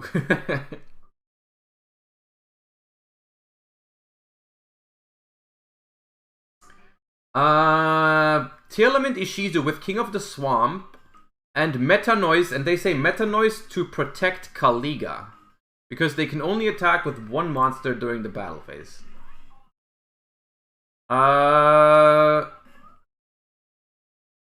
Which is fine. I think Meta Noise is a fine card now with Scream, because you can search multiple traps more easily. I don't think I would play all 3 though. I don't know if I would play all 3. All 3 seems a little weird. I think if you really want to play Meta Noise, take out the Crime and keep it 40. The rest of this I think is fine. I don't know if I would play the King of the Swamp and the Poly, but I'm going to leave it in there, because otherwise it's just a standard Ishizu tier.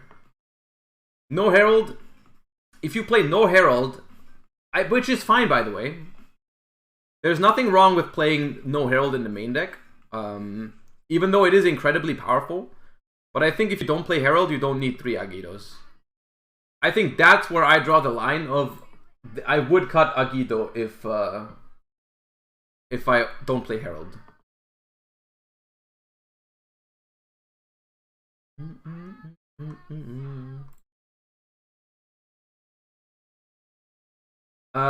Gentleman, Sprite, Nimble, pre-Ishizu, because I have one last box tournament today, expecting a lot of tier and branded. Okay, Sprite, Engine, Nimble, yep. Magnamut, Drewsworm, Starter, Prosperity, Talents, Cosmic, yeah, I mean, very good list. Pre-Ishizu, good list, absolutely. I don't see anything I would change first glance. I'm just gonna try and go faster. Going fast makes me feel alive. Okay, we've talked. Okay, I think we can skip. I think we can skip branded since we've talked about so much branded. We've talked about so much branded already. I think just refer to my comments on the branded stuff in the other deck doctors.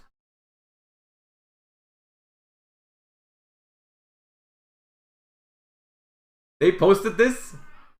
They posted this with the comment of, "Can you think of any engine I can add?" Question mark. No, I think you have enough engines. I think you have enough engines. Oh, deck does not exist. All right.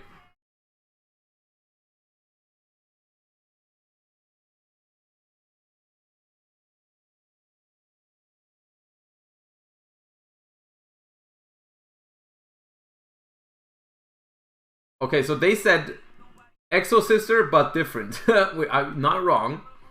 And then also, what are your thoughts on Contact C this format? I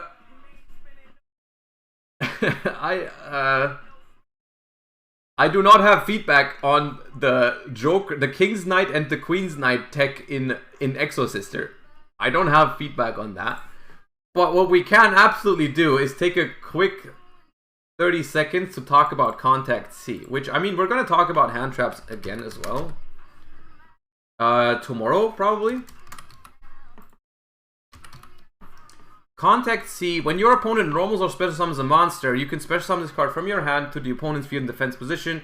This card's controller cannot fusion, synchro, XYZ, or link summon unless they use this card as material.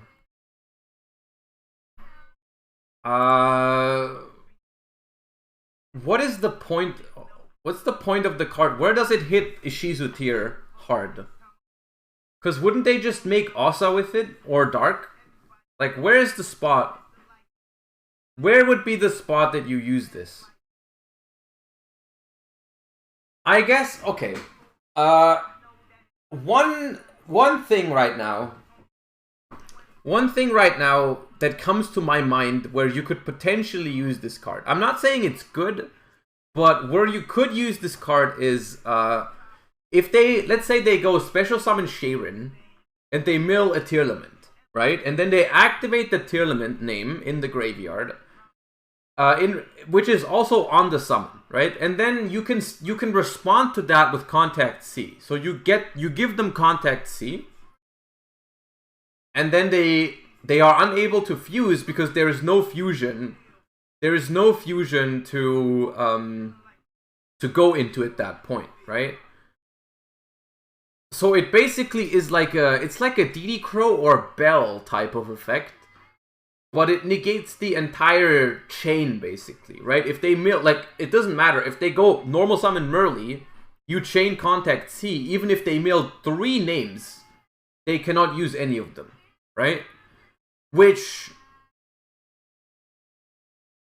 isn't awful, I think. Is Meister not better? I mean, Meister is specifically not good if they hit like multiples, or let's say they hit, like, it doesn't even matter if they hit Agido, right? Let's say they go normal summon Merly, activate effect, and you chain Contact C, and they hit a Tearlament name and Agido, right? And then they go, you know, mill 5 more, but they can't use any of it, right? And so, but then after, they get a free body on the field. Honestly, not the worst idea I've heard. At first glance, it seems like not that good. Doesn't contact see misses timing?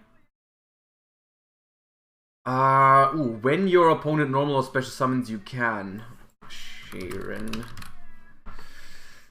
During your main phase, you can special summon this card from your hand, and if you do, send one monster from your hand to the graveyard, then send the top 3 cards of your deck to the grave.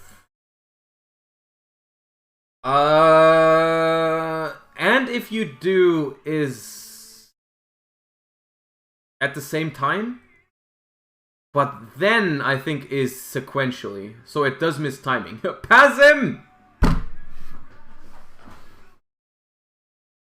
I think it misses timing. Oh god, it misses timing. Oh no. When you can special summon this card from your hand, and if you do, send the top 3. I don't think that misses timing. I mean, it misses timing because it's your own monster. Oh yeah, nah. Oh god. Oh god. Keep putting Econ in every deck. Yo, Econ is based. What's the problem? I don't see an issue with that. Oh, Farfa. Nadir, how do I? we've been missing you. How do I reset the cache so that it loads my emotes in OBS? Because they're not on the screen. Some of them, like kick W. You see, I can't display it. Please. There has been another boomer incident. You told me something. Right click, source, properties, refresh cache. Okay, so I have this nested source of cam and chat. So I go right click the refresh cache of current page. Okay, someone use PPD. No, it hasn't worked. It has not worked. Oh no. It has not worked. Well, okay, I'll fix it for next time. Surely I'll fix it for next time.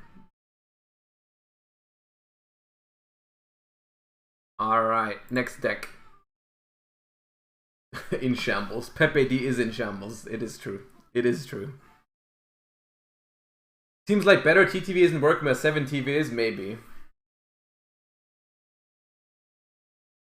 You have to refresh the source for the scene you're on. Ooh. But it's a nested scene. I have a nested scene for cam plus chat. This one, right? This one I imported into the other scene, and in there it doesn't give me the. I can't even click properties on a nested scene. On a nested scene, I cannot even click properties. Whatever. I have no clue what a nested scene is. Ah, okay. Well, then we've hit a wall, chat. We have hit a wall. My mentor does not know. My mentor cannot help us, so it's gonna have to stay this way for now. I guess it has something to do with like 7TV or BTTV. Then I'll get to do it. What the hell's a nested scene? I don't know. I watched a tutorial. You know, didn't you study software engineering? Yes, but in software engineering, believe it or not, in the software engineering, you know, in my studies of software engineering, they did not teach you how OBS works. It's this like funny stigma that everyone who's freaking studied like programming and everything needs to know everything about computers. Like, my mom is like, yo, come here, fix my email account. I'm like, dude, I mean, I fixed it, but that's not what they taught us. You don't, I learned I can code, I can program, right? But believe it or not, they do not educate us on how to use OBS for the streaming career. That is not how it works, chat. Shura F, thank you for the prime, appreciate you. It is a whole scam, because I mean I might complain because I paid a student I had to pay them each semester, so like maybe I should take legal steps because Yeah, my emotes weren't working on my OBS overlay, and they didn't teach me how to fix it. Maybe I'll get my money back. If possible. Maybe I can try. But anyways, back to the freaking pendulum deck. Pendulum deck here. I see. Puffins of Doom, thank you for 5 gift subs. Appreciate you. Thank you. Enjoy your subs, guys. Appreciate it. So, what did they wrote something with it. Thanks for advance and for the help. I want to play Pendulum Mix format and I want to optimize it. I can add any card except Fenrir and Barone. I can add any card except Fenrir or Barone. Okay, add another verse dragon then. Do it. I dare you to add another verse dragon to this deck. Midu, thank you for the prime. Appreciate you. On a more serious note, I think the biggest issue with Pendulum, which has honestly, it feels really repetitive to even say that, but it's been like that for the last 3 or 4 years, is that Pendulum is always super focused on just going first, right? Going first, the deck is always like super broken. Going second, it always has the biggest issues because, I mean, an entire engine where you have to commit 2 of your cards just to be able to use your mechanic into the Pendulum scales, where just purely from the mechanic standpoint, right, cards in the Pendulum scales are gone. They're useless. They don't do anything, right? Of course, some of them have bonus effects by now, but for the most part, a card you put into the scale is a card that you never really use, right? Draco Slayers are a little different because the deck has 2-card combos. That's what I'm getting to. And that's also why I really like some of the choices here. I'm working my way towards what I want to say. Is like, I think the Draco Slayer deck might be an exception to this in a way that it can actually combo with 2 or 3 cards relatively consistently, which means that it can actually afford to draw like cards like Dark Ruler or Evenly Matched or Hand Traps or Bestials going second, without being just dead off rip, right? If you played Pendulum like 2 years ago and you went second and you opened like a Dark Ruler and an Evenly Matched, chances were your other 4 cards didn't get you anywhere. Because you scale, 2 cards left in hand. Okay, Pendulum Summon 2, cool. Right? It's like, deck's shit still. Now, I really like that we go for Evenly and Dark Ruler here. I think that's a good idea because, first of all, the cards are good this format. I think. The cards are good this format, and going first, I don't think it matters if we draw it that evenly. I think it's fine in this deck. The deck is strong enough without it. Lockbird is the one card I really don't like in this. I think Lockbird is just honestly not good this format. It's honestly just not good this format, I feel like. So I don't know exactly why it had to be Lockbird. I think you can always discard it off Majesty. I mean, yes, but that doesn't mean it's good. I mean, for Evenly, yes. For Evenly, I guess if you refer to any non-engine in general, yes, that's true. For like Evenlys, Dark Rulers, or whatever, the Droll and Lockbird in particular, is not good. I think you should. Because I'm not going to mess around with the pendulum ratios, because I genuinely haven't played this deck yet. I would take out the 3 Lockbirds. I would add 2 more Druis Worms. And then you have 1 more flex spot. That would be my suggestion. I think that's reasonable. The 1 Eccentric, I can see it, might be the best Mystic Mine out in Pendulums. The Goliath is probably... I don't know if it's necessary to go for Goliath with your end board, right? I assume you make Seal and then Goliath them on the opponent's turn. Is your board not strong enough without it? I know it's for spheres. I understand it. I'm not saying I don't understand it. I'm just wondering whether it's necessary. Well, yeah, I think you can take out the Lockbirds for 2 more Druis Worms and then add 1 more of your choice. Either you can go more pendulum cards. You can also go talents in some way, shape, or form. Maybe instead of the Lockwards, you just play 3 talents. If you don't want more Druid Swarm, talents is also an excellent card. So yeah, that's what I would do.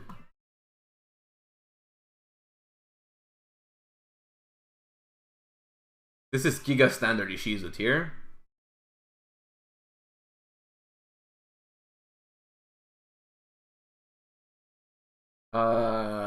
This is Hash submitting a weird champ deck that has died out, no pun intended, like 2 years ago. I mean, I honestly, what do you want from me, Hash? You already know. You know your ratios are okay. You don't need feedback. You're just trying to get the dinos out here, make people believe that the deck is somehow still alive, which it's not, chat. It's not. Do not copy it. I'm not gonna leave it on screen for too long. I'm not gonna give Hash more screen time than necessary here, because it's gonna, you know. Oh god. Oh god, what is this card? Where do we submit decks? In my Discord, !Discord. However, I don't think we can get through all of them. There's like 80 more already in line, and we only have like 20 more minutes. But if you want to join the next one, !Discord. Fusion Parasite. What the hell is a Fusion Parasite?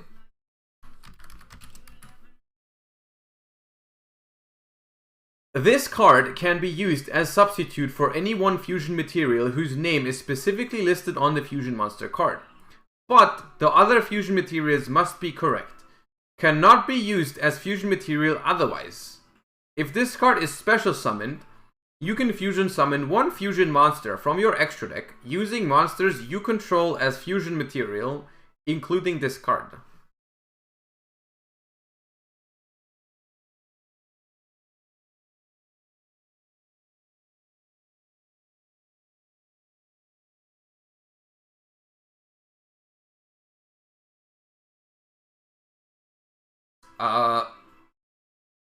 What's the point of it?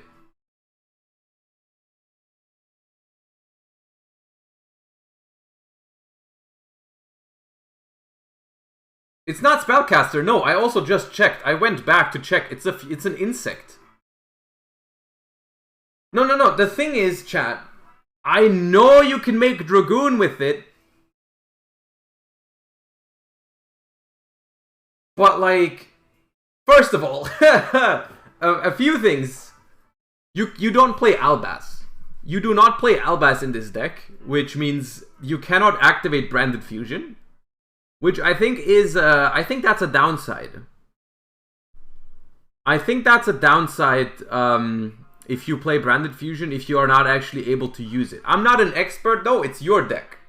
I'm not telling you what you have to do, I'm just giving hints and tips. But I think Branded Fusion is a significantly better card if you are able to activate it. Parasite is Albaz? It is not Albaz in the deck. This is how it works. You cannot use this from the deck for Branded Fusion. You cannot use it in the deck for Albaz. Which I guess that is the misconception here. I guess that is the misconception. You can only use it as Albaz when it's in your like hand, field, grave, banished, basically public. I mean, not hand is not public knowledge, but like you can't use it from the deck. But then even then, like even if you could, why would you play this one? Why wouldn't you play King of the Swamp or something? Like with an actual effect or stats? What's the... I don't get this one. Because you're never special summoning it. Add Sag? Bro, there's a easy way to get rid of ads on Twitch. Swamp is water? Yes. So what?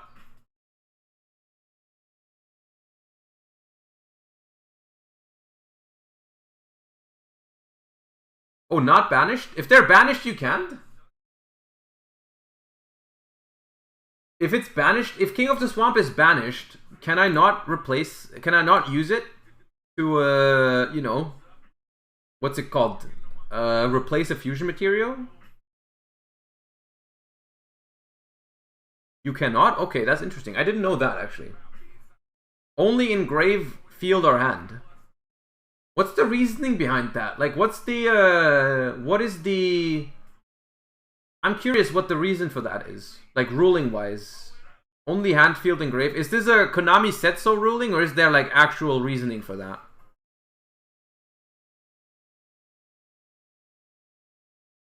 Oh, it's a Konami Setso ruling. Okay, because that doesn't feel like it make much sense. Honestly, but...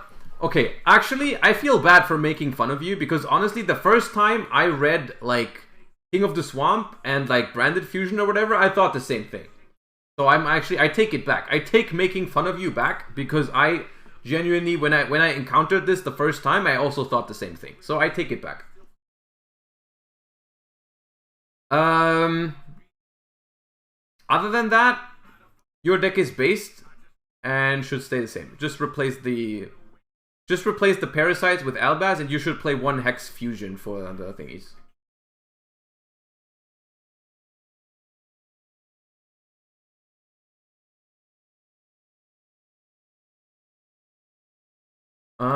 We have Bestial Dragon Link.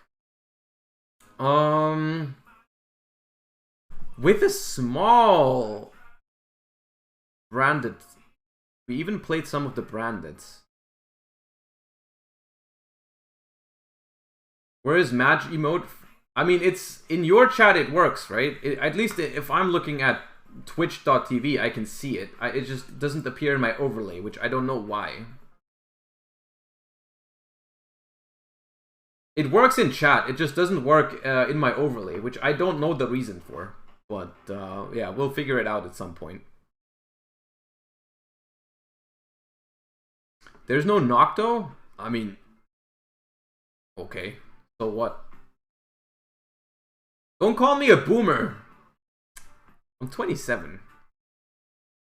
The two Albions, I mean, I can understand it. The Albion, because you really want to send Branded Beast or Regained. But then why don't you just play more Saroniers? Why don't we just play more Saronier?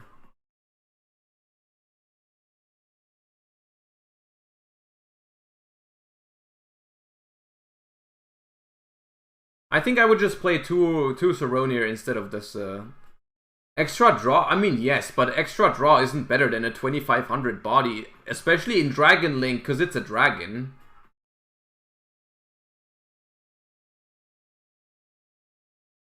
Goated emote? Yeah, I think that one is much better than people give it credit for. People just don't use it. Dragonfruit. People just don't use it when it's just like, I think it's good. But anyways, you guys don't know what's good for you. No, this list is fine. I like the Talons, I like the Dark Ruler. I would play two Saronia over Albion.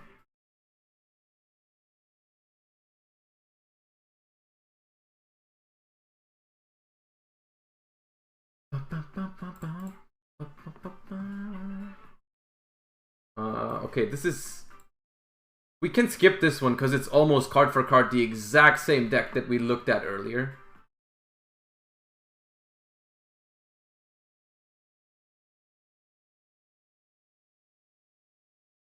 Ooh.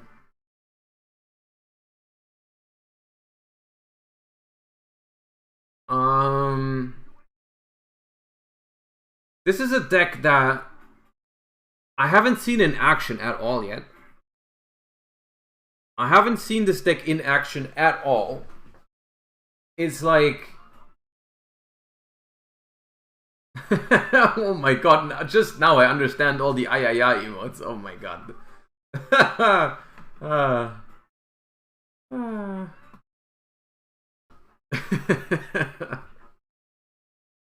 Bestial Dragon Maid.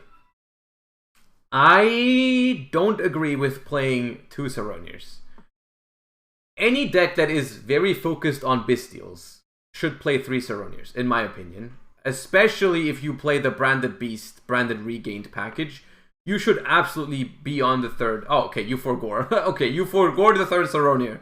Alright, then take out... I think Fenrir in a deck with 9 Bestials. A deck with 9 Bestials, I think Fenrir might clash a little bit too much for going second. I think with 9 Bestials, taking out the Fenrir is the move. In which case, I would say take out 2 Fenrirs for a third Saronier and add... I don't know, whatever I tell you now is going to be a random one-off, but I think you can take out the Caldeby and just add 2 talents. I pulled 2 Fenrir, so I had to put them in. Fair enough. I mean, if you really want to play it, then keep playing it, but I think you'd be better off if you take them out. I mean, look at it that way. If you don't need Fenrir and you pull 2, you can sell them. Hog. As far as to what I think of this deck, I actually don't think it's bad. I just don't know if it keeps up with the insane power that Ishizu has. But I mean, you're playing a Bestial deck, which is a good start, so I don't hate it.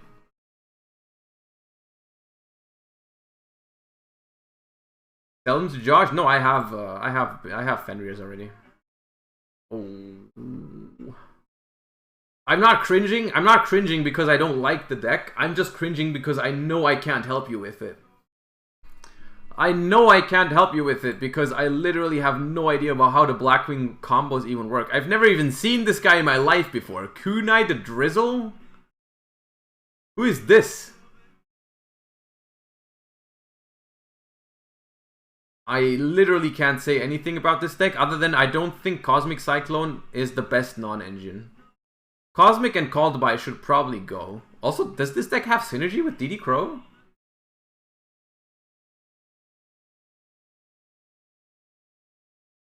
How does this deck synergize with DD Crow? Can it search it? Nope. Okay, if it doesn't have synergy with Crow, then don't play Crow. With Vice Strix, yeah, but this deck it's only Synchros. Wait, is that even correct? To play only Synchros? There's no way you can't like throw in a Link here or there.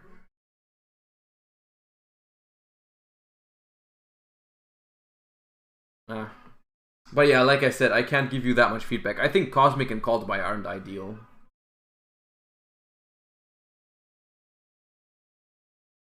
Okay, the next one is another Sprite deck, so we can skip that.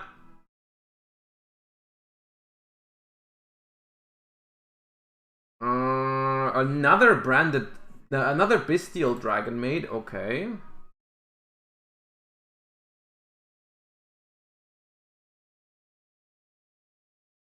Another Pendulum list.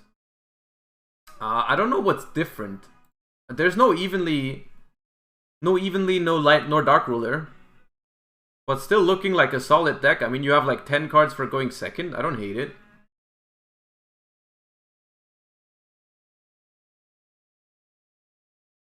I'm trying to speed up.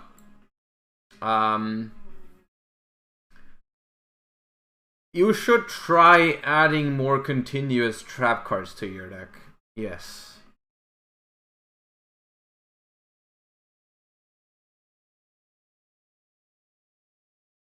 Ishizu Naturias. Oh no, it's more like Vernusylph with a smaller Naturia package. Okay, kind of base. Lava Golem Sphere Mode, kind of base. Oh, we're not playing the Mill 5 ones.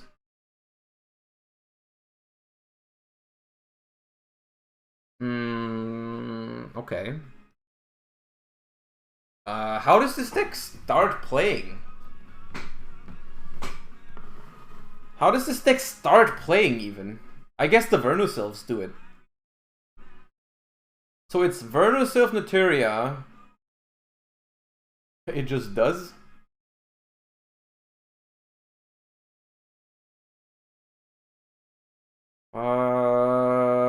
Okay. I mean, if it's...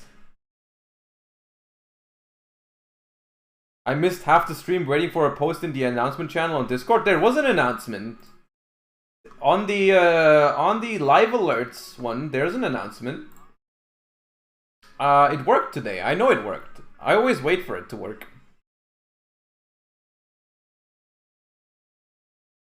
How can I send my list? It's probably too late since we're only streaming for like 15 more minutes. And there's already like more than 80 waiting.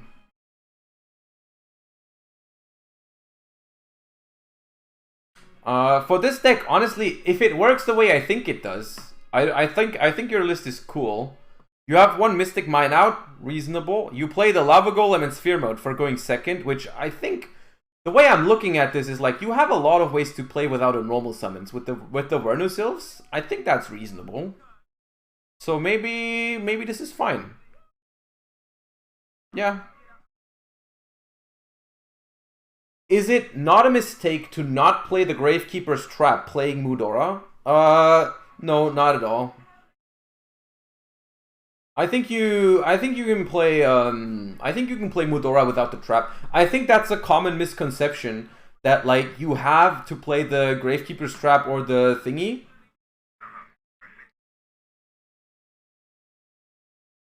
DKD Blade, I appreciate it. Thank you for the 2 months. Welcome back. Thank you for the support.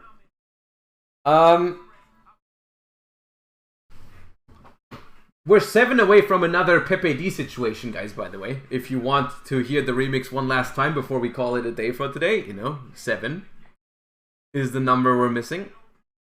Mudora and Keldo are just good cards. Or like all of the Ishizu cards. All of the Ishizu cards are good. All of the Ishizu cards are good without the bonus effect of the Gravekeeper's Trap. That's like the most insane... That's the most insane thing about all of them, is like you don't even need to use all of their effects. You don't even have to use them to their full potential for them to be good enough. In this deck, for example, we're not even playing the Mill 5. We're just going for... We just want to probably discard these for the Vernusylph monsters and have them in the graveyard as disruption. That's all we want, I think. Which I think is reasonable, honestly.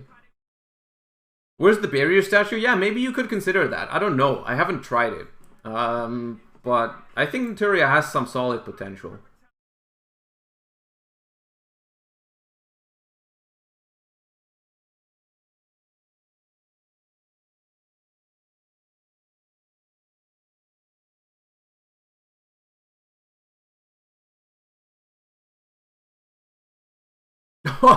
Sacred Sword of 7 stars. That's a throwback. My god, I haven't seen this card in 9 years. Yo! I haven't seen this card so long. Okay, do you think there are any better cards to put in the deck or any other versions that may be better? I built this to specifically counter Ishizu tier. I also cut the Bestial cards since they put a body on the field and I don't want that. Okay, I mean, yeah. I don't think you can play the Bestials in a Kashtira deck. When this card is normal summoned, you can remove from play one Psychic type monster from your deck. This card's level becomes the level of that monster. You can normal summon level 7 without tributing. This deck feels inconsistent to me, because we only have 9 Kashtira monsters right now. And if we don't draw a Kashtira, what does this deck even do? What does this deck even do? Oh yeah, you can absolutely play Necro Valley in this. If you are already playing Terraforming, you can definitely play 1 Mine, 1 Terraforming, 1 Necro Valley instead of 2 Mystic Mines. This deck should probably be on Prosperity, to be honest. Because you should definitely take out the Sacred Sword, because you want these cards in your hand, right? You don't get any benefit from banishing them, do you? Yeah. Take out the Desires, take out the Sacred Sword, take out a Mystic Mine, so that's -6. Play 3 Prosperity if you can. And play 1 Necro Valley and 2 other cards. You can special your banished Kashtiras, but you still want to open them, right? If I draw a Kashtira Unicorn, I want to special it and not have to banish it for Sacred Sword, right?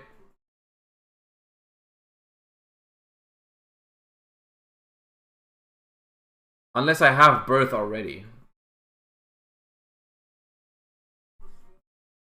Yeah. But for the most part, I have not looked at pure Kashtira yet before the next set.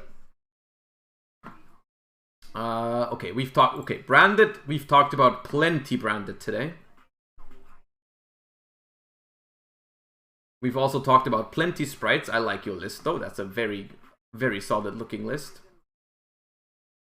Which, I mean, partially because it's exactly the list that I've shown on stream before, except for you put Imperm over the Saronir, which, I mean, yeah, reasonable.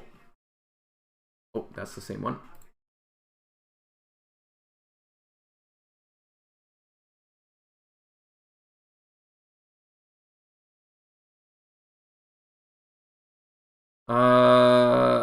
Okay. Okay, now it's getting very repetitive. Won a Darkwing Blast premiere with this deck last week. Kinda just want some suggestions for the next format playing Sprite Rocks. Main plan is to shotgun Herald of the Arclight and play from there.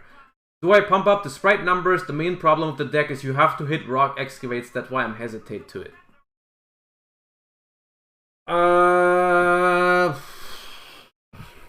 What the hell is Gate Blocker, by the way? Negate the effects of your opponent's field spells. Your opponent cannot place counters on cards on the field. Your opponent cannot target other monsters you control with card effects. Oh my god. Bro, have field spells become too powerful in Yu-Gi-Oh! Right now? I feel like there's a strong argument that field spells have become so ubiquitous and so strong that we're like, honestly,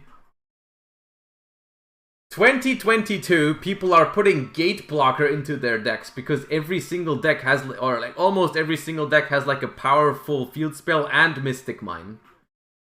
My god.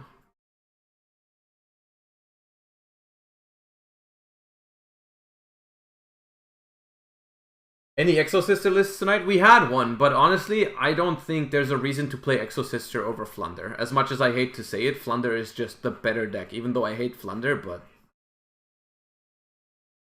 Except for, of course, ethical reasons, like morale and everything, sure. You might want to give your opponent a chance after drawing Shifter, then that's fair enough. If you want to give your opponent a fair chance after shiftering them, that's fair enough.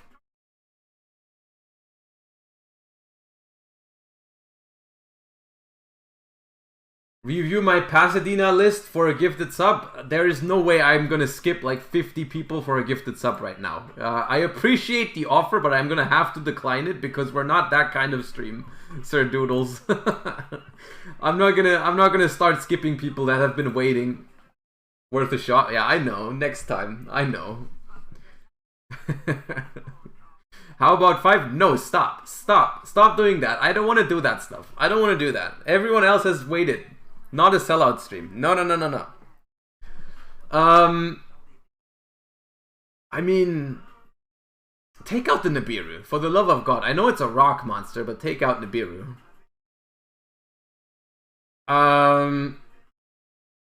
Bumping sprite numbers. I mean, this deck can get too gigantic without drawing a sprite though, right? You can get to your sprites without actually drawing them, but I don't think you want to play 2 jet, 1 blue. That seems incorrect. Definitely play 2 blue, 1 jet if you have this much room for sprites. What's Miracle Rupture? Send 1 level 4 or lower rock monster from your deck to the grave, then if Partial Fusion is in your grave, draw a card. So it's just a Foolish Burial for rocks. Which... is that good? I guess it just summons Revival Golem. It just summons Revival Golem, worst case. So I guess that's fine.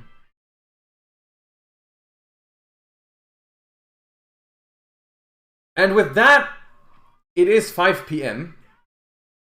And I'm very sorry if I didn't get to review your deck if you waited for it. But I hope you enjoyed the stream. I hope I got to see your deck list. I hope you learned something from the stream. Yeah, I know, but there's been so many submissions, which that's a good thing. The stream is growing. I'm gonna think I'm gonna think of a way to make these more structured in the future. Maybe we'll do another one next week. Maybe we'll do just another one next week. And I'll think of a way on how to structure these a little better, on how to make sure that as many as possible get it. I don't want to do it sub only, but I might do it in a way that like subs get first dips on the first couple ones, and then after a while I get to the non-subs. I don't know. Yeah, maybe I should spend less time on some lists. I know we've been talking about some decks for a long time. I know. We'll get better at it. But for now, I still hope you enjoyed it. I still hope it was helpful to some of you, or to all of you. And I will send you guys over to MBT. Let's raid MBT. Let's spam MBT's chat with some RIP Ronins, right? Because we miss Ronin Toten, at least I do. And I'll see you guys tomorrow. You know, join up on the Discord for the next Deck Doctor stream, and follow the channel to not miss future streams. Appreciate all of you hanging out. Hope you enjoyed the stream. Hope you have a great rest of your day. And yeah, bye everyone. See you guys tomorrow. Peace.